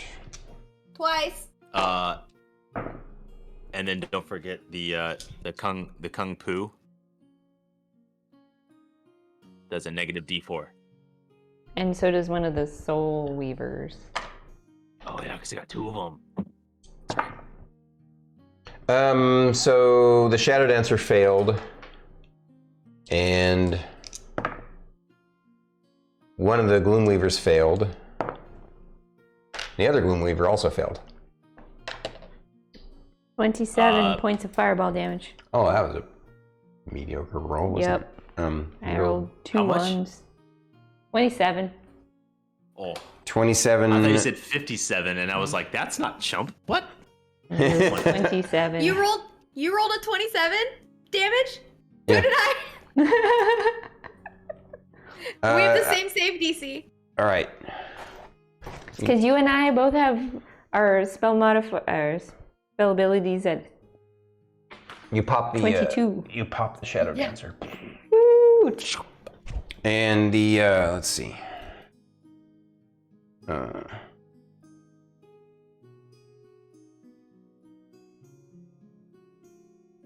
really want to end this today. This fight today. Thing is bad. Next. Okay. And then half damage for the Gloomweaver, right? Or the Soulmonger.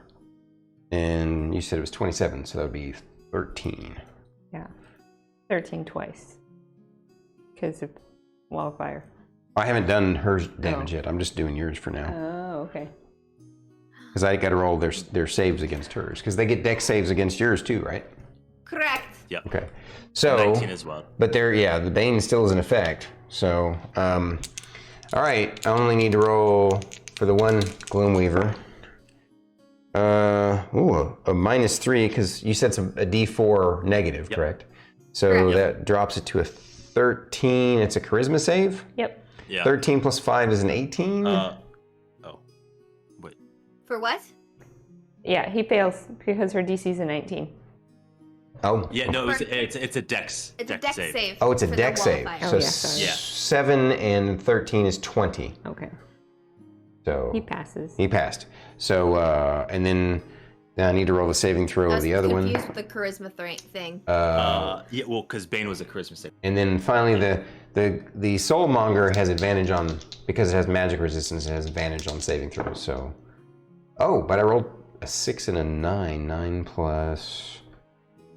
That's ironic. So the Gloomweavers made their save, but the soulmonger, the priestess, did not. So she takes 27. You said. 27 points. Right. And the wall of fire is right there in front of them. Facing them. All right. Blocked them off. And I so assume they that, have to pass. now what's everybody's initiative? Because you're going to pop back down and you're technically in initiative. And, I got to put the wall of fire up. And I assume that you just wanted to, what's the length of it? You just wanted to put a straight wall of fire across, right? Yeah. Is there how long can it be? 60? Oh, okay. Wow. Yeah, 60 feet. All right. So like that. We'll just put it like this.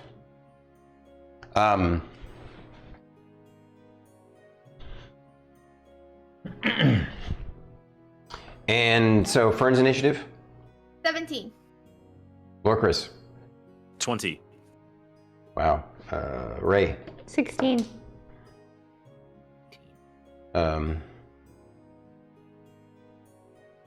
Okay.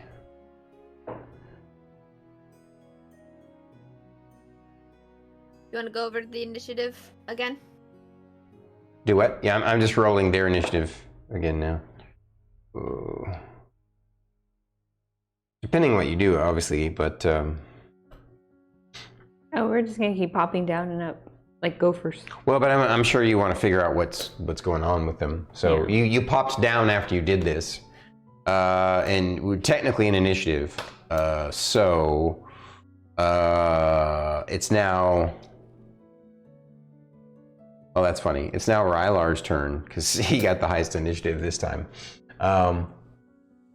He just kind of crouches there looking at you guys like, what's I do now? And that's all he does. And then initiative, you guys don't know. You can't see it because you haven't popped your head back up yet. You're technically down below. So it's the Soulmonger's turn next. And now it is Lorkris' turn.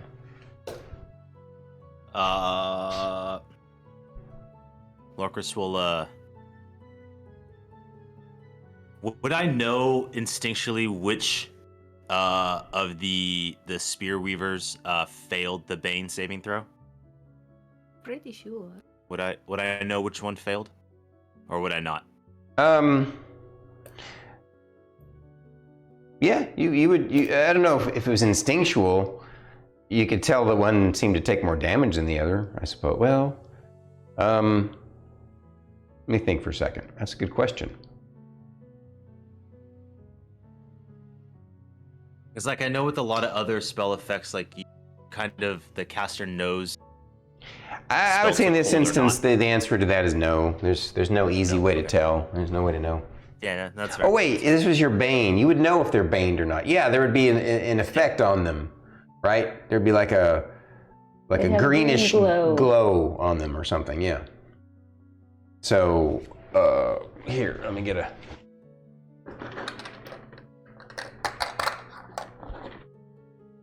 I can't believe it got rated 40. Ow.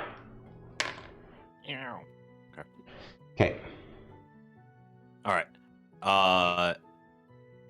So Lorkris will pop his head up, and All right. The first thing he sees is that this is not there. The boss. You can't see her. Okay. That's fine. He's gonna immediately scan for the spear boy that is baned. And he's gonna cast Sacred Flame. Okay, and it's a saving throw? Dex 16 saving throw.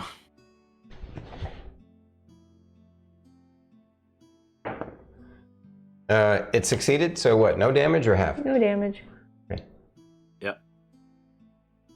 And then what? He's gonna be like,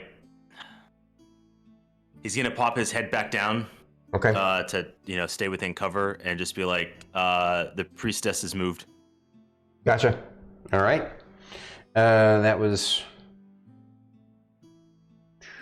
20. We're on initiative 4. Fern, you're next. I'm going to pop my head up. Mm-hmm.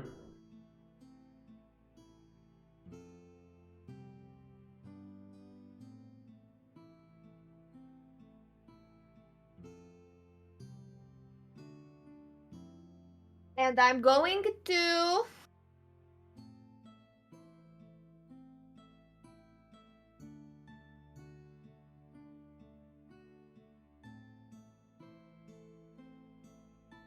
I'm going to look for the one with the greenish glow. Yeah. And I'm going to cast Infestation at him. Okay. He needs to make a con save, DC 19. Tell me about infestation. It's a cantrip. No, tell me about infestation. A cloud of mites and fleas. So, it's just gonna go, I'm just gonna point at it. Uh-huh. And all of the bugs and stuff come out of her hair and down her arm and go flying towards them. Okay. And that is which kind of save? Con 19. It failed. Minus a D4. I failed without the D4, but yeah. I rolled all ones. Oh, 3 points of poison damage. Oh wait, poison? Yeah. Yeah. Oh, okay. That's fine. 3 points of poison damage. Gotcha. Okay. So it was Fern's turn. Ray. Pop my head up, cast another fireball. DC 19 dex save. That's a lot of 2s. That's funny. One rolled a 19, the other rolled a 1. Woo! Which one rolled the 1? The second one. The non-bane or the bane? Right, the non-bane one. And the other one rolled a 19? Yeah, well, it rolled a 19. It's on top of the bonuses that it gets, so. 21 points of damage. Oh, okay. I rolled a lot of 2s. Got it. Dang. It was a 19 on the die. Okay. Yeah. And I was like, if it rolled a 19, then where's the negative? But I get what you're saying.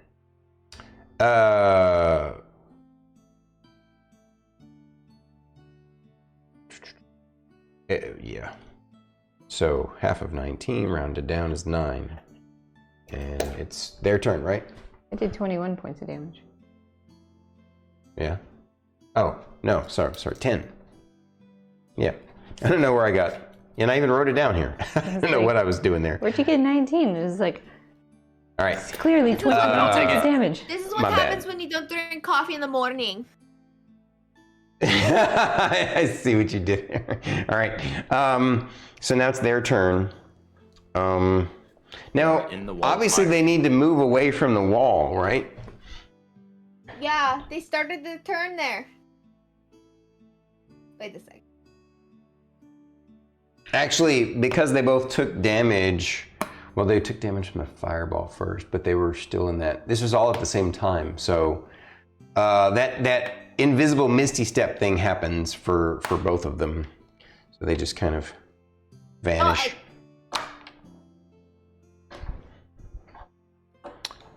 And now you guys don't see anything. And the next person in the round is I guess they were actually at the bottom of the round, so it's now Rylar's turn. And Rylar's still crouched there, like, what you guys want me to do next? I'm not sure. I'm running out of spell slots. And he's like, I'm gonna pop my head up and shoot somebody when you tell me to. And then he basically raised an action to do that. Next is gonna be she's gonna go.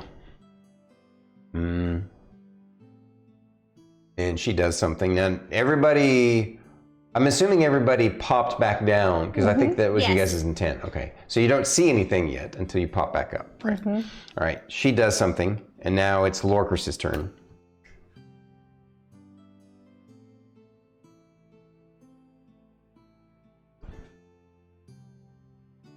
Lorkris pops his head up. Lorkris sees that the wall of fire is now gone. With the angles that I have with the tree, do I happen to see where they could be standing? Yeah, or do I see anybody standing in space? You see her way over here.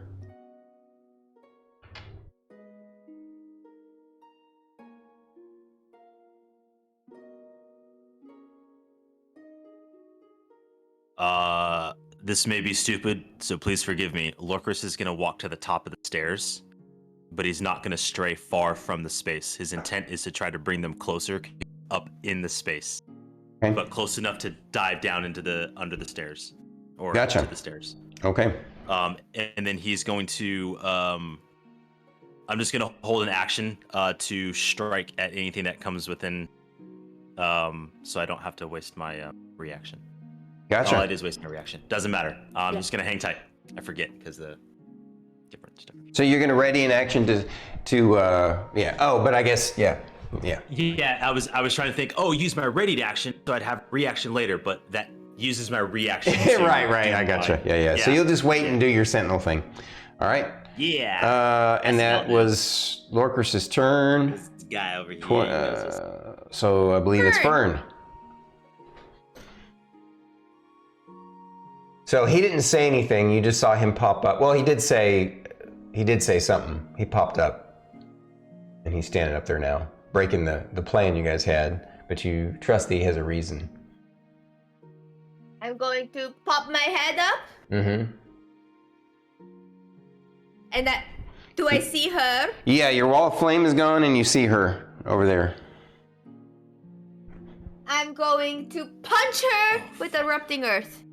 The thing that didn't do much to her before? Oh, I forgot. Oh, and I have an idea, but Can't tell me. I know. I know. I'm going to instead. You're right. Fern would remember. Yeah. I know it's late for us humans, though, us actual people. Yeah.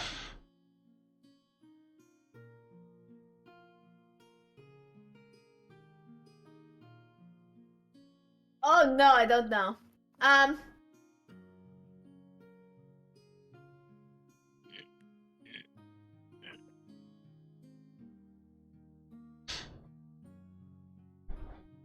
Shit. Sorry, guys. It's okay. For some reason, my brain just stopped working. Is that a moth? Yeah. Okay. Yeah. I didn't get it. It's right here. I know, I see it.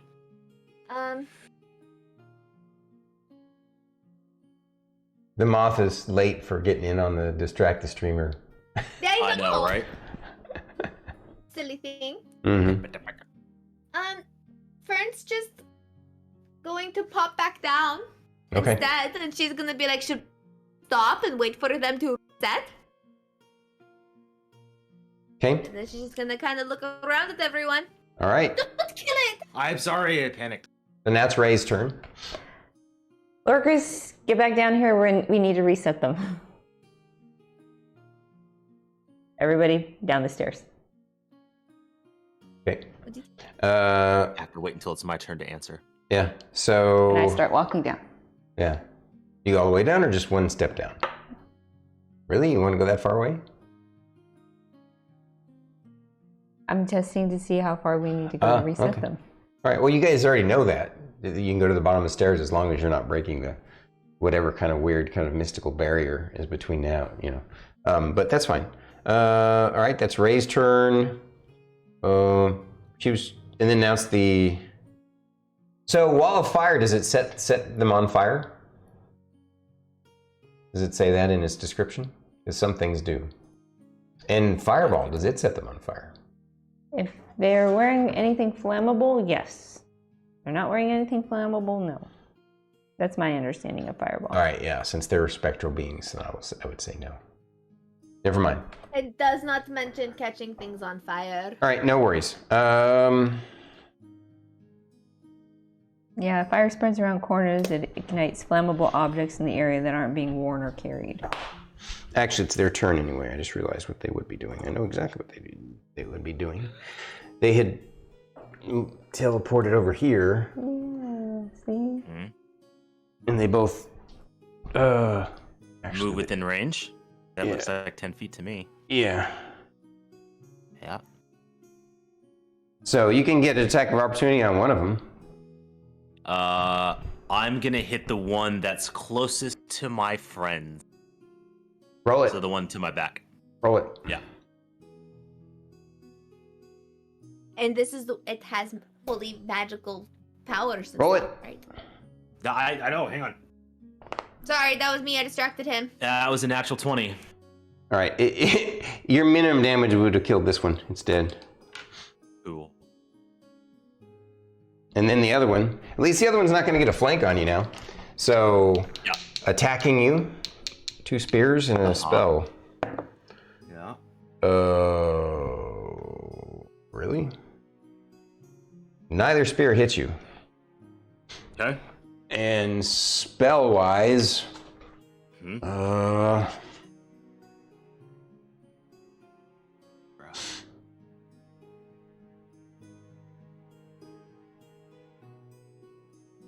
this is the other one. I think it's gonna try its hypnotic pattern on you too. So, wisdom save.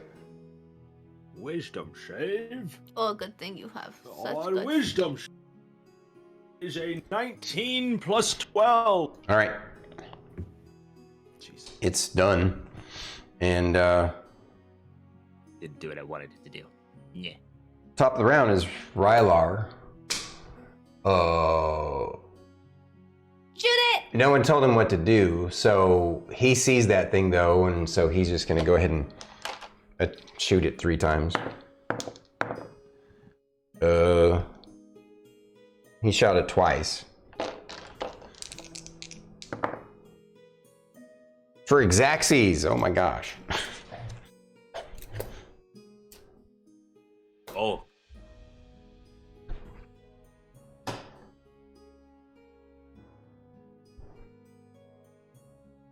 Okay.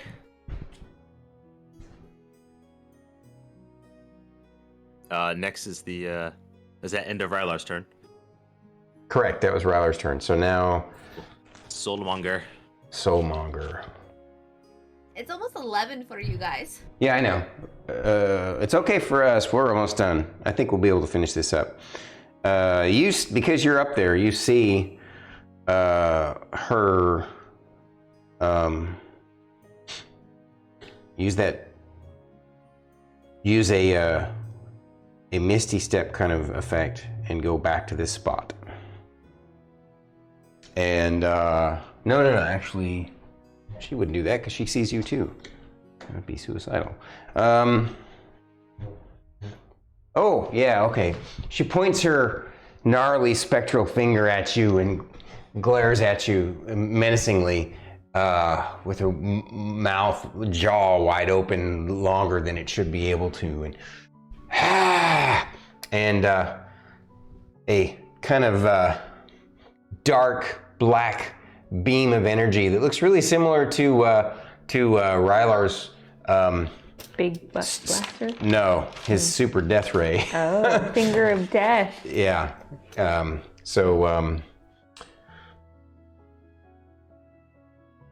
Is it a save or to hit? Checking.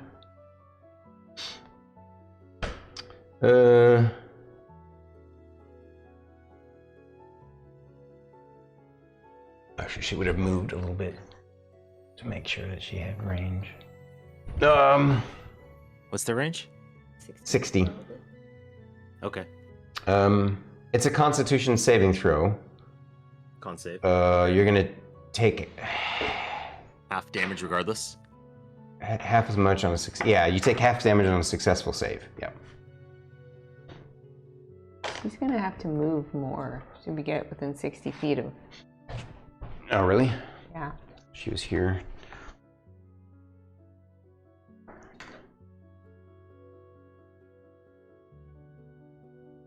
She was actually fine right there, but yeah. Okay. Let's see, 78 plus 30. What's the? Oh, it's a Constitution saving throw. What's the DC? Yeah. Oh.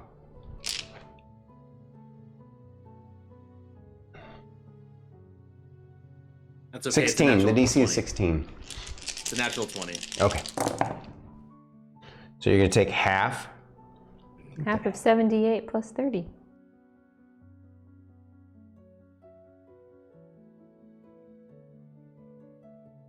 Hmm. 13, 23, 23. So 53 points of damage. So you'll take 26. Or, yeah, 26. Necrotic. Okay. Dang. Can't go. I know. I was like, oh. All right. Yeah. So that was initiative 21. Initiative 20 is Lorkris. Yeah. Emillynn, there's only one left. It's now or never. And Lorkris is gonna rush in. Okay. So you have to dash to close the distance. distance. How are we currently? Unless you want to use your jump ring. I can't. Well, okay, I forget. Because activating the ring is an action. Oh, activating the ring is an action. So you can either dash or use the jump ring to get in range. Which arguably is the same thing. Yeah.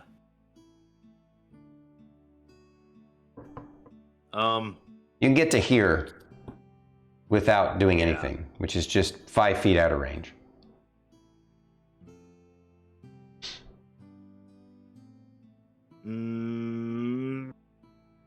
Okay.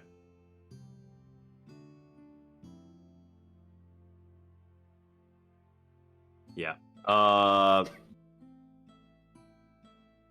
Yeah, I'll do it. So I'll bonus action first. My branding smite at full level. So that's I have a minute to make a hit. Okay. And I will use my action and my movement to get within 10 feet to be ready to strike. Dashing uses your bonus action. No, it's action. It's an action to dash. Are you sure? Bonus action to dash is only for rogues. Yeah. Okay. Yeah. Thank you. So I'll get within 10 feet. So that way, if it tries to move away, I can then use an opportunity attack. And that's my turn. Okay. All right. So that was Lorkris. Fern.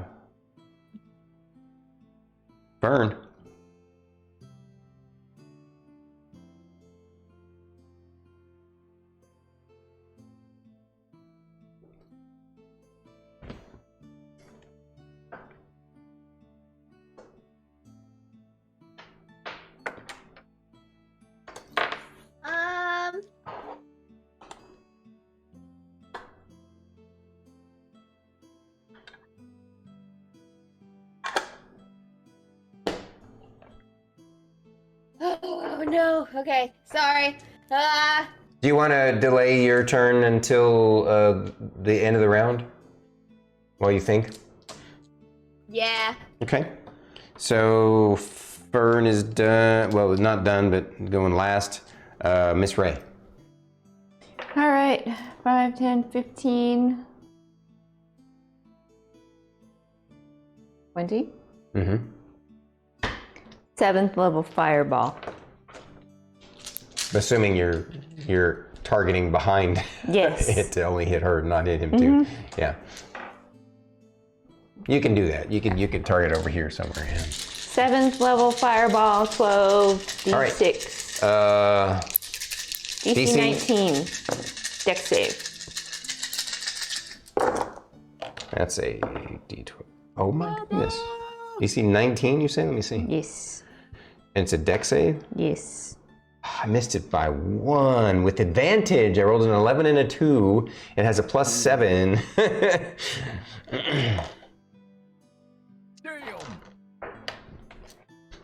That's a whole lot of damage. That's a lot of damage.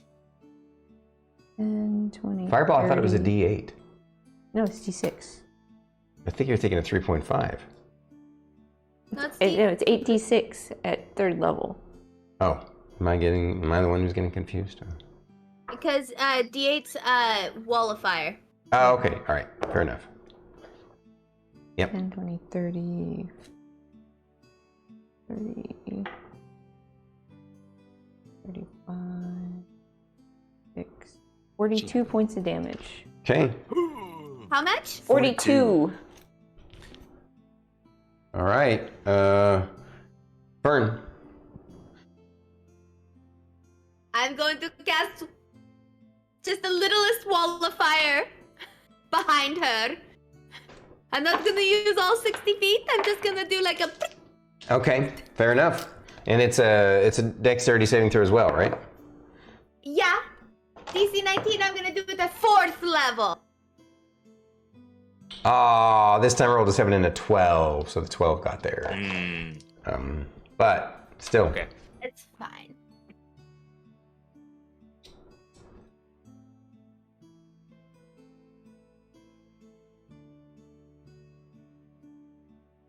I want to punch you. It's not bad rolls. I mean, I helped. Fate used the help action. The help action. You cast guidance on her with your shakiness.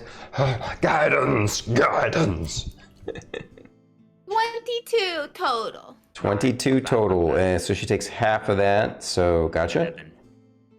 And then That was so gross. For You both did of us. that. You did it to yourself. I know, but you did hand out like. that's back to the top of the round. No, I didn't. Rylar. Not on purpose. You see Rylar go, oh yeah. And he looks like he just stands there doing nothing. And then it's Soulmonger.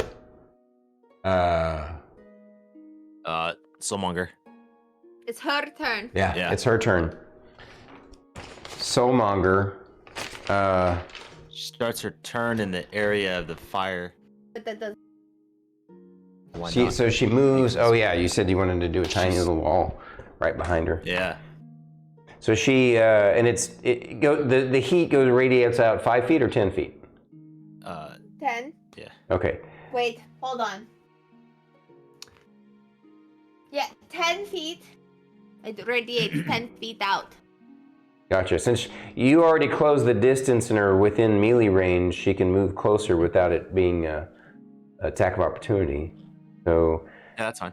she's going to move around to here. Uh-huh. And actually, well, because of the glaive, she would just go like this, get away from the fire, and stay within your melee range. Yeah. And she goes to cast a. How many times can she do that?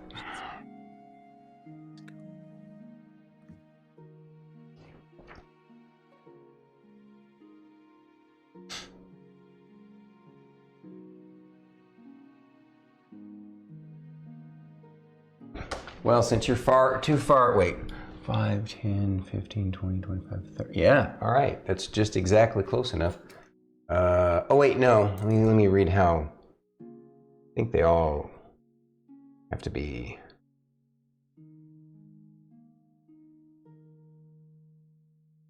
I want chain lightning so bad.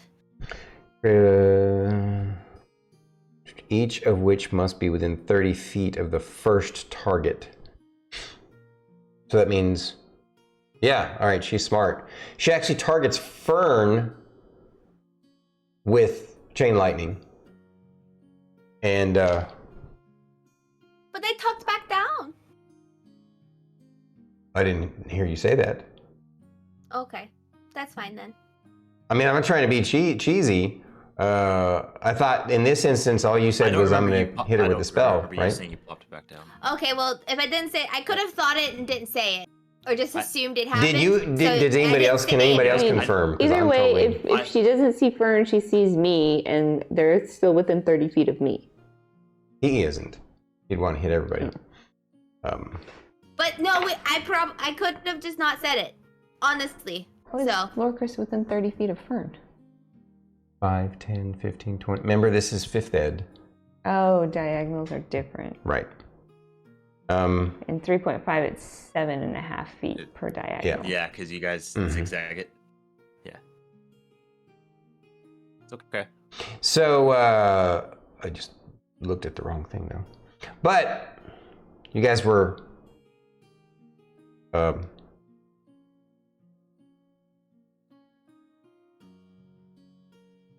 It's fine.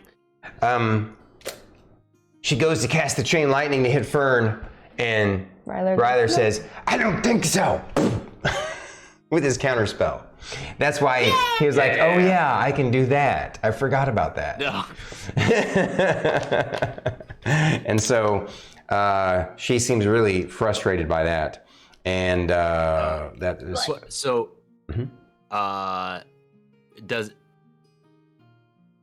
Doesn't the counterspell have to equal? I'm looking that up right now. Yeah. If it's casting a spell of 4th level or higher, an ability check to using your ability modifier, or if he casts it at a higher level. Yes. Which is you can upcast it. Yeah, that's what his intent was. So he just upcasted it to match. But I mean, doesn't he technically, like, I'm not trying to meta too much, but like with warlocks, don't they always cast their spells at the highest like tier? No. Or do they? No, they get tiers. Yeah, I don't think that they. Yeah. Okay. Yeah, I don't think so. Yeah. So. Okay. I'm just making sure. No. Yeah. Cool. So anyway, he countered her chain lightning. It's now Lorkris' turn. Swing. Yeah, Lorkris is gonna tear into her. Just roll it. Going for it.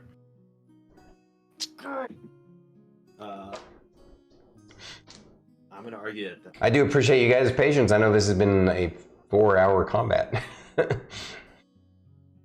That's not. It was meant to be is a very challenging and 28. Epic. 28, definitely. Roll your other hit.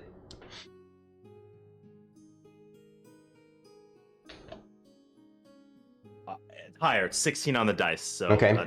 And what are you doing to? Are you doing anything? Do you have any? You've used a lot of divine smites, but I'm sure you still have some left. So. Oh, I got plenty left. So the first hit, the branding smite goes off that I have at level. Okay. Which is going to be 4d6 rate. And you haven't cast any other concentration spells since you had that on? Nope. Okay. Roger that. I did that last round, and I did. What's the minimum damage you can do with this branding smite and the divine smite at the same time? Oh, what's the minimum with the branding smite and the divine smite? Just roll them both all at once right now for me, real quick. Just do it quick. Let's do a basic divine then. Because I'm pretty sure you're gonna finish this thing off. Please. If he doesn't, Philip will make sure he does. Oh, Yeah, so that's like 12. That's right, because he still has a bardic inspiration he hasn't used. Yep. 21 damage for just a level 1 device, and the branding smite that goes off. I'm asking you to roll up all your damage from both attacks and just tell me the total. Oh, I didn't roll my second attack yet to hit. I thought you Oh did. no, I Yeah, did. you did. I did. I'm sorry. So, all right. So, what was the physical damage? Because I forgot. She's got the resistance to physical. So, what was the physical damage separate? Physical damage would be 14. All right. So she takes 7 there, and you said 21 for the branding smite in stuff. 15. Yeah, 21 from the branding smite, and then a first. And then for what? the Sorry, first you hit. cut out there. That would have been adding a first level divine to hit. Okay. And what's the damage for the second attack? Damage for the second one. Might as well just Divine Smite that one too. yeah. What's the physical damage?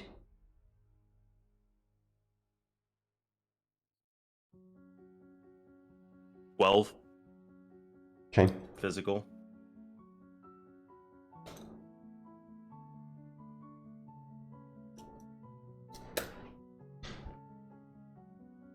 Can I get it? Never mind.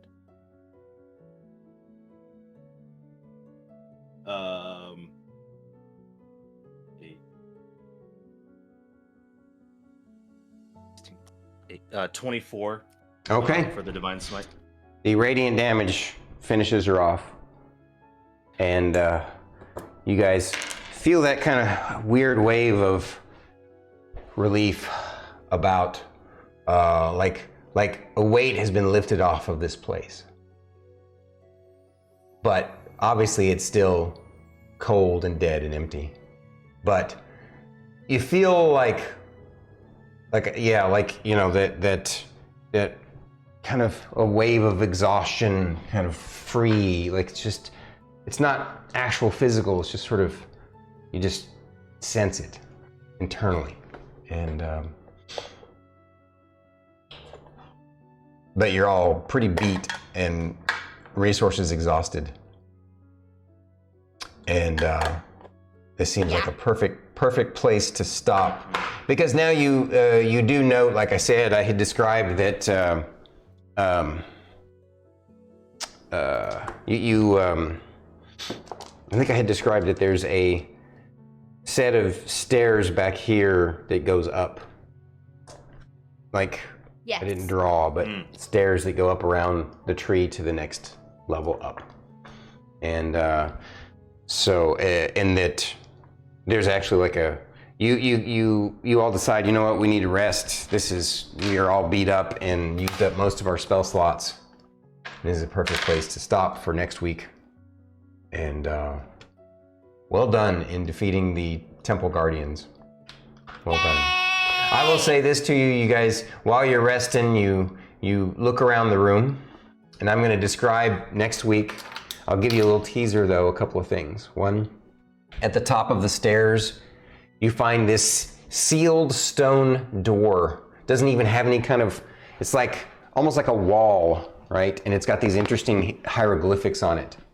And then also all across all the walls are all these murals, and it looks like maybe the history of these people was carved into these walls.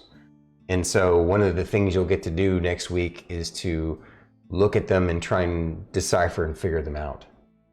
And then figure out, you also end up realizing that stone door, that almost like a wall at the top of the stairs, is magically enchanted, because of course Rylar's, always on detect magic. It's magically enchanted. And you suspect you'll have to use some sort of magic to unseal it, just as those defenders had talked about. So, but that's where we'll start, where you guys are checking out the mural and seeing if you can figure stuff out. So, well done, guys. Thank you for handling that long fight, and thanks to all of our folks who stuck around so long. I really appreciate you guys, especially if I don't know if Banana Tom had to duck out because it's super late for him in the UK. Oh, It's yeah. like 5 a.m. So Oh yeah. Yeah. Toadstool, thank you so much. Is that IT call? I can't read it from here. Cats. TCAT. Oh, TCAT. Right. TCAT streams, by the way. Banana Tom is still here. What? We love you, Yes, buddy. TCAT streams. They paint minis on their channel. I was lurking. Brandon Wolf is earlier still this week. here. Insomnia Night, TCAT, Toadstool, all you folks. Insomnia Night's live right now. What? Yep. Insomnia Night. He's a super multitasker. Yeah, we need to go actually check out his stream as well. All of our folks. So make sure that we go support him as much as he supported us. Is he live right now? He is. Yes. Live right So- now? Should we raid into him? That's a great idea. We don't normally raid with D&D, but I'm okay with it if you guys are. We're gonna I mean, we definitely got wrap raided up. 4 times today. I think we should pay it forward for sure, without a doubt. Absolutely. So, Definitely. life is Thank you to sometimes all of about the bending and raiders. breaking the rules. So, Thank you to all the raiders. yes. Yes. For all the Thank you, support. everybody. Love you all so Thank much. you. Have a great evening, and we'll see you next week, and also Bates stream tomorrow. Yes. So, You're gonna watch me suffer some more. right on. All right, let's do the raid here. Raid channel. I'm gonna do it.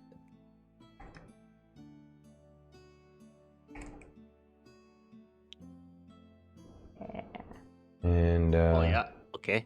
we went Everybody get an your hour ready. and 18 minutes longer than we normally do, and I appreciate all our folks who stuck it out. I don't think Aries probably did, but he'll catch it in the YouTube VOD. So Yeah, he'll see it. He'll see it soon. all right, thanks again, guys. We're raiding out. We'll see you next time. Goodbye. Bye. Bye. Goodbye. Goodbye. Goodbye.